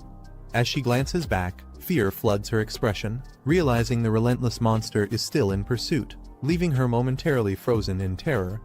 The woman's sweat running down her face, startled and in shock as she looks ahead, raising her arms defensively. She shouts in fear. Chen Chong stands before her, his imposing presence filling the frame. He coldly states that he doesn't want to die. Later, he walks away, his back turned to her, as she watches him with a mix of confusion and caution. She softly questions his actions, unsure of his intent. The woman composes herself, her expression showing fear. She speaks to herself, calming her nerves and trying to regain focus. The woman looks at Jiang and Chen Chong beside him, surprised. She hesitantly asks who he is. Jiang steps forward with a calm demeanor and smirks slightly. He gestures toward her, mentioning something about a person who bought the land. Recognizing Jiang, the woman extends her hand. She confirms his identity as the man who was involved in the property deal, showing surprise. Jiang recalls her name, piecing together his memory of meeting her during the deal. As his thoughts align, the woman panics, holding her head as she screams about a monster inside the mall and urges everyone to run. Jiang reassures her with a calm voice, stating the monster has already been dealt with. She looks up, visibly shaken, her face showing confusion. Jiang stands close. Suddenly, her eyes widen in shock as she catches sight of something terrifying. The grotesque muscular creature emerges, towering over Chen Chong. The creature snarls menacingly, accusing Chen Chong of trying to take something for himself. Jiang communicates with Chen Chong, asking if he can handle the situation alone. He responds calmly, deciding to give it a try. The next moment, the grotesque creature is sent flying through the air with immense force, crashing to the ground. Recovering quickly, the monster crouches low, grinning menacingly and muttering excitedly about encountering its kind for the first time. Without hesitation, the creature charges forward with blinding speed, its feral instincts guiding its movements as it heads straight toward Chen Chong in the distance. He braces himself as the creature attacks with overwhelming force, causing a massive impact that shakes the surroundings. The creature grins wickedly, taunting its opponent and speculating about whether its kind could consume each other. It growls, urging its opponent to evolve quickly, seemingly eager for a greater challenge. As the creature moves in for another attack, a powerful punch approaches its face, leaving it momentarily shocked as the blow seems to distort the space around it. Chen Chong counters the creature's charge, delivering a powerful blow that sends it crashing to the ground. The impact is explosive, leaving the creature momentarily stunned. The creature snarls in frustration, acknowledging Chen Chong's strength but clearly enraged. Its glowing red eyes show its burning desire for vengeance. As the creature tries to recover, he takes the upper hand, delivering a devastating kick from above, striking with precision and overwhelming force. The resulting explosion of energy and debris shakes the surroundings, emphasizing the sheer power of the man's attack as the creature struggles to respond. Chen Chong remains silent, his sharp gaze fixed on the situation. His eyes reflect his readiness to act. Suddenly, the creature leaps high into the air, preparing to launch a powerful attack. He quickly notices and reacts with focus. The creature smirks mid-air, tauntingly boasting about how it had been storing energy during its earlier hunts and is now ready to unleash its full power. His eyes widen as he braces himself. The monstrous creature looms over Chen Chong, its red eyes glowing menacingly as it lets out a bone-chilling laugh. Suddenly, a barrage of blue energy attacks erupts, lighting up the area with intense flashes of power. Observing the fight, Jiang's companion expresses shock at how powerful the creature is, urging Jiang to intervene. Jiang calmly replies, noting that leaving the creature unchecked for too long might make it even harder to defeat. With a confident smirk, Jiang materializes a glowing rifle out of thin air, stunning everyone around him. The woman nearby exclaims in disbelief, questioning how he conjured a weapon out of nowhere. Fixing his gaze on the battlefield, Jiang commands the man in the gas mask to hold the creature down for just 1 second, promising to finish it off. Chen Chong charges at the creature, grabbing it with both arms and shouting for it to let go. The creature resists, its claws gleaming dangerously. Jiang's rifle fires a powerful, blazing shot, the recoil reverberating as the bullet tears through the air. The bullet hits its mark, piercing the creature's head with deadly precision, leaving it stunned and reeling from the impact. The creature staggers back, its body trembling from the impact of the shot. Sparks fly as its feet slam into the ground, steadying its stance. With a sinister grin, it mocks the pain, laughing maniacally. It's enraged that the man dared to wound it, vowing to tear him apart. Jiang's companion stares in disbelief, exclaiming that even a direct hit to the creature's head couldn't kill it, leaving him shocked and concerned about what it will take to defeat the monster. Jiang fires a relentless barrage of bullets at the creature, his eyes focused and unyielding as the rifle glows with power. The creature laughs maniacally, mocking Jiang's efforts. However, its expression shifts as its body is riddled with bullets, leaving it visibly weakened. As the smoke clears, the group watches cautiously. The creature sways and collapses to the ground, its body emitting dark smoke. One of them hesitantly asks if it's finally dead. Jiang suggests that Chen Chong eat the creature to potentially boost his strength. Jiang checks system mission panel that appears in front of him, showing points and task updates. Surprised, he comments on the system's intricacy. Turning to the others, Jiang suggests not leaving empty-handed and proposes trying to clear out the supermarket. The woman looks puzzled, questioning what he means by clearing out. Jiang raises his hand, creating a magical swirl of energy that gathers items into the air. The others watch in amazement, with one of them exclaiming in awe at the seemingly magical display. Holding a small glowing ring, Jiang smirks and comments that leaving the corpses around is pointless since they may become more dangerous over time. A car speeding along a quiet road surrounded by trees. As it slows down, the passenger requests the driver to stop nearby. Inside the car, a man with binoculars peers into the distance while Nina beside him. She calmly asks for a status update. Through the binoculars, Jiang's companion is seen standing on a balcony, gazing out, seemingly unaware of being watched. Through the binoculars, the man observes a bustling market area with numerous people and tents. He notes the activity and the state of the buildings. The man comments smugly about the number of people and how the only advantage after the weapon drop is the incomplete repair of the nearby buildings. Nina asks how certain groups, like Zhang Qingwen and Lin Guangkai, were able to disrupt their plans.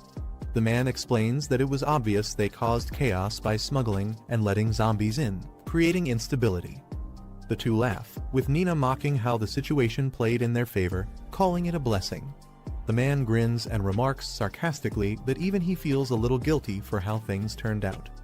The man in the car discusses their next move, suggesting that they head back first to regroup and gather more weapons and people before returning. The car speeds off with a screech, leaving a cloud of dust behind as it races down the road, heading toward their base. On the Jiang car, inside the car, the woman enthusiastically asks if what the man said about the base is true. He responds confidently, assuring her that the base not only has beds, but also hot water for showers. Jiang's attention sharpens as he hears an alert from someone in the car. His expression turns serious.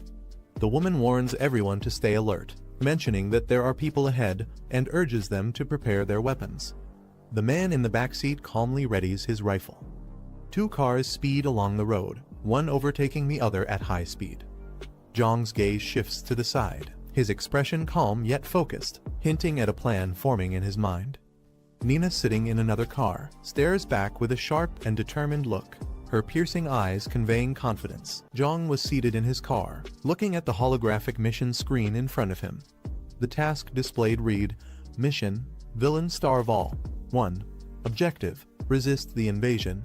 Reward, 50 points. He repeated the mission's objective to himself, wondering what it could mean. As he thought about it, Nina's face came to his mind, and he immediately realized it might involve her or her allies. In his warehouse where Jiang had parked his car, he stepped out and carefully observed the surroundings, noting the secluded and quiet environment. As he entered, he found Lady waiting, armed with a weapon. Without wasting time, she asked him if any strangers had been seen around the area. She pointed out towards the horizon, mentioning that she had noticed a vehicle passing by earlier. However, it didn't approach their location, and she initially assumed it was Jiang and his group returning. She turned to Jiang, seeking clarification and asking if there was any issue at hand. Jiang told her to gather everyone, including Sheng Bo and Old Lai, as he had an important matter to discuss. In the Southern District coal plant, a remote and industrial location surrounded by mountains, suddenly, a communication device crackled to life with static sounds that an incoming message or signal was attempting to break through. A group of survivors was seen walking together, holding a communication device that emitted a static-filled broadcast. The voice on the device announced an open invitation to survivors to gather at the Southern District coal plant, stating that they were establishing a base there but were short on manpower. The group, encouraged by the message, decided to approach the location, believing they were close to their destination. As they walked, one of them commented that the area should be nearby. Suddenly, they spotted a vehicle approaching, creating a moment of excitement among the group. They shouted in relief, recognizing the car and yelling out that the arrival of survivors was a good omen. The car came to a stop, and its doors opened. Man stepped out along with Nina. Seeing the group, the man questioned if they had responded to the broadcast and come to join forces. The survivors quickly confirmed, answering affirmatively, grateful to have reached a safe haven. The survivors approached Nina and his group with visible relief. One of the men, visibly surprised and awestruck, stared at Nina, who stepped forward to address them. She told them they had arrived at the right time and instructed them to follow her.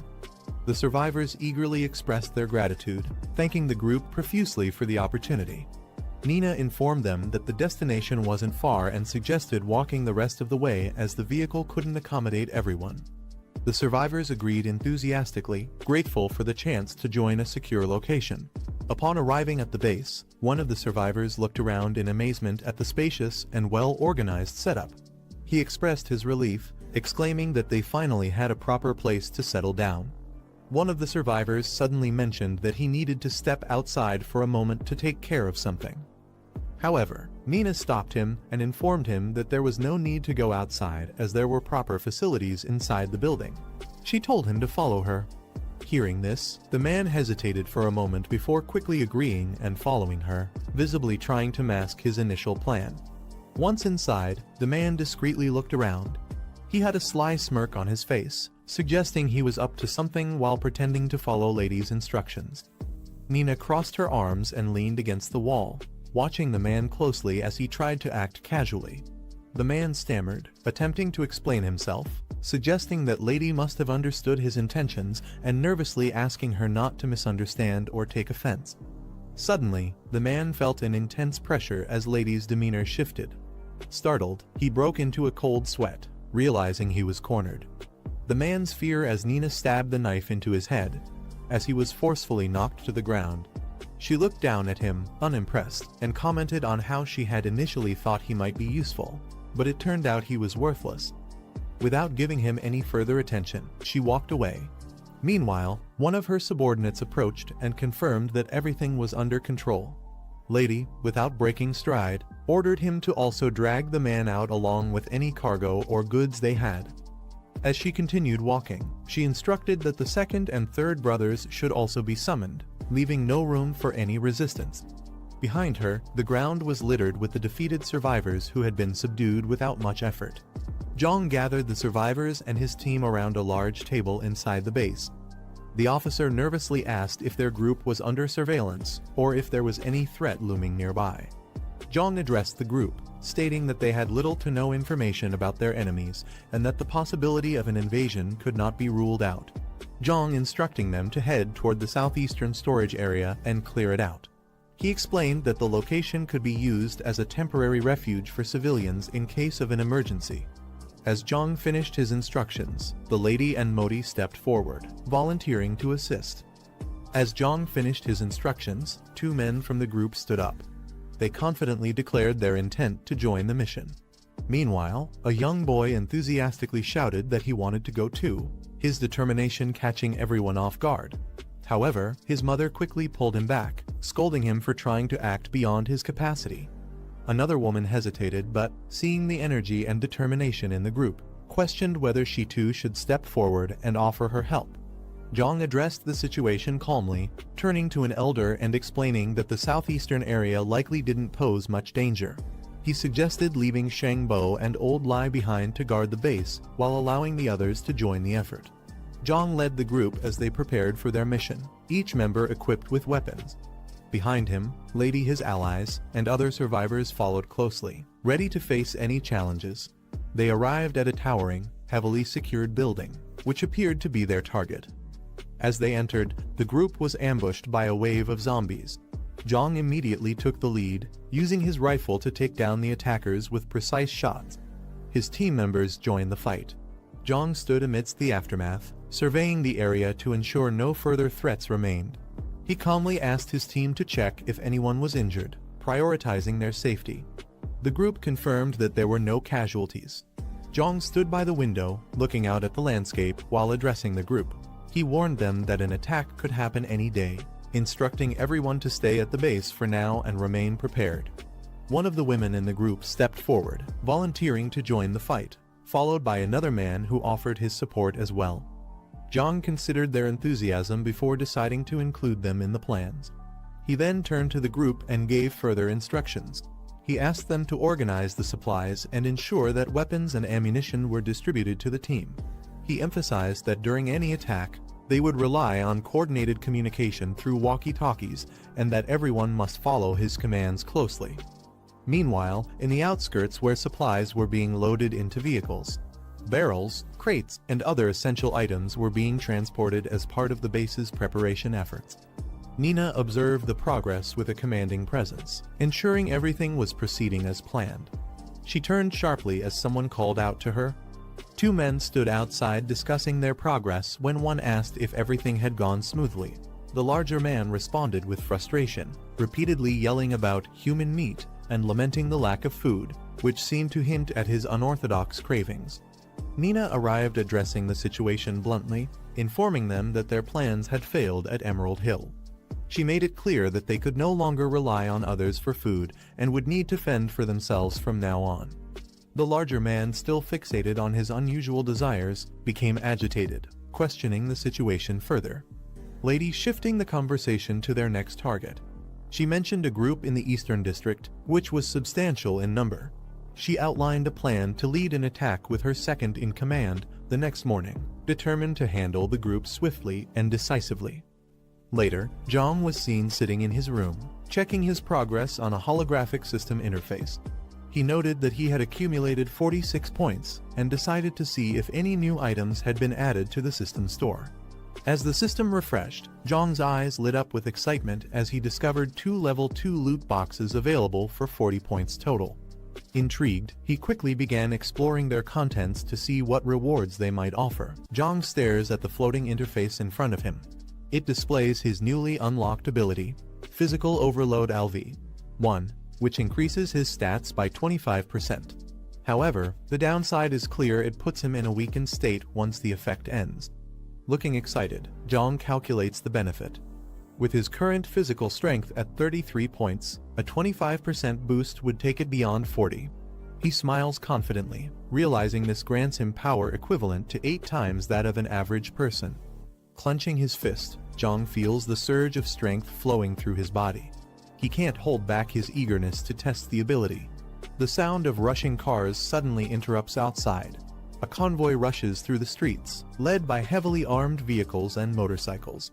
Inside one of the vehicles, Nina, sitting confidently, gives orders to Man, who holds a communicator. She emphasizes the need to attack strategically, prioritize eliminating external threats before breaching their target. Man listens carefully and relays her commands to the team, ensuring everyone knows to use the armored vehicles for firepower and protection when the signal is given. In the back seat, Modi growls with impatience. He exclaims that he's ready to fight, showing his eagerness to destroy and devour anything in his path. The convoy speeds down a dirt road, leaving trails of dust behind as they approach their target destination. In Jiang Fortress building, looming with high walls and strategic vantage points.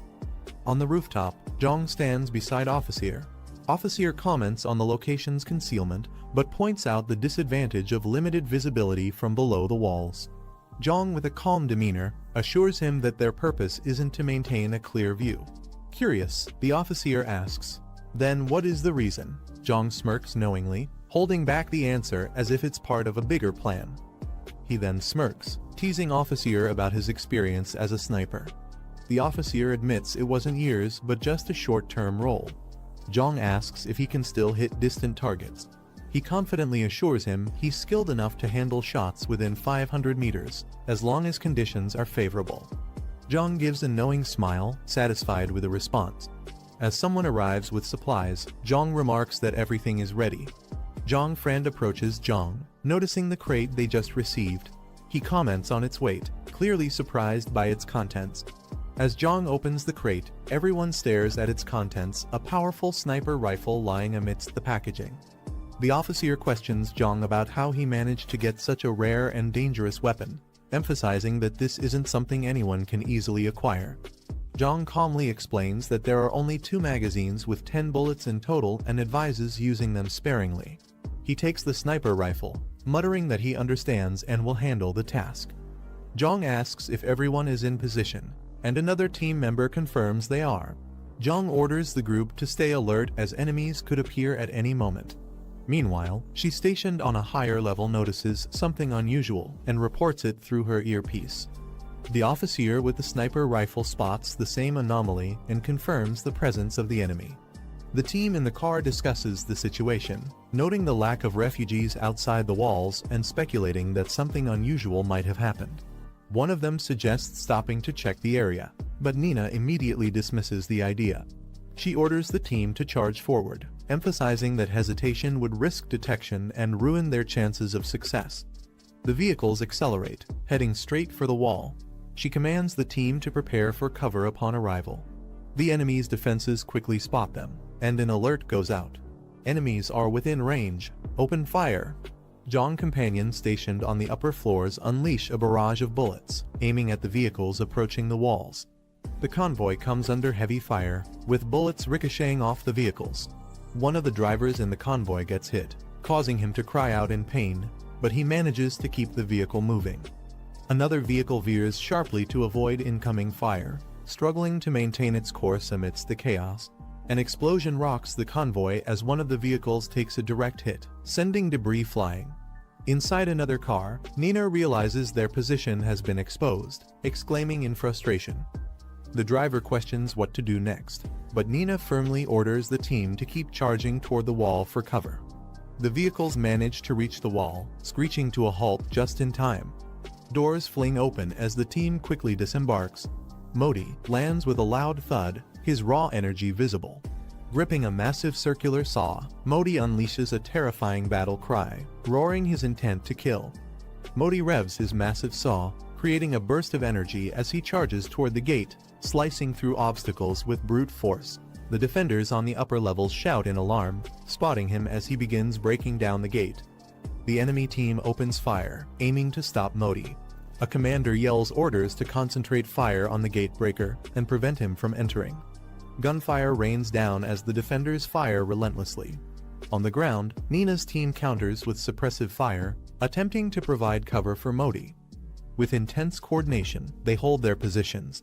The battle rages on as the enemy forces concentrate fire on Nina's team. She gets grazed by bullets and stumbles back, clutching her arm in pain, while her teammate ducks for cover. On another side, yells out as one of their comrades gets hit. He shouts at his team to hold their ground, reassuring them that they have plenty of ammunition. The defenders brace themselves, trying to maintain their positions against the relentless assault. The enemy team notices that the gate is being cut open, realizing that if it falls, they'll be overwhelmed.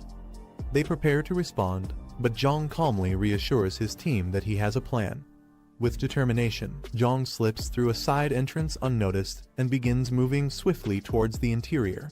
His footsteps echo as he sprints across the open yard, heading directly for his objective.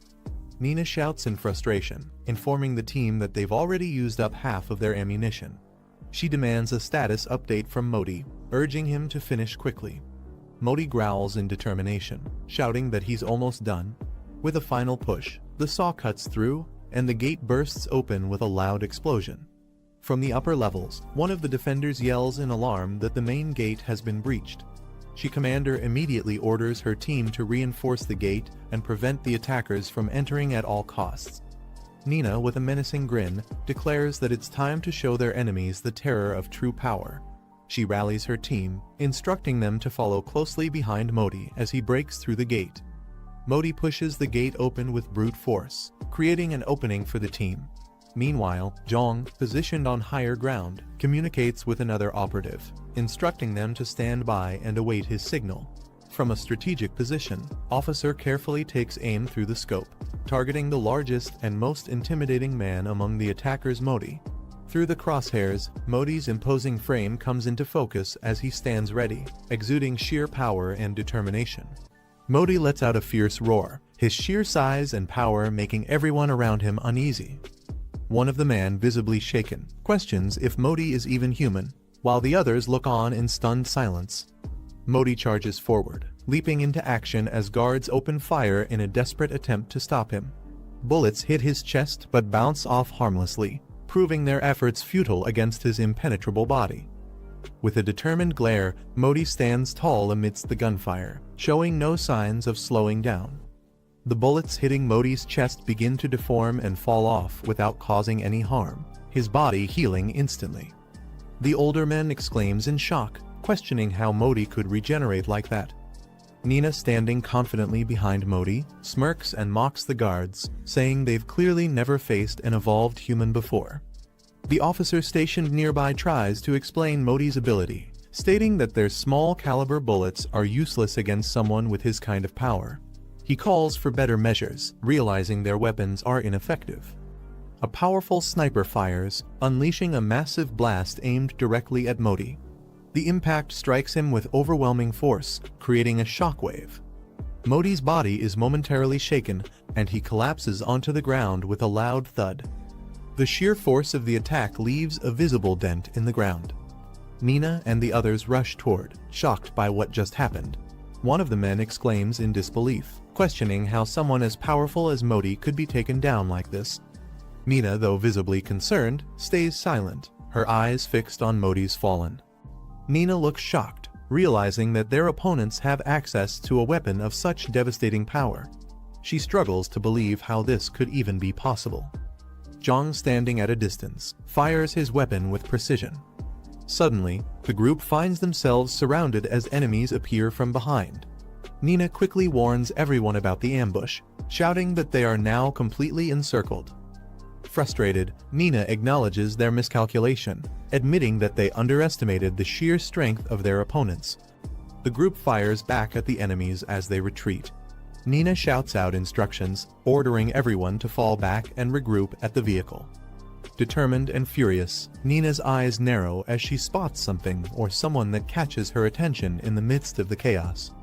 Jiang steps into view, holding his weapon with confidence. Nina quickly recognizes him as the boy from their earlier encounter. One of the team members feels a sudden jolt on his shoulder, reacting in shock. One of the team members takes a hit and collapses, leaving everyone in shock. Nina swiftly moves. Jiang observes Nina's lightning-fast reaction, surprised by her speed. He wonders aloud if she could also be an evolved human. Nina leaps into action, closing the distance in an instant. Her strike lands with precision, sending man flying before they can react. Meanwhile, Jiang stands firm, calmly dispatching another opponent with a single, calculated blow. Nina sprints toward the getaway vehicle, determined to escape the chaos. Above her, enemies shout orders to ensure she doesn't make it out alive. The sniper locks onto her, coldly remarking that her escape is futile as he lines up his shot. His target is centered perfectly within the scope. Nina, unaware of the sniper, continues her run but is suddenly struck by a powerful blast. The impact halts her movement, and she lets out a scream of pain. Nina collapses onto the ground from the sniper's attack as a nearby vehicle pulls up. The officer, frustrated, realizes he missed the critical shot. He reloads quickly, cursing under his breath for the mistake. Nina shouts at the driver to start the car immediately. The vehicle speeds off, bullets trailing closely behind. Despite their best efforts, the enemies fail to stop them as Nina and her team manage to flee. Jiang stands calmly, reflecting on the current situation. Despite the challenges, he reassures himself that everything is under control. A notification appears, detailing the completed mission. It highlights the task of resisting the invaders and the rewards earned, showing progress in building trust within the community. The vehicle speeds along a road, and Jiang confidently states that he knows where the enemies are heading. Another mission prompt appears, outlining the next objective, infiltrating the enemy's base and eliminating the threats. The reward promises significant progress, hinting at the stakes ahead. The group celebrates their victory with cheers and smiles. Jiang steps forward, calmly assessing the situation. When asked if there were any casualties, he reports no deaths but mentions a few injuries. He immediately orders the injured to be taken to the medical unit and the enemy bodies to be removed to avoid contamination. Jiang then instructs his team to bring back the civilians hiding in the building, ensuring their safety now that the area is secure. Later, as Jiang reviews the mission's results, he smirks at the points gained from their success. He looks forward to using them to further strengthen his position. A vehicle arrives at a secure location as silhouettes of people appear near the entrance. Nina, severely injured, is supported by her comrades as they help her walk toward safety. Inside, a man steps forward, alarmed, and demands to know what happened. Nina, frustrated and visibly in pain, curses their miscalculation. She angrily explains that she underestimated the enemy's heavy weaponry, which caught them off guard. Nina shouts furiously at her team, demanding immediate action and insisting they bring her what she needs. One of the men, calm and collected, simply smirks in response. Nina steps forward, addressing the group directly and ordering them to move faster. She mocks their lack of urgency and calls them out for being useless. The man she confronted earlier finally snaps, his calm demeanor replaced by anger. He mocks Nina for her current state, questioning her audacity to speak to him in such a way after everything that's happened. Nina, visibly angered, questions the man's intentions, accusing him of planning to rebel against her leadership. Furious, she commands her allies to seize him immediately. Despite her order, the group remains silent. Nina turns her head, scanning the unresponsive crowd, her frustration growing. The man finally steps forward, confidently asserting his dominance.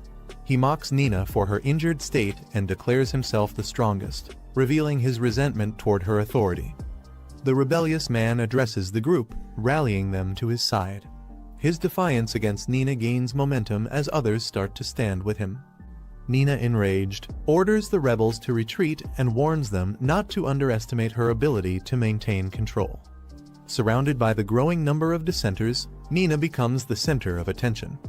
The man laughs maniacally, holding his weapon high as he revels in his perceived victory. Team bursts into the room, laughing maliciously and holding weapons. They corner Nina, who is caught off guard.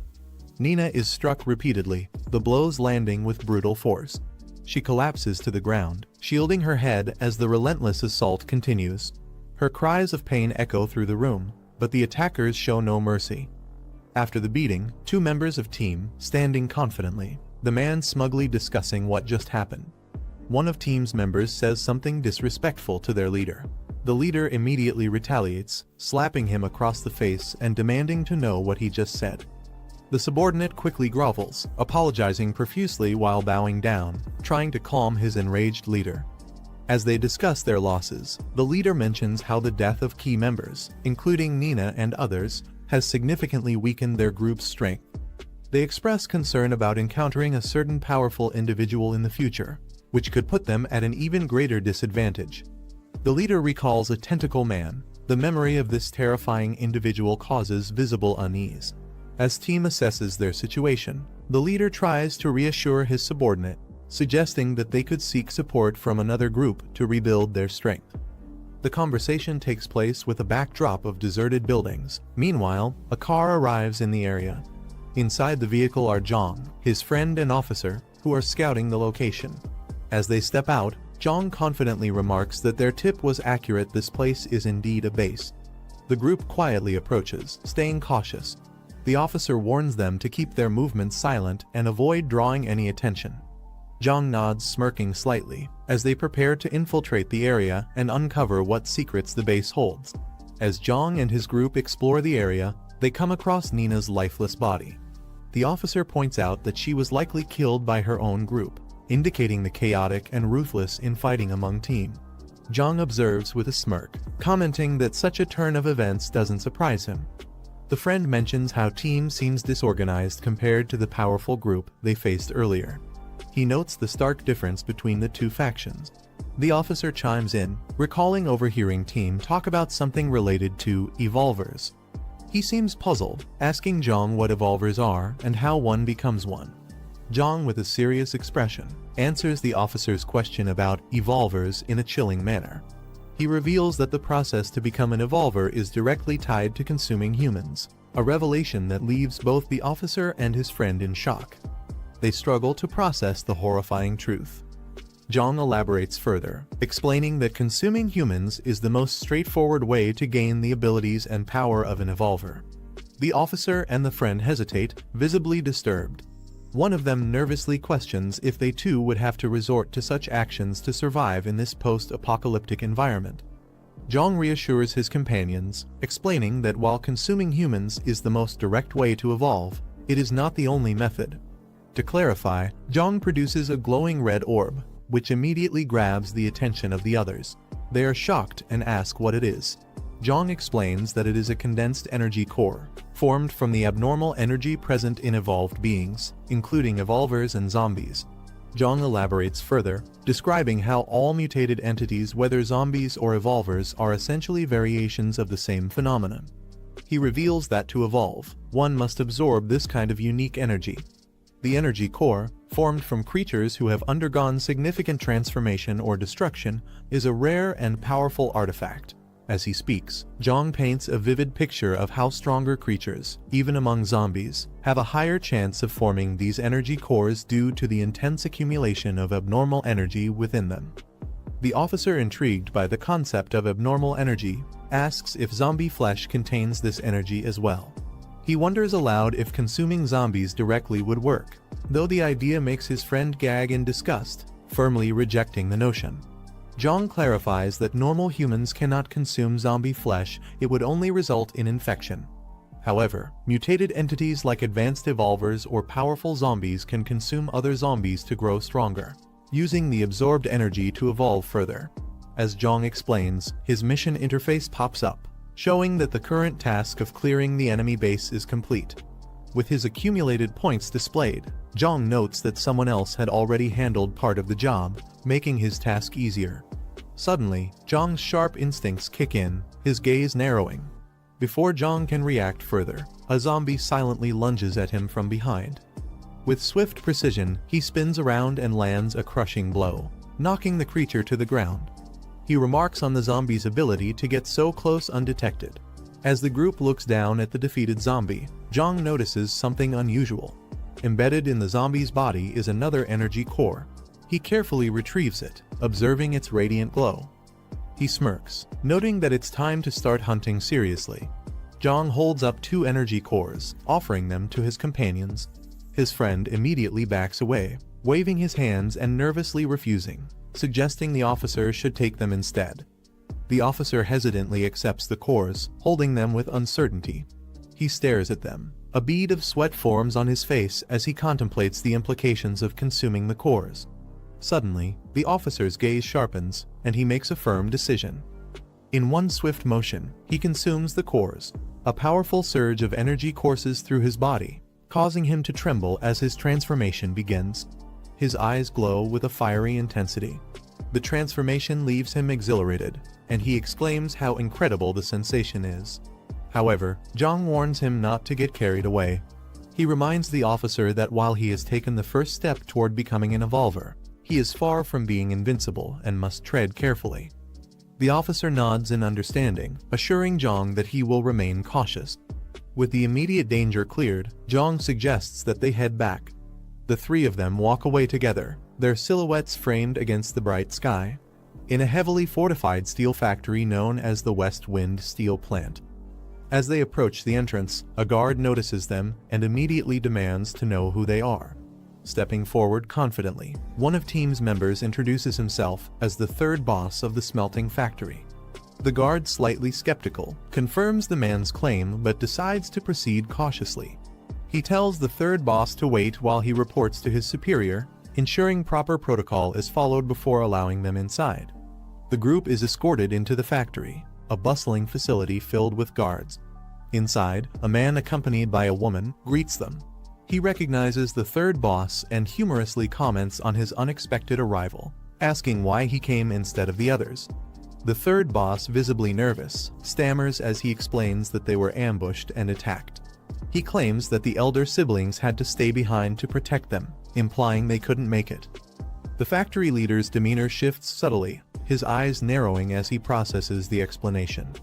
The factory leader orders the 3rd boss and his men to be taken to a secure room. As the 3rd boss and his men are led away, the factory leader exchanges a quiet conversation with the woman by his side. They seem to share a knowing look, both suspicious of the situation. The woman chuckles lightly, agreeing with the leader's unspoken thoughts. In the facility's exterior, its industrial complex standing tall against the bright sky. A voice echoes, calling out to the third boss. One of the third boss's subordinates makes a comment that irritates him. He snaps back, demanding respect. His frustration overtakes him. One of the subordinates nervously apologizes to the third boss. He confesses to having a bad feeling about the situation. The third boss dismisses his concerns as paranoia.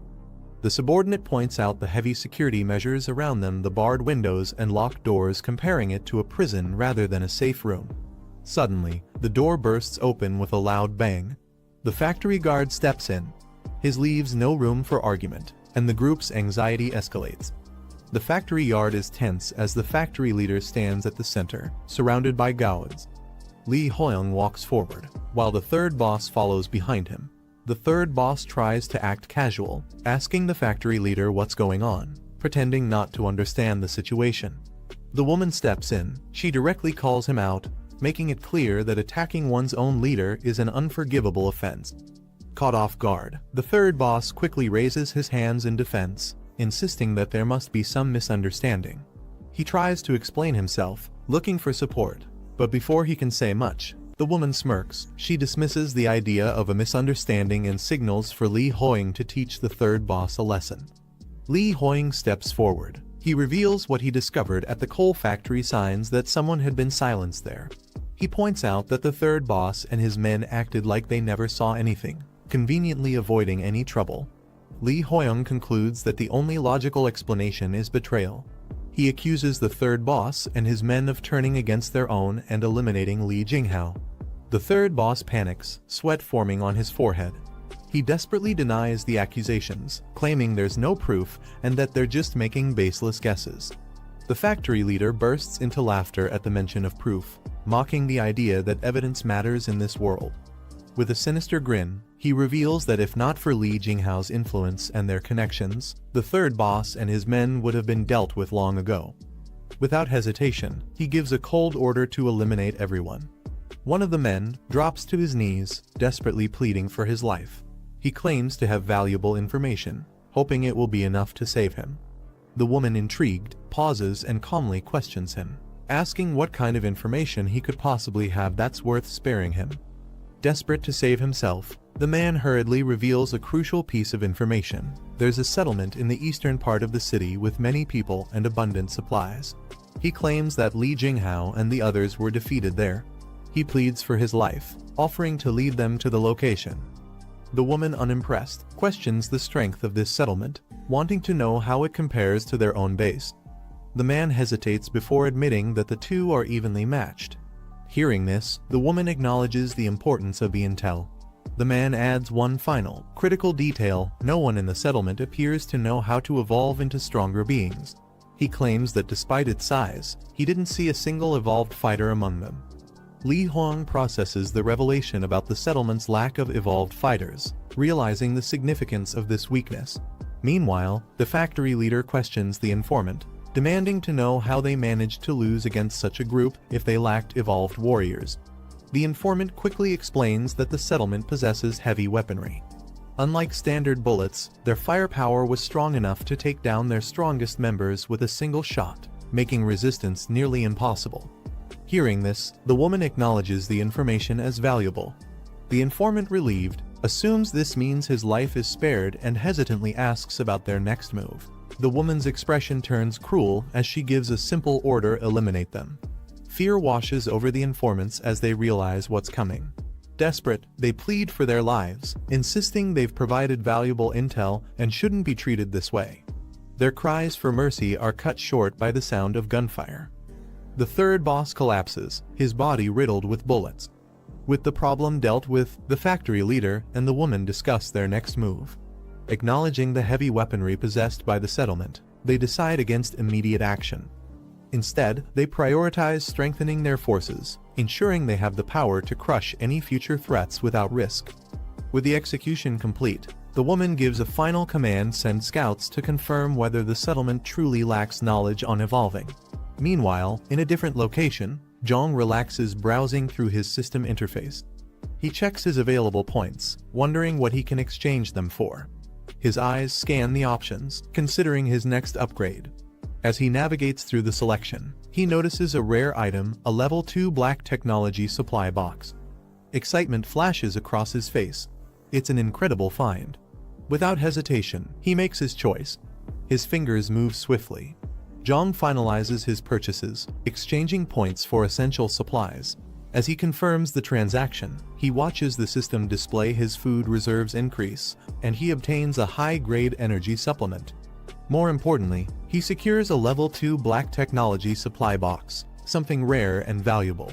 Suddenly, a bright flash engulfs the room as the supply box materializes. Before he can inspect his new items, a knock at the door interrupts him.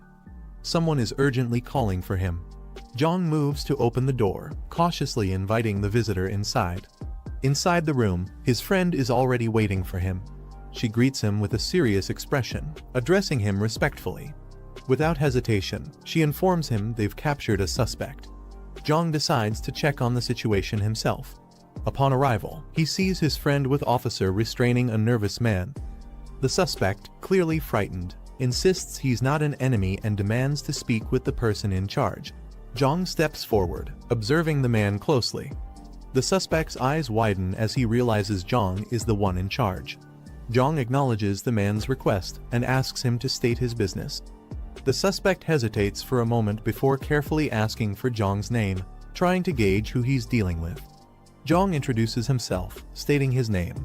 The suspect's face lights up with recognition, quickly addressing him with familiarity. He eagerly introduces himself as Zhu Axing, claiming to be from the Zifeng steel factory. Hearing this, the officer narrows his eyes, repeating the name of the factory in suspicion. Zhu Axing quickly confirms, nodding desperately to emphasize his claim. Jiang remains cautious and questions how he ended up here. Zhu Axing explains that Zifeng is located southwest, one of the largest steel factories in the area. Like the coal mines, it has also become a settlement. Curious about its location, Jiang asks how far it is. Zhu Axing responds that it's even farther than the southern coal factory, by about 3 more kilometers. Jiang questions why Zhu Axing traveled such a long distance to reach them. Zhu Axing explains that in these chaotic times, survivors must seek alliances to stay alive. He insists that his group is trying to locate other survivors and settlements, hoping to bring them back or form connections. Before he can respond, another man steps forward, warning him not to believe Zhu Axing so easily. He reveals that Zhu Axing had been circling suspiciously around cultist territory for a long time, even drawing a map of the area. As he presents the map, Jiang now has to decide whether this man is a genuine survivor or someone with hidden motives. Jiang examines the map closely. Zhu Axing watches him nervously, hoping to gain his trust. Without warning, Jiang activates his mind's eye, a skill that allows him to perceive hidden truths. A dark smirk creeps onto Zhu Axing's face, unaware that his deception has been exposed. Jiang doesn't hesitate. In a split second, he raises his gun and aims directly at Zhu Axing's head. Jiang's expression turns cold as he questions Zhu Axing's real motives. If the man doesn't start telling the truth, he'll end things right here. Zhu Axing gulps, sweat forming on his forehead. Under the pressure of Jiang's gun, he quickly insists that their actions were merely precautions, not meant to deceive. He desperately tries to justify his group's secrecy. Meanwhile, Jiang's friend leans in, whispering a critical question: does Zhu Axing know about Chang'ai's existence? Jiang unexpectedly orders his men to release Zhu Axing. His subordinates react with surprise, questioning if it's really wise to let him go so easily. Zhu Axing himself is stunned, unable to believe Jiang is actually sparing him. Without hesitation, Jiang takes it further. He hands Zhu Axing the map and tells his men to let him leave. Overwhelmed with gratitude, Zhu Axing immediately drops to the ground, bowing and repeatedly thanking Jiang. Zhu Axing doesn't waste a second after being granted his freedom. He sprints away at full speed, not looking back. Jiang watches him leave with a knowing smirk. His decision wasn't just an act of mercy, he's already thinking ahead. His mind lingers on Zifeng Steel Factory, calculating its potential worth. With a glint in his eye, he wonders just how many system points would that place be worth. Jiang stands over defeated zombie, his foot pressing down on zombie face. The battlefield is silent, bodies scattered around him. Glancing around, Jiang mutters to himself that he's close to his destination and needs to blend in. With a flick of his fingers, a pair of scissors materializes in his hand, shimmering with a digital glow. Without hesitation, he lifts them and begins cutting his own hair quick, precise snips altering his appearance in an instant. He kneels down and drags his fingers across the ground, picking up dirt and rubbing it onto his face. He steps back, now wearing a brown jacket with fur lining and round glasses. The reflection in his lenses hides his eyes, giving him a completely different look. Just as he begins walking forward, a voice suddenly calls out from behind. A man raises his hand, ordering him to stop. Jiang doesn't react immediately. A man steps forward. He glares at Jiang, he demanding to know who Jiang is. Jiang, now fully in disguise, puts on a wide smile, pretending to be relieved. He excitedly exclaims that he had been searching for survivors and is glad to finally find someone. The man narrows his eyes, his suspicion not fading. He smirks, repeating Jiang's words mockingly, a wandering survivor. He studies Jiang carefully, still unconvinced. Taking a step closer, he points directly at Jiang, demanding to know how he has survived this long.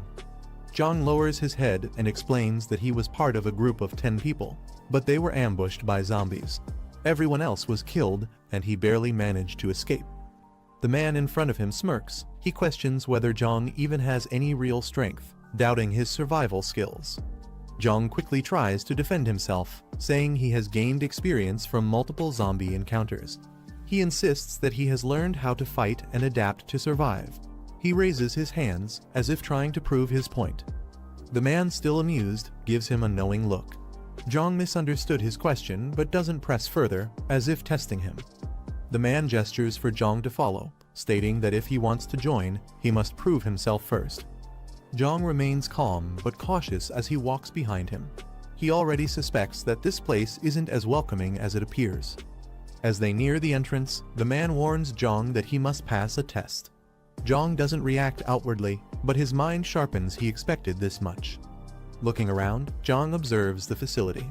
His suspicions grow, realizing that this isn't a place for the weak. Before he can think further, an unexpected situation unfolds. Both he and the man turn in surprise, sweat forming on their brows as they sense something is wrong. A tall man steps forward. He questions who the newcomer is. The man who brought Jiang quickly explains that he found him wandering and was about to take him somewhere secluded to check him. The tall man raises an eyebrow at the mention of taking Jiang to an isolated place, dismissing the need for secrecy. He orders the search to be done immediately, right there. Jiang realizes that the man who led him here likely had other intentions. Stepping closer, the tall man instructs Jiang to surrender his weapons if he wants to enter. Jiang hesitates. He knows that giving up his weapons could leave him defenseless, and there's no guarantee they won't just get rid of him after. The tall man acknowledges Jiang's hesitation, stating that in times like these, distrust is natural. However, if Jiang refuses to surrender his weapons, he won't be forced to stay. He can simply leave. Jiang pauses, weighing his options. He knows leaving isn't an option right now, so he reluctantly hands over his knife. As soon as he does, the man steps forward and begins searching him, patting him down for any hidden weapons. The other man watches from the side, a smug expression on his face. Jiang remains still but takes note of the situation. Despite their rough demeanor, it seems this place has some level of order compared to other survivor groups he has encountered. The tall man examines Jiang's knife, finding it unusual that he has survived with just this weapon. His suspicion grows as he questions whether Jiang is an evolver. Jiang hesitates before responding, acting as if he has noticed a significant change in his strength. Hearing this, the man immediately decides to take Jiang to report to the higher-ups, stating that there are rules for evolved individuals. Jiang is led to a dimly lit room and told to wait inside. As the door closes behind him, he glances around. The place feels more like a holding cell than a waiting area. His suspicion deepens. He might not be welcomed here after all. After a while, the door opens and FC Tory leader in a suit enters the room. He greets Jiang, apologizing for the wait. Without hesitation, he asks for Jiang's name. Jiang stiffens for a brief moment before quickly responding with a fake name, then introduces himself as Jiang Yi. The factory leader mentions that his men believe Jiang is an evolver and asks if it's true. Jiang responds vaguely, neither confirming nor denying, implying that it's a matter of perspective. Before the conversation can continue, an axe suddenly flies toward Jiang at high speed. The weapon spins through the air, its sharp edge reflecting the dim light. Jiang remains calm but alert, his eyes widening slightly as the axe nears. The axe crashes into the wall just inches away, sending a shockwave through the room. The factory leader watches closely, assessing Jiang's reaction, while Jiang remains composed, showing no fear. Jiang quickly processes the situation, realizing that the factory leader's attack wasn't meant to kill him but rather to test him. Frustrated, Jiang reacts, questioning the reckless move. He points at the axe embedded in the ground, exclaiming that it was incredibly dangerous. The factory leader, however, smirks in amusement. His suspicions are now confirmed. Jiang is indeed an evolver. Jiang, still irritated, counters with a sharp remark, pointing out that if he weren't actually an evolver, he would have been killed just now. His frustration is evident as he questions the logic behind such a dangerous test. The factory leader remains unfazed, responding coldly that if Jiang had died, then it would have simply meant he wasn't worth keeping alive in the first place. The factory leader, now confident that Jiang is an evolver, brings up the method of becoming one. He assumes Jiang already knows about it. Jiang, without hesitation, acknowledges that he does. However, the factory leader warns Jiang that this knowledge is not something to be shared. Only a select few in his territory are aware of it, and he has no intention of letting that number grow. Without warning, the factory leader dashes forward with incredible speed, catching Jiang off guard. Before he can move, the factory leader grabs him by the throat, his grip tightening. His voice is cold and merciless as he declares his intent to kill Jiang. The sudden attack leaves Jiang struggling, sweat forming on his brow. Jiang quickly assesses the factory leader's attack. He notices that his opponent is using his bare hands instead of a blade, which means the intent isn't purely lethal.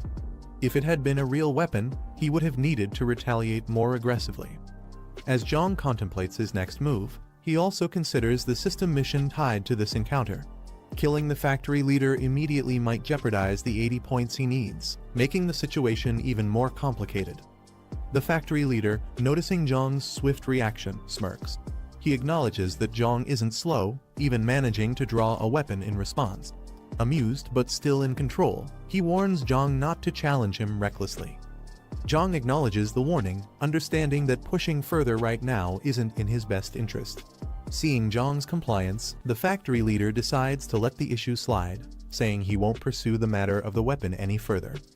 The factory leader gives an order to his subordinates. He instructs them to take Jiang to clean up and change into fresh clothes before bringing him to the meeting room. The subordinates acknowledge the command, and the confrontation, for now, comes to an end. Jiang was brought to the settlement by the leader. Commander acknowledged his arrival and introduced him to the others, including Woman, one of the leaders, and the two settlement officers, Lai Cheng and Huang Bin. Woman then assigned Huang Bin to oversee Jiang, asking if he had any issues with it, to which Huang Bin agreed without hesitation. Turning to Jiang, Woman informed him that he was lucky to have found the strongest settlement in the area, ensuring his survival. However, she made it clear that if he wanted to secure his place and earn his food, he had to prove his worth. Jiang acknowledged the settlement's conditions, agreeing to follow orders without hesitation.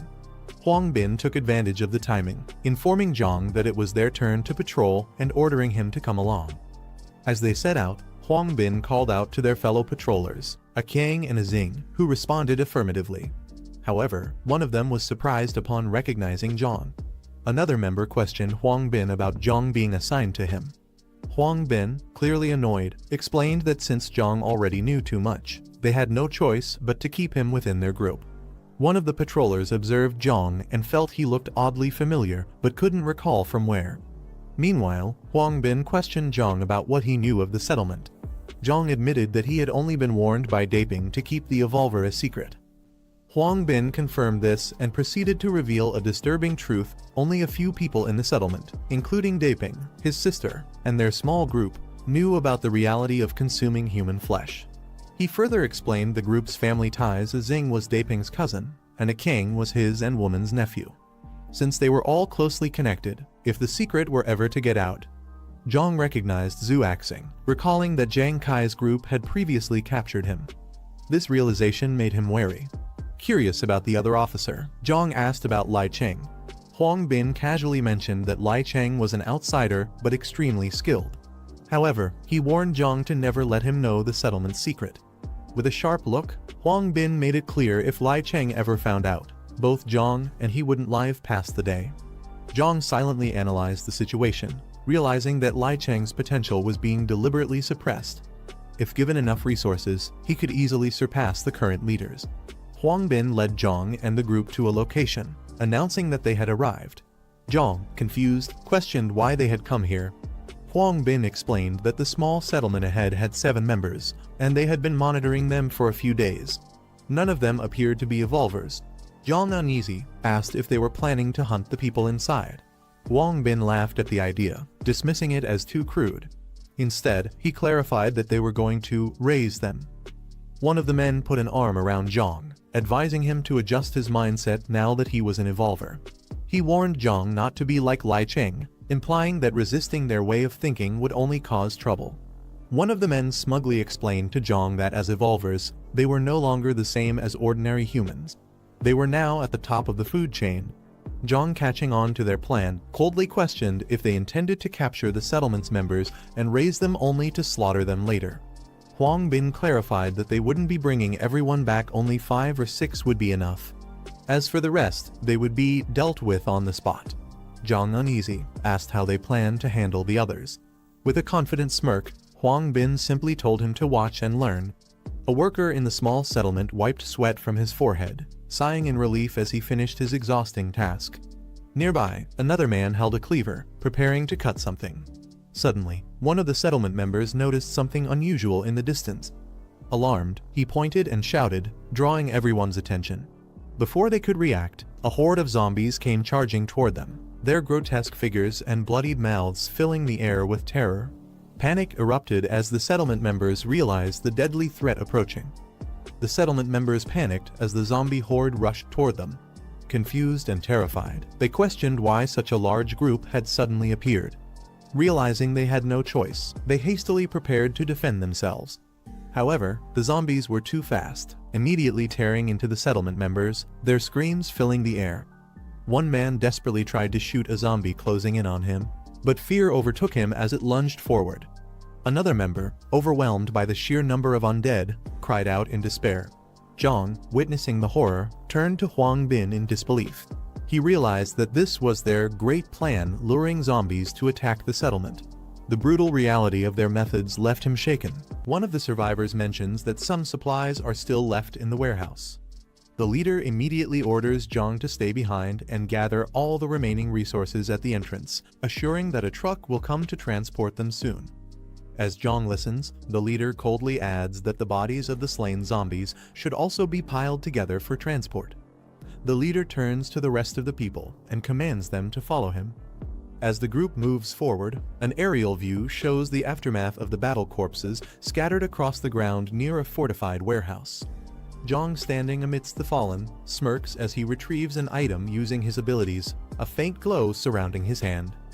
Meanwhile, the survivors express their gratitude to the men who saved them, acknowledging that they wouldn't have survived without their help. Relief washes over them as they realize they now have a chance to live. Among the group, a woman turns to one of the men, asking if the place they're heading to has water, and if they will be able to clean themselves. The man smirks as he pulls the woman close, teasing her about the luxuries awaiting them, not just water, but hot showers and scented soap. The woman, surprised, seems delighted by the thought of finally cleaning up properly. Meanwhile, another man rushes forward with a tense expression, his movements sharp and hurried. He suddenly stops, his face shifting into one of shock as he senses something unusual. Noticing his reaction, the leader questions him, asking what's wrong. The man, still staring ahead, sweat forming on his forehead. The leader immediately raises his voice, calling for everyone to be on alert. His stance shifts into a defensive position, and the tension spreads through the group. The woman, now visibly uneasy, is reassured by the man beside her, who playfully tells her to stay behind him for protection. As the group looks around, trying to pinpoint the source of the unease, someone asks where the danger is coming from. One of the men smirks and casually dismisses the concern, suggesting that the tension might just be getting to them. The man insists that he wasn't mistaken, there was definitely something there just moments ago. Before he can finish his thought, a sharp, black tendril pierces through his body, freezing him in place. The group reacts in shock, calling out his name, but before anyone can react, the tendril yanks him backward with terrifying speed. The leader shouts in recognition, identifying the attacker as a tentacle-wielding enemy. Just as quickly as it appeared, the enemy vanishes without a trace. Someone remarks on its incredible speed. A warning is shouted just as the leader turns. Behind him, a monstrous creature emerges, its grotesque face and piercing eyes locking onto him. Meanwhile, Jiang kneels beside a fallen enemy, inspecting the corpse. He methodically searches before extracting 2 glowing energy cores from within the body. One of the men watches in disbelief. The monstrous creature, covered in dark tendrils and twisted flesh, stands before him. His voice trembles as he struggles to accept the horrifying reality. Just as panic begins to set in, a sudden motion interrupts him. A firm grip seizes his wrist. The woman lets out a terrified scream as dark tendrils lash out, yanking her violently into the air. The man beside her desperately tries to hold on, but the force is too strong, tearing her from his grasp. Suspended above the monstrous creature, she struggles against the tightening grip of the tendrils. Her breath grows shaky, and as the pressure constricts further, her vision begins to blur. A sharp slash cuts through the air, followed by a splatter of blood. The woman drops to the ground with a thud. As she looks up, the detached tendrils writhe on the ground, their lifeless forms curling. Jiang stands there, gripping a serrated blade, his usual calm expression unwavering. Jiang glances at the monstrous creature behind him and smirks, questioning if this is the so-called tentacle man they were so afraid of. One of the men stammers, correcting Jiang. This isn't just a tentacle man, but something worse, a mutated form known as Tentacle Son. Jiang raises an eyebrow at the odd name, but they quickly explain that these creatures evolve by absorbing zombie traits and gaining more dangerous abilities. Realization dawns on one of the men, panic setting in. He acknowledges that even their strongest fighters would struggle against such a monster, and Jiang is no match for it. One of the men shouts for Jiang to hold off the creature while he runs to get reinforcements. Without hesitation, the others turn and flee, leaving Jiang alone in front of the monstrous Tentacle Son. As they escape, Jiang remains still, watching them run. He smirks, quickly realizing their true intentions. They were simply using him as bait to buy time for their own survival. Before he can react, dark tendrils whip through the air. Dark tendrils wrap tightly around Jiang, restraining him in place.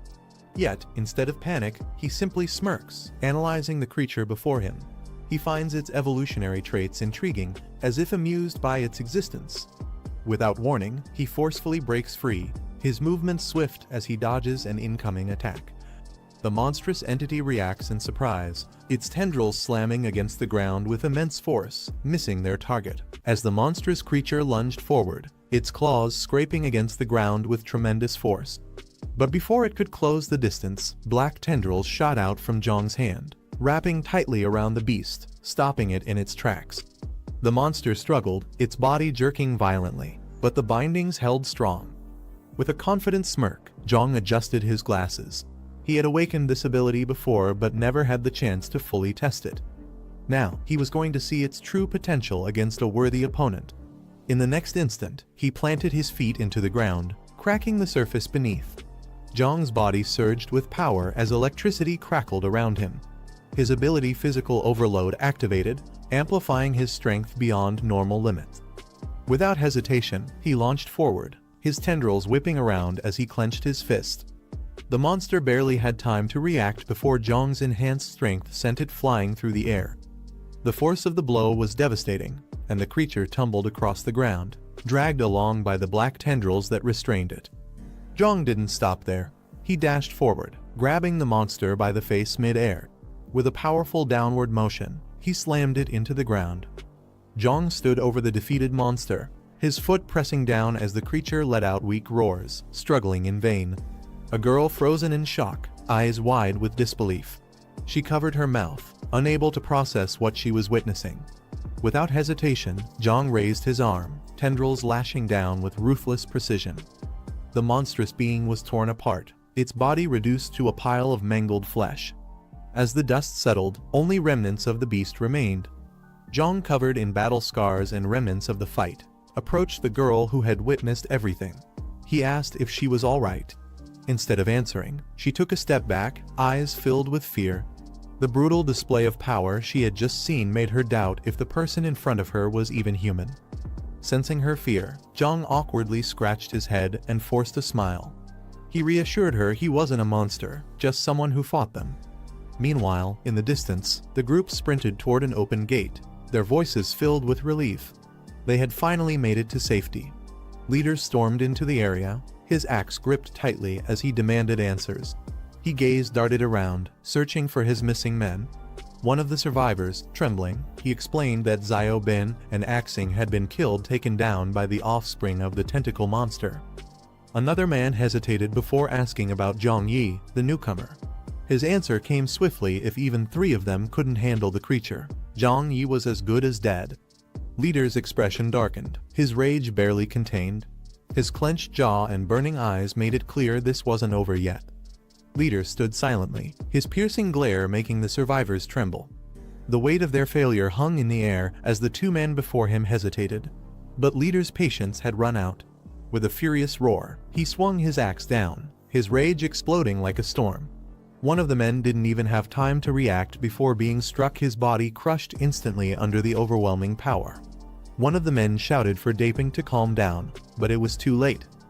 Then, a severed monster's head rolled across the ground, landing right in front of Leader. Everyone turned toward the approaching footsteps. Their expressions changed from shock to disbelief as they looked at the Jiang standing before them. Jiang had arrived, standing tall with the girl by his side. His clothes were torn, his body marked with signs of battle. One of the men stepped forward in shock. Zhang Yi was alive? They had all assumed he was dead. The woman's eyes widened as she spotted the severed head on the ground. She hesitated before speaking. Jiang casually raised his hand. That tentacle monster's son, he killed it.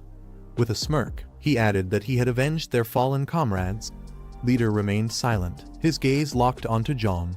Meanwhile, the woman adjusted her glasses, doubt creeping into her mind. Was this kid really that strong? Jiang stood at the center of attention, giving orders as if he had been in charge all along. He instructed the leaders to arrange a vehicle and gather people to clean up the battlefield. Later, inside the base, Leader sat at the table as he questioned the claim. Was that tentacle monster's son really stronger than Lai Cheng? One of the men clenched his fists, frustration evident. He reminded them that the creature had instantly killed his uncle and Axing. Could Lai Cheng have done the same? He doubted it. His eyes burned with intensity as he stared at Leader and the woman beside him. He didn't hold back. Even they might have struggled against that thing, right? The woman adjusted her glasses, deep in thought. She recalled how Jiang had reacted when she first threatened him. His response had been sluggish, almost unrefined. He hadn't even taken a proper stance. Yet, somehow, he had displayed overwhelming strength in battle. Leader frowned. He speculated that the tentacle monster's son had relied on an ambush, making its threat seem greater than it actually was. Maybe Jiang's victory wasn't as impressive as it appeared. However, the woman wasn't convinced. Even if that were true, Jiang was a dangerous variable. If he ever teamed up with Lai Cheng, it could be a problem. Before Leader could respond, she silenced him with a simple gesture.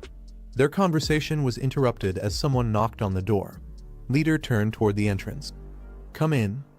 A man entered, addressing Leader as chief. Something important was about to be discussed. The discussion turned serious as one of the men suggested making Zhang Yi an officer, claiming his strength was on par with his own. He believed that having someone this powerful on their side would be beneficial. However, Leader immediately rejected the idea. He was wary of Zhang Yi's unknown background and wasn't willing to take the risk. Before tensions could rise further, Ling raised her hand, signaling for them to stop. She acknowledged that Zhang Yi had the power to be an officer, but pointed out that he still needed to prove himself to gain the trust of the others. His strength alone wasn't enough, he had to earn his place. The man was frustrated. Defeating the tentacle monster's son wasn't proof enough. What more did Zhang Yi need to do? Ling's expression turned sharp as she proposed an idea. If Jiang Yi was truly as strong as they claimed, why not have him eliminate the tentacle monster itself? That way, both their doubts and their problems would be solved. Even Leader and Ling had failed to take down the monster. How was it fair to expect Jiang Yi to do it alone? Ling smirked, leaning back in her chair. She reassured them that they wouldn't be sending him to die. Instead, the entire settlement would take action, using their full strength to finally eliminate the threat once and for all. Jiang was surprised to learn that the entire plan revolved around him. He had barely arrived at the settlement, yet they were already giving him such a crucial role. He questioned if this was really okay.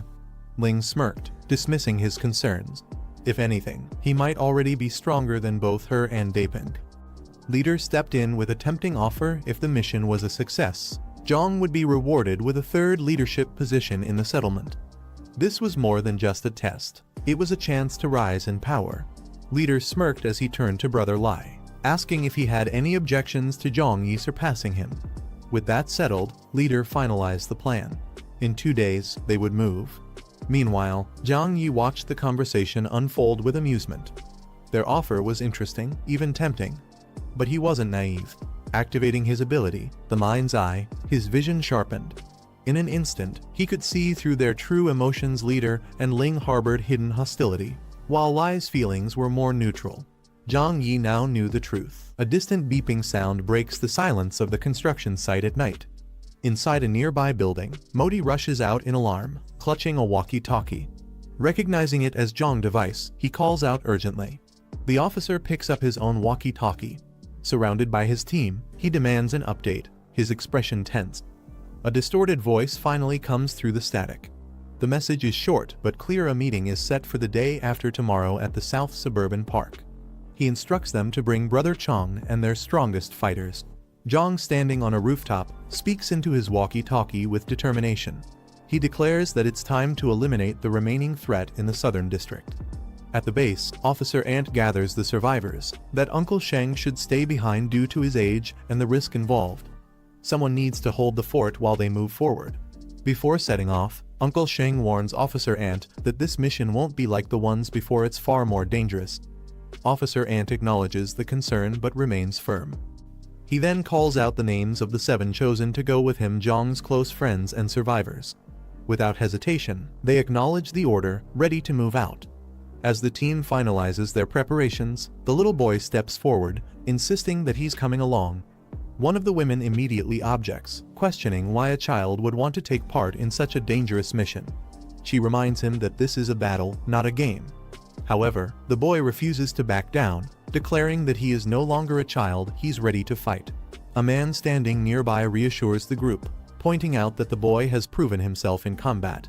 He's not just surviving, he's strong enough to stand alongside them, even against threats beyond zombies. Officer Ant considers this for a moment before agreeing. He decides it's better for the boy to gain experience early, promising to keep an eye on him during the mission. Late at night, a convoy of vehicles moves toward the designated location. The boss steps out of one of the vehicles, surveying the area. He confirms that they have arrived at the right place. Jiang surveys the area, questioning how they plan to draw out their target. Boss standing beside him, assuring him that everything is already set in motion. As Jiang scans his surroundings, a sudden realization washes over him. A glimmer catches his eye, high above one of the buildings. Officer Ant watches from a vantage point, scanning the area through binoculars. One of the team members asks if they should move in closer, but another reminds them that Zioyong had warned against approaching too soon. Keeping his focus, Officer Ant gives out orders. He instructs the team to set up ropes early and prepare to strike from the side once the operation begins. Meanwhile, Ling approaches the young boy, calling him over with a smirk. Ling calls over one of the men, who asks what she needs. Instead of answering directly, she instructs him to enter the park. He hesitates, confused. Wasn't their job just to handle the loot? Another man steps in, demanding an explanation. Ling, wearing a sly smile, reveals her plan. The creature they are after is always muttering about its son. To lure it out, they will use the boy as bait. She assures them there's no risk, the team will act the moment the creature appears. The boy won't be in danger, or so she claims. The young man hesitates, panic settling in as he refuses to be used as bait. His protests go ignored. Ling only smiles, unbothered by his fear. Footsteps echo in the distance. Before he can argue further, Boss steps in. His patience runs out, and with a harsh warning, he strikes the hesitant recruit, sending him flying through the air. The impact leaves the group momentarily stunned. The young man crashes onto the ground, groaning in pain. He struggles to move, but his body refuses to cooperate. From a distance, Officer Ant spots the commotion through his binoculars. His expression tightens. Something is happening. The squad swiftly rappels down the side of a building. Meanwhile, the injured man staggers to his feet, his breath ragged. As he limps forward, he spots shadowy figures emerging in the distance. A deep voice echoes through the trees, calling out for its son. The ground trembles as a monster emerges, shrouded in darkness. It lands with a thunderous impact, sending debris flying. The terrified recruit stares in horror, realizing he is directly in its path. His fear takes over. He doesn't want to die. The creature's eyes glow with eerie intensity. Watching from a distance, one of the team members sees their plan working. The target has taken the bait. Without wasting time, he orders the others to move in and extract the recruit before it's too late. As one of the men rushes to act, his wrist is suddenly grabbed, stopping him in his tracks. Ling reminds him of their deal. He wasn't supposed to take credit for Zhang Yi's plan. The man hesitates but ultimately backs off. Meanwhile, Jiang watches the exchange, amused, as if already expecting this outcome. Before anyone can react further, an explosion erupts in the distance, sending debris flying. The creature's tentacles lash out, ensnaring its target. The terrified recruit freezes as he is yanked into the air, his body helplessly flailing. Jiang gripping the tentacle with precise control. Before the recruit can be pulled further, another figure dashes in, grabbing hold of him mid-air. Jiang's glasses slip from his face, shattering on the ground. The creature's rage is palpable as it demands the return of its son. Recognition flickers across his face. He mutters in confusion, as if he knows who this is.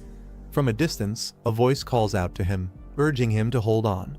As one of the men rushes forward, Boss and Ling intercept him, restraining him effortlessly. His face twists in shock. This wasn't part of the plan. He demands to know what they're doing, warning that if they don't act now, Zhang Yi will die. She mocks Zhang Yi's struggle, suggesting that his death is inevitable. Meanwhile, the monster tightens its grip on Zhang Yi, its expression filled with contempt. It expected a challenge, but instead, it sees nothing more than another weakling about to be crushed. Man realizing their betrayal had been planned from the beginning. He demands an explanation. Leader calmly steps in, saying he'll reveal the reason behind it all. Jiang interrupts, exposing their horrifying secret. He knows they've been eating people. Man is left shocked, struggling to process what he just heard. As soon as the truth is revealed, gunfire suddenly erupts, catching Leader, Ling and Man off guard. They spot the attackers and realize it's an ambush. Jiang's squad opens fire relentlessly, bullets flying across the scene. At the same time, Jiang's group rushes toward the chaos, determined and armed, ready to help. One of Jiang's teammates, holding a Molotov cocktail, shouts that they've come to back him up. One of Jiang's group members hurls a Molotov cocktail straight at the enemy. The bottle smashes mid-air, scattering flames across the area. The explosion engulfs the man, but he stands there unfazed, his body burning, revealing his eerie and emotionless face. As the fire reflects in his eye, he spots the boy and suddenly recognizes him. He stares in shock, uttering the boy's name in disbelief. He stares at the boy, calling him his son. Jiang, standing beside him, watches silently as the creature seems confused. Meanwhile, the boy is furious, shocked at how powerful the creature is. Enraged by the insult, the zombie roars back, warning them not to speak nonsense. Jiang's teammate steps in, alerting everyone that this creature isn't an ordinary zombie, it's something far more dangerous. Suddenly, Ming from Jiang's team charges forward, leaping straight toward the enemy at high speed. Tentacles burst from the enemy's back, slamming into the ground and launching attacks as the fight intensifies. Meanwhile, Leader Ling and Man observe from behind cover. They're stunned, realizing another mutant has entered the fight. Ling watches in disbelief as she notices something strange. The mutant isn't attacking the humans, it's actually fighting alongside them. Jiang's teammate charges into battle, but is quickly surrounded by a flurry of sharp black tentacles. They coil around him, blocking his movements and leaving him vulnerable. For a moment, he glares through the darkness, determined to fight back. With a burst of strength, he slashes through the tentacles mid-air. Just when he thinks he's gained the upper hand, another tentacle launches straight toward him, and someone nearby shouts out a warning. Jiang's teammate tries to fight off a powerful tentacle strike, but he's hit hard and thrown off balance. The zombie towers above him, its tentacles spreading wide and closing in. Jiang, already restrained by the monster's tendrils, mocks his teammate, saying he's finally met his match. Leader watches from a distance, surprised Jiang still has the nerve to joke even while being held captive. As Jiang calmly breaks free from the tentacles, everyone watches in shock. Those were the main mutant's real limbs. One of the survivors suddenly realizes something and tries to get everyone's attention. He points out that Jiang was just called by name Jiang Zioyang. Leader is confused, asking why that matters. Ling recalls hearing that the leader of the Tea Leaf base was also named Jiang Zioyang. Another teammate confirms it. They're sure Jiang is that same person. Leader grits his teeth in frustration, realizing they've been completely outplayed by Jiang. Ling puts the pieces together, concluding that this entire group must be the main fighting force of that survivor base. Meanwhile, Jiang's team stays alert, surrounding the area and aiming at the enemies through the trees. Ling narrows her eyes, noting that even the backup members are well coordinated and dangerous. Jiang's group continues to impress. One of them is nearly as strong as Lai Cheng, and they're all armed with powerful weapons. Among them, Jiang stands out as the most dangerous. Ling corrects herself, calling him by his full name Jiang Zioyang. She also takes note of the mutant fighting alongside them, whose strength rivals even the tentacle monster. Realizing the odds, Ling admits that even if they force a win, it would cost them heavily, a mutual defeat at best. Her teammate asks in frustration what they should do now. Ling suddenly comes up with a plan. She orders Leader to distract Jiang's group while she makes her move and demands full protection. Leader agrees without hesitation and charges into action, axe in hand. At the same time, a high-speed projectile is launched toward the battlefield, flying like a flaming spear aimed at its target. The attack is fast, intense, and clearly part of Ling's calculated strategy. The flaming projectile crashes into a tree near Jiang's group, triggering a massive shockwave and debris explosion. The area gets completely clouded with smoke and dust as the impact shakes the ground. One of Jiang's teammates grows cautious, realizing the enemy is intentionally disturbing the environment, but unsure of their real goal. Suddenly, Ling charges out of the haze, making a direct move toward the boy, catching him off guard. Just as Ling charges at the boy, one of his teammates jumps in to protect him, blocking the path. But before he can react, Ling strikes him with full force, her power overwhelming. It becomes clear to everyone that she's an evolved human. The ground cracks beneath her as she lands, shocking the boy with her strength. Ling now towers over him confidently, her presence intimidating as she prepares to take control of the situation. Ling lifts the boy effortlessly off the ground, declaring him her target. The others are shocked, but she stays focused, determined to take him as a hostage. The boy struggles and yells back, refusing to be used and vowing not to surrender. Ling, amused by his resistance, smirks and admits he's got more fight in him than she expected. The boy tries to fight back and lands a punch on Ling, but it barely phases her. Suddenly, the zombie roars out, seeing the boy in danger and calling him son again. Furious, the mutant charges toward them, but before he can reach, Jiang's ally jumps on his back, grabbing him by the neck. Ming silently prepares to attack, releasing a cold breath as he focuses. Jiang calmly signals the masked fighter to release the mutant, saying there's no need to hold him anymore. The fighter looks confused, but Jiang explains the mutant was ready to go all out, and provoking him now would only escalate things. Meanwhile, Ling tightens her grip on the boy, threatening to hurt him if Jiang's group doesn't drop their weapons. As both sides are locked in a standoff, officer steps forward and offers himself in place of the hostage. Ling, holding the kid, smirks at his reaction. Seeing their desperation only confirms to her that she picked the right hostage. Officer clenches his fists in frustration.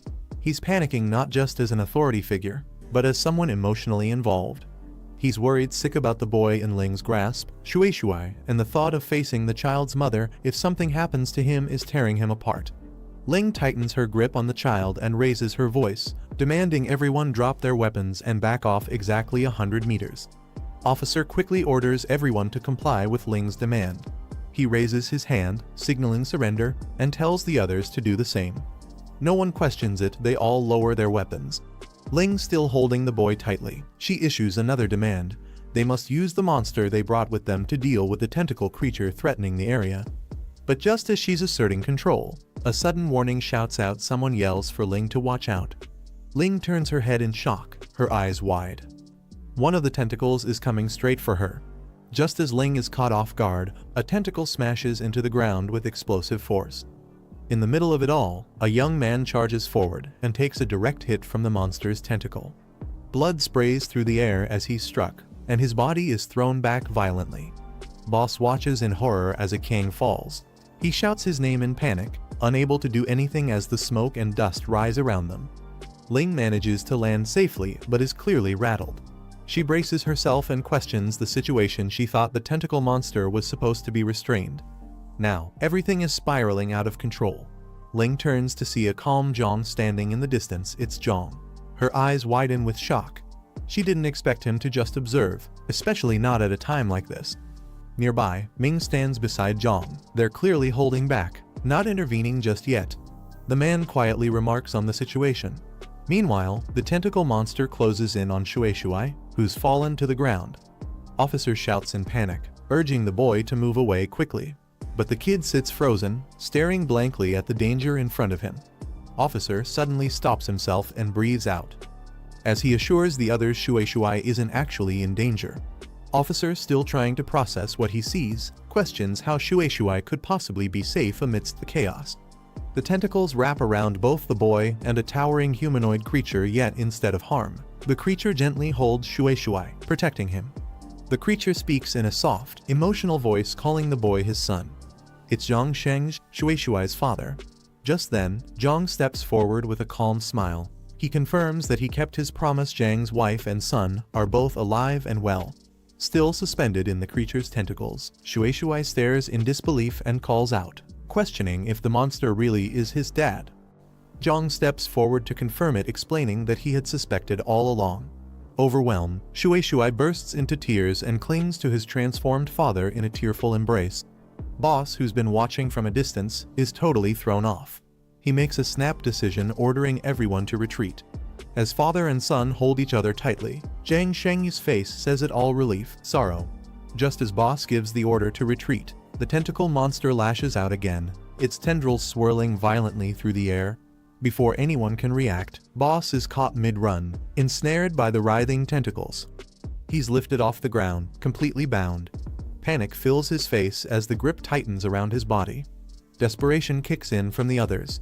They rush forward, someone shouting to cut the tentacles quickly before it's too late. Boss turns his head and angrily yells at Ling, demanding she help him. Ling doesn't look back. She's already dashing away at full speed. Boss realizes too late she's not coming to save him. Furious, he screams that she's betrayed him. Ling justifies her choice. Even if they fought together, she admits, they probably couldn't defeat the tentacle monster, especially not with Jiang's group watching. But just as she's thinking that, something catches her attention. Just as Ling tries to make her escape, a tentacle wraps tightly around her leg mid-air. She's slammed hard into the ground. The impact is brutal, cracks spider across the pavement beneath her.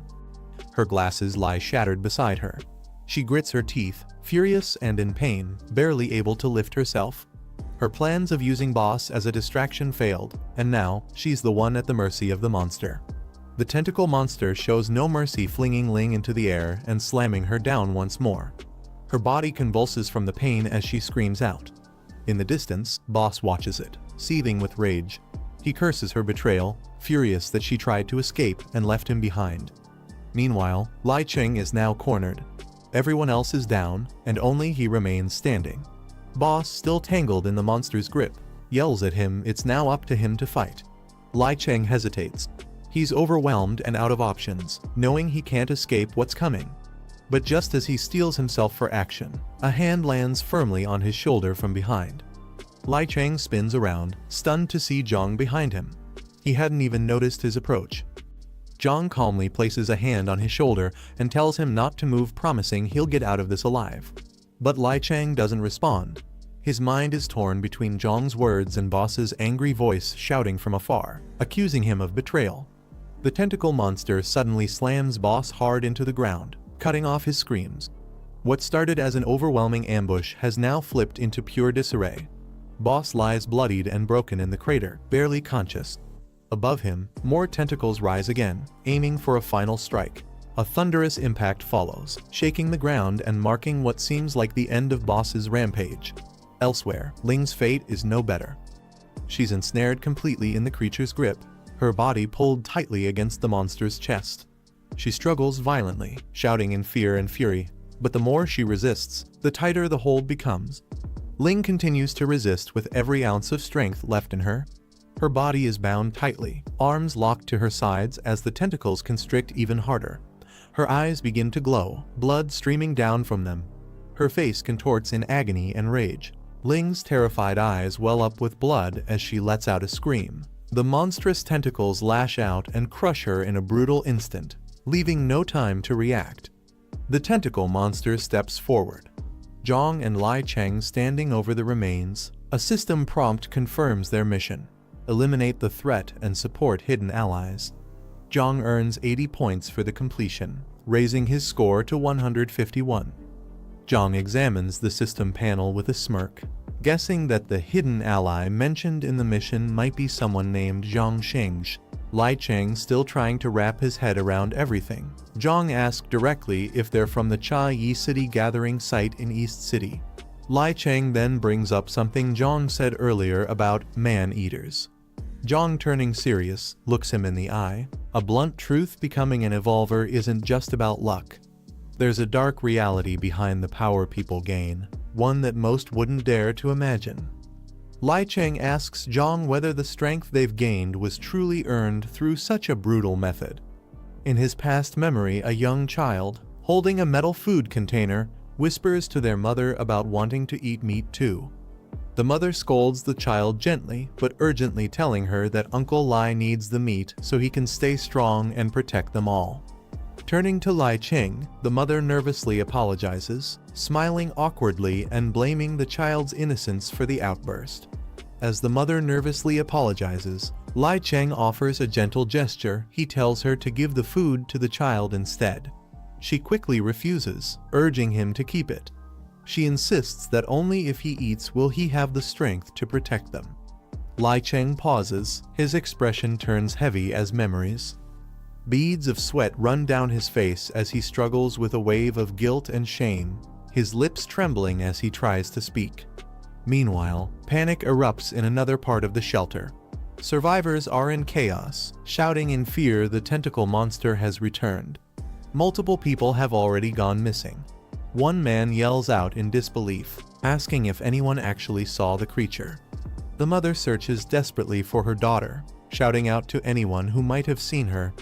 Elsewhere, Lai Cheng is overcome with a wave of nausea. The weight of everything what he's eaten, what it meant, finally hits. He collapses to the ground, violently throwing up as Jiang stands silently behind him watching. The next moment, Lai Cheng's expression changes. His eyes burn with fury. With explosive speed, Lai Cheng launches himself forward, his body surging with power. He screams in agony, her bloodied face twisted in terror as something unspeakable consumes her. Lai Cheng is kneeling, completely covered in blood and filth. But then his expression twists with rage. He turns toward Jiang and the others, shouting angrily. He accuses them, demanding to know if they too gained their power by eating human flesh. One of Jiang's allies steps forward, offended by Lai Cheng's accusation. He snaps back, insisting they're not like the monsters who devour humans for power. Jiang follows up calmly, reassuring Lai Cheng that their group has access to better knowledge, ways to grow stronger without crossing that moral line. As he speaks, he pulls out a glowing red crystal. Lai Cheng, still catching his breath, watches as Jiang tosses the crystal toward him. He catches it, staring at the strange item in his blood-stained hand. Jiang explains that this is a mutant core, an item that can be harvested from zombies or other evolvers. Though not as potent as human flesh, it's far safer and has no side effects. The message is clear: there is a choice, and not everyone gave in to the darkness. Lai Cheng, covered in blood, sits on the ground while Jiang questions him about any side effects he might be experiencing. Lai Cheng admits there's been a change after mutating. He's found it harder to control his emotions, and violence now excites him unnaturally. Jiang responds seriously, telling him that it's too late to reverse the mutation, but if Lai Cheng stops consuming human flesh now, it could at least prevent his violent urges from worsening. As the conversation ends, Jiang shifts his attention toward Shui, who is clinging tightly to Tentacle Monster standing beside him. The Tentacle Monster looks directly at Shui, asking if he's still capable of speaking rationally. Jiang steps in, trying to reason with him, but the monster snaps, accusing Jiang of trying to outsmart him or play games. Jiang stammers, trying to explain himself, but it only worsens the situation. Jiang quickly raises his hand. With a smile, he assures the monster that he understands his message loud. Jiang observes the tentacle monster's behavior and notes that, like Chongqing, its transformation hasn't fully overtaken its mental clarity, even though the language center seems affected. Still, he decides it's best for now that the monster and Shui return to the base, partially to prevent any further issues, and partially because the situation already feels a bit unstable.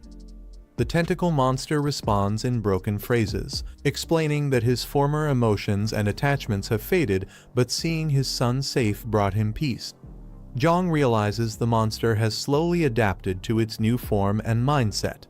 When Jiang explains that what the monster just expressed is called peace of mind, the monster lights up, enthusiastically praising Jiang's intelligence with childlike excitement. Meanwhile, Lai Cheng stands tall again, saluting Jiang. Jiang smiles and tells him that now that the threat has been cleared, the remaining people from the Zifeng Steel camp will need someone to lead them, and Lai Cheng is the one best suited for it. Lai Cheng immediately refuses the offer to lead the steel plant survivors. He insists that someone like him, someone who has consumed human flesh, shouldn't be trusted with power. Jiang remains silent for a moment, thinking. Then he makes a new proposal. He suggests Lai Hongli take over leadership of the Zifeng Steel base. The others agree without hesitation. Ong then calmly tells Lai Cheng to accompany him back to Chiayi City. Lai Cheng stands still as Jiang reassuringly places a hand on his shoulder. Jiang places a reassuring hand on Lai Cheng's shoulder and tells him that the darkness within his heart, the burden he's carrying, doesn't have to be his alone anymore. In a neighboring city, specifically the outskirts of S City, the environment is overgrown and abandoned, tall buildings swallowed by vegetation. Suddenly, the silence is broken by distant cries for help. A group of survivors is seen running in panic, being chased by monsters. Among them, one man tries to run toward the chaos to save someone, but another grabs him and yells that it's already too late. The person they're trying to save is beyond rescue. One of the survivors has fallen behind, crawling helplessly as a group of terrifying monsters looms behind him. His friend screams his name in horror and tries to run toward him. As the fallen man desperately calls for help, thick vines suddenly shoot out of the ground and start wrapping around him. The monsters rush in, and chaos erupts inside a cloud of green mist. Screams and bone-crunching sounds. This is the end of the video. If you guys want to see the next part, then don't forget to subscribe and like the video.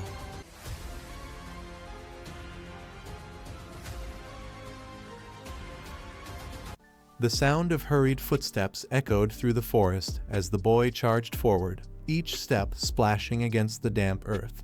His movements were quick and focused, showing no hesitation as he closed the distance to his target. With cold determination in his eyes, he lifted his weapon. A faint glow reflected off the blade as he twisted his body, gathering strength for a single, precise strike. The tension in the air grew heavier, and even the faint rustling of the leaves went silent. In a blur of motion, he swung. The weapon sliced cleanly through the creature, sending it flying backward with a burst of dark mist and a sharp cry. The sheer force behind the blow revealed just how skilled he had become, every strike calculated, every move deliberate. His ally, witnessing the power of that attack, froze in disbelief. Eyes wide and breath trembling, he could barely find the words, muttering in shock at the overwhelming strength displayed right before him. The boy stood firmly as the strange creature hit the ground with a heavy thud, its body twitching violently from the impact. For a brief moment, the purple mass lay still, but soon it began to squirm and pulse again, revealing it wasn't defeated yet. Suddenly, it shot upward, slithering away at high speed. Shocked, the boy tightened his grip and muttered in disbelief, realizing the monster could actually move that fast. Behind him, his companion shouted, urging him not to let it escape. He reminded Jiang that letting such a creature mock him in battle would be unacceptable. The creature shot forward like a blur, its tentacles whipping through the air with deadly speed as it tried to make its escape. But before it could get far, the blue-skinned warrior intercepted, his sharp instincts kicking in as he lunged toward it. The tentacles struck wildly, but he stood his ground. With immense strength, he caught one of the thrashing limbs mid-air, muscles tightening as he prepared to counter. In one swift motion, he swung the creature back toward the ground, the impact echoing through the forest as both the boy and the warrior watched its body crash with a heavy thud. The creature slammed into the ground with a thunderous impact, shaking the earth beneath their feet. Both the boy and his blue-skinned companion watched as cracks spread across the dirt. Moments later, a strange green mist began to leak from the creature's body, quickly spreading through the air and covering the clearing in a thick haze. The boy instinctively took a breath and paused, his expression shifting as he caught the scent. It was unexpectedly sweet, almost pleasant, completely opposite of what he expected from a monster. But then, his eyes widened sharply. Something about the smell wasn't right. Realization struck him as the faint sweetness turned unsettling, hinting at hidden danger. The boy narrowed his eyes, realizing the green smoke had an unusual, sweet fragrance. His instincts warned him that it wasn't natural, it was likely dangerous. He muttered a quiet warning to stay alert. Suddenly, the mist thickened, and his surroundings began to fade. When he looked around, the others were gone. The forest had fallen silent. Confused, he called out, wondering where everyone had disappeared. A wave of distortion washed over his vision, colors twisting and blending in unnatural patterns. His mind felt heavy, his body reacting as if trapped in a hallucination. The other man staggered, clutching his head as the world spun around him. His voice trembled in confusion as he asked what was happening, unable to shake off the strange, dizzying sensation overtaking him. The man called out to his companions, confusion written across his face as they stood motionless, their expressions blank. He tried to snap them out of it, asking what was wrong, but none of them responded. A sudden rustling broke the eerie silence from the bushes nearby, catching his attention. He turned toward the sound, tense and alert. His eyes widened in shock as he spotted a dark figure emerging slowly from the dense foliage. His voice rose in disbelief, struggling to process what he was seeing. From the shadows, a woman appeared and shouted his name, her voice filled with panic, warning him just as something ominous began to stir deeper within the forest. The man froze for a moment, disbelief flashing across his face as he recognized the voice. His eyes widened as he turned toward it, heart pounding. When he saw her, relief and shock collided. He shouted her name, unable to believe she was still alive after everything that had happened. The woman urgently waved him over, warning that the area he was standing in was dangerous. She called out that everyone else was with her and urged him to come quickly. Without hesitation, he started running toward her voice, shouting that he was on his way, completely unaware that something ominous waited deeper within the mist. Under the dark night sky, the group stood on a high platform overlooking the industrial zone below. The air was thick with tension, and an eerie silence hung over them. One of the muscular men pointed toward the distance, his eyes glowing faintly as he spoke with a twisted sense of excitement, claiming that their target was there. Another man beside him growled hungrily, saliva dripping from his mouth as he muttered about human flesh pure and untouched, his voice trembling with feral anticipation. A sudden crimson haze enveloped the scene. The others below were caught off guard, shouting for them to calm down as the bloodlust in the air began to spiral out of control. Under the moonlit sky, The group sprinted across the rooftop with inhuman speed, their eyes burning with hunger. One of them cursed loudly, struggling to contain his growing rage. The man at the front suddenly snapped, his face twisting into madness.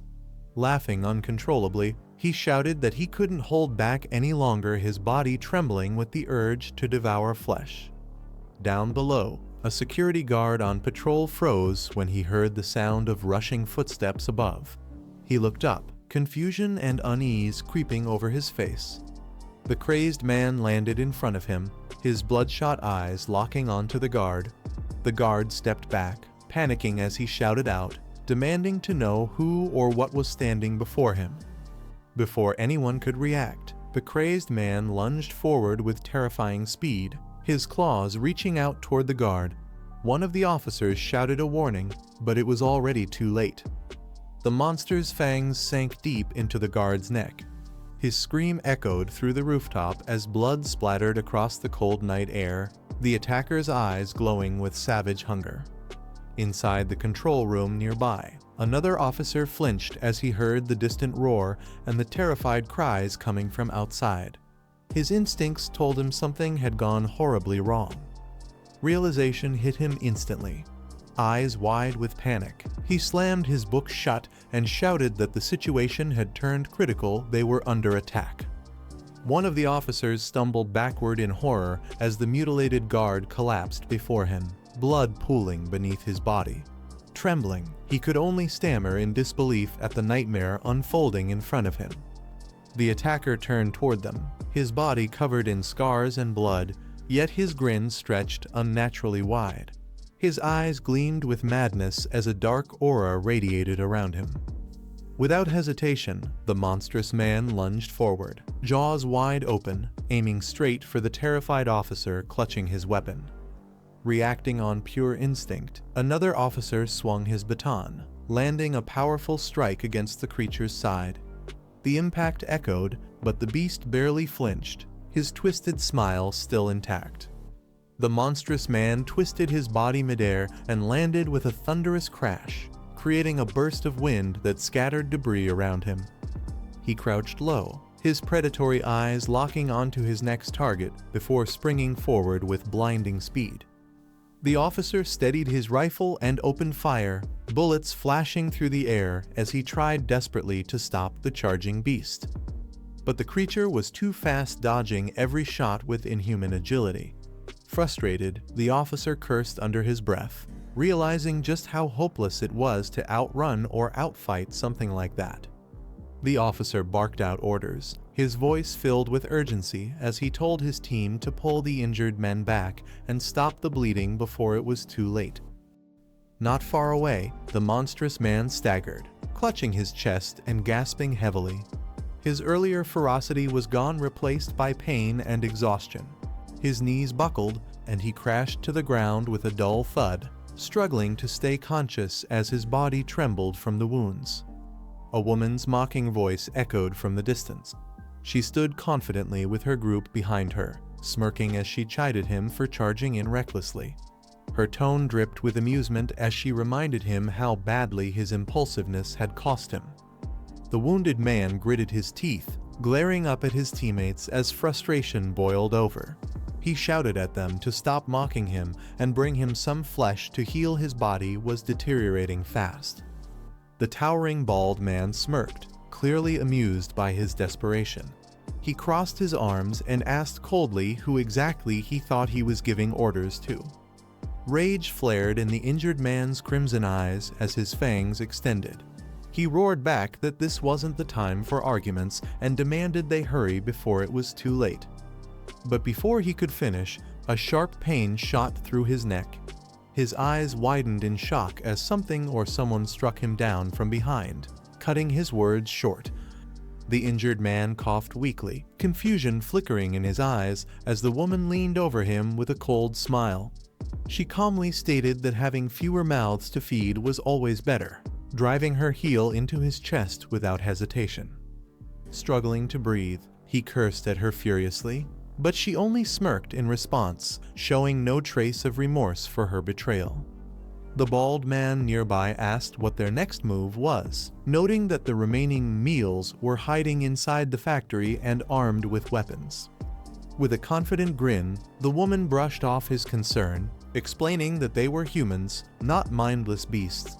Her voice dripped with cunning as she suggested the simplest plan: just walk right through the front door. The man feels disoriented, saying he feels like he's floating. The woman urgently tells him not to hesitate and to move quickly. Her expression turns serious as she yells for him to come closer. He responds, panicking but trying to follow her. A sudden light streaks through the air, moving at incredible speed toward them.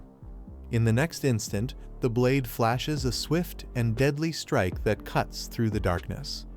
The woman falls lifelessly to the ground, the impact echoing through the forest. The man screams her name in agony, his voice filled with disbelief and sorrow.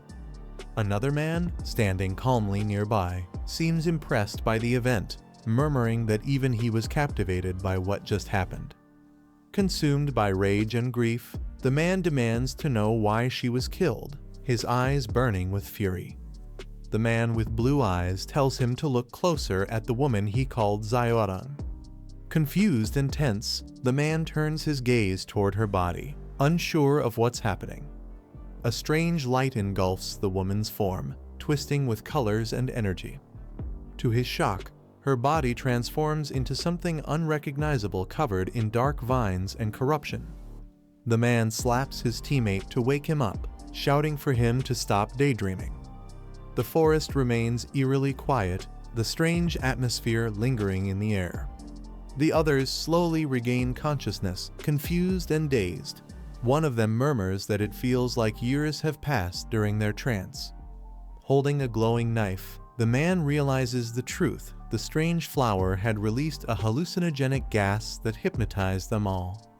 One of the men asks what he's doing as the main character examines the strange vine-covered remains. He calmly replies that he's checking if the creature has a mutant core. After a closer look, he realizes it isn't the real body, just a puppet or shell. He notices the vines stretching deep into the ground, concluding that the real body must be hidden far away. Suddenly, something catches his attention, and his eyes widen in shock as he senses something unexpected. He notices something moving on the ground and bends down to take a closer look. Pulling it out, he realizes it's some kind of strange root or organ from the creature. It looks like a nutrient storage organ, almost like a potato or taro. Thinking it could be useful, he decides to pack it up, guessing it might even be edible. The main character asks if anyone knows more about these strange plant creatures. Zhu Xingkai admits they're dangerous and eat anything alive, but says an expert named Old he might know more. He explains that before escaping, Old he was hiding in the same high-rise building as them, though he's unsure if the man is still alive. The main character decides firmly they need to find Old he. As night falls, the moon rises, marking the start of their next mission. A woman is seen breathing heavily, clearly exhausted and struggling to keep her balance. As she takes another step, her heel slips against the edge of the rooftop. She loses her footing and falls, screaming in shock as she plummets downward. A man nearby notices the sudden noise and turns sharply, his eyes widening in surprise. The men spot a woman sitting weakly on the ground and rush toward her, shouting for her to wait. She looks exhausted but manages to stay conscious, her expression faint and unsteady. One of them insists on reporting the situation, but the other argues that helping her comes first before she becomes zombie bait. Kneeling beside her, he reassures her that she's safe now as she weakly pleads for help. A group stands near an old car under the night sky, watching something unfold from afar. One of the muscular men smirks, impressed, commenting that she's really good at what she does. But his confidence shifts when something unexpected happens. Her high heel flies toward him. The woman smiles darkly, her tone seductive yet chilling, saying she's not just good, she's even better. The woman leans in close, her expression turning sinister as she grips the man tightly, her intentions unclear. Meanwhile, another group travels through a thick forest. One of them notices how dark it's become, even though evening has only just started. The leader asks how much farther they have to go. His companion reassures him they're almost there. Suddenly, someone shouts Zinkai's name, catching everyone off guard as tension fills the air. While walking through the deserted area, the group spots a woman peeking from behind a wall. One of them recognizes her and calls out, "Aunt Yang?" But then he hesitates, realizing something feels off about her presence. He rubs his eyes, unsure if what he's seeing is real or just another illusion. The leader calmly assures him that this time it's no hallucination, they didn't inhale the hallucinogenic gas, meaning these are real people. Tensions rise as the group argues. One man scolds another for taking unnecessary risks, while frustration builds among them. Another shouts in anger, refusing to stand by and watch Zhu Zinkai get consumed by the monsters. Someone else warns that it's too late, the real Zinkai might already be gone. An older woman steps forward, her expression fierce. She commands everyone to stop arguing and prepare for battle. With a sharp countdown, she leads the charge. The group rushes forward together, ready to attack. As the tension peaks, the leader steps forward, telling everyone to calm down before things spiral out of control. But the chaos erupts. Arrows fly through the air as the attackers charge without hesitation. The leader and his team hold their ground, the arrows landing harmlessly around them. With determination in his voice, he shouts again, demanding everyone to stop and regain their composure before it's too late.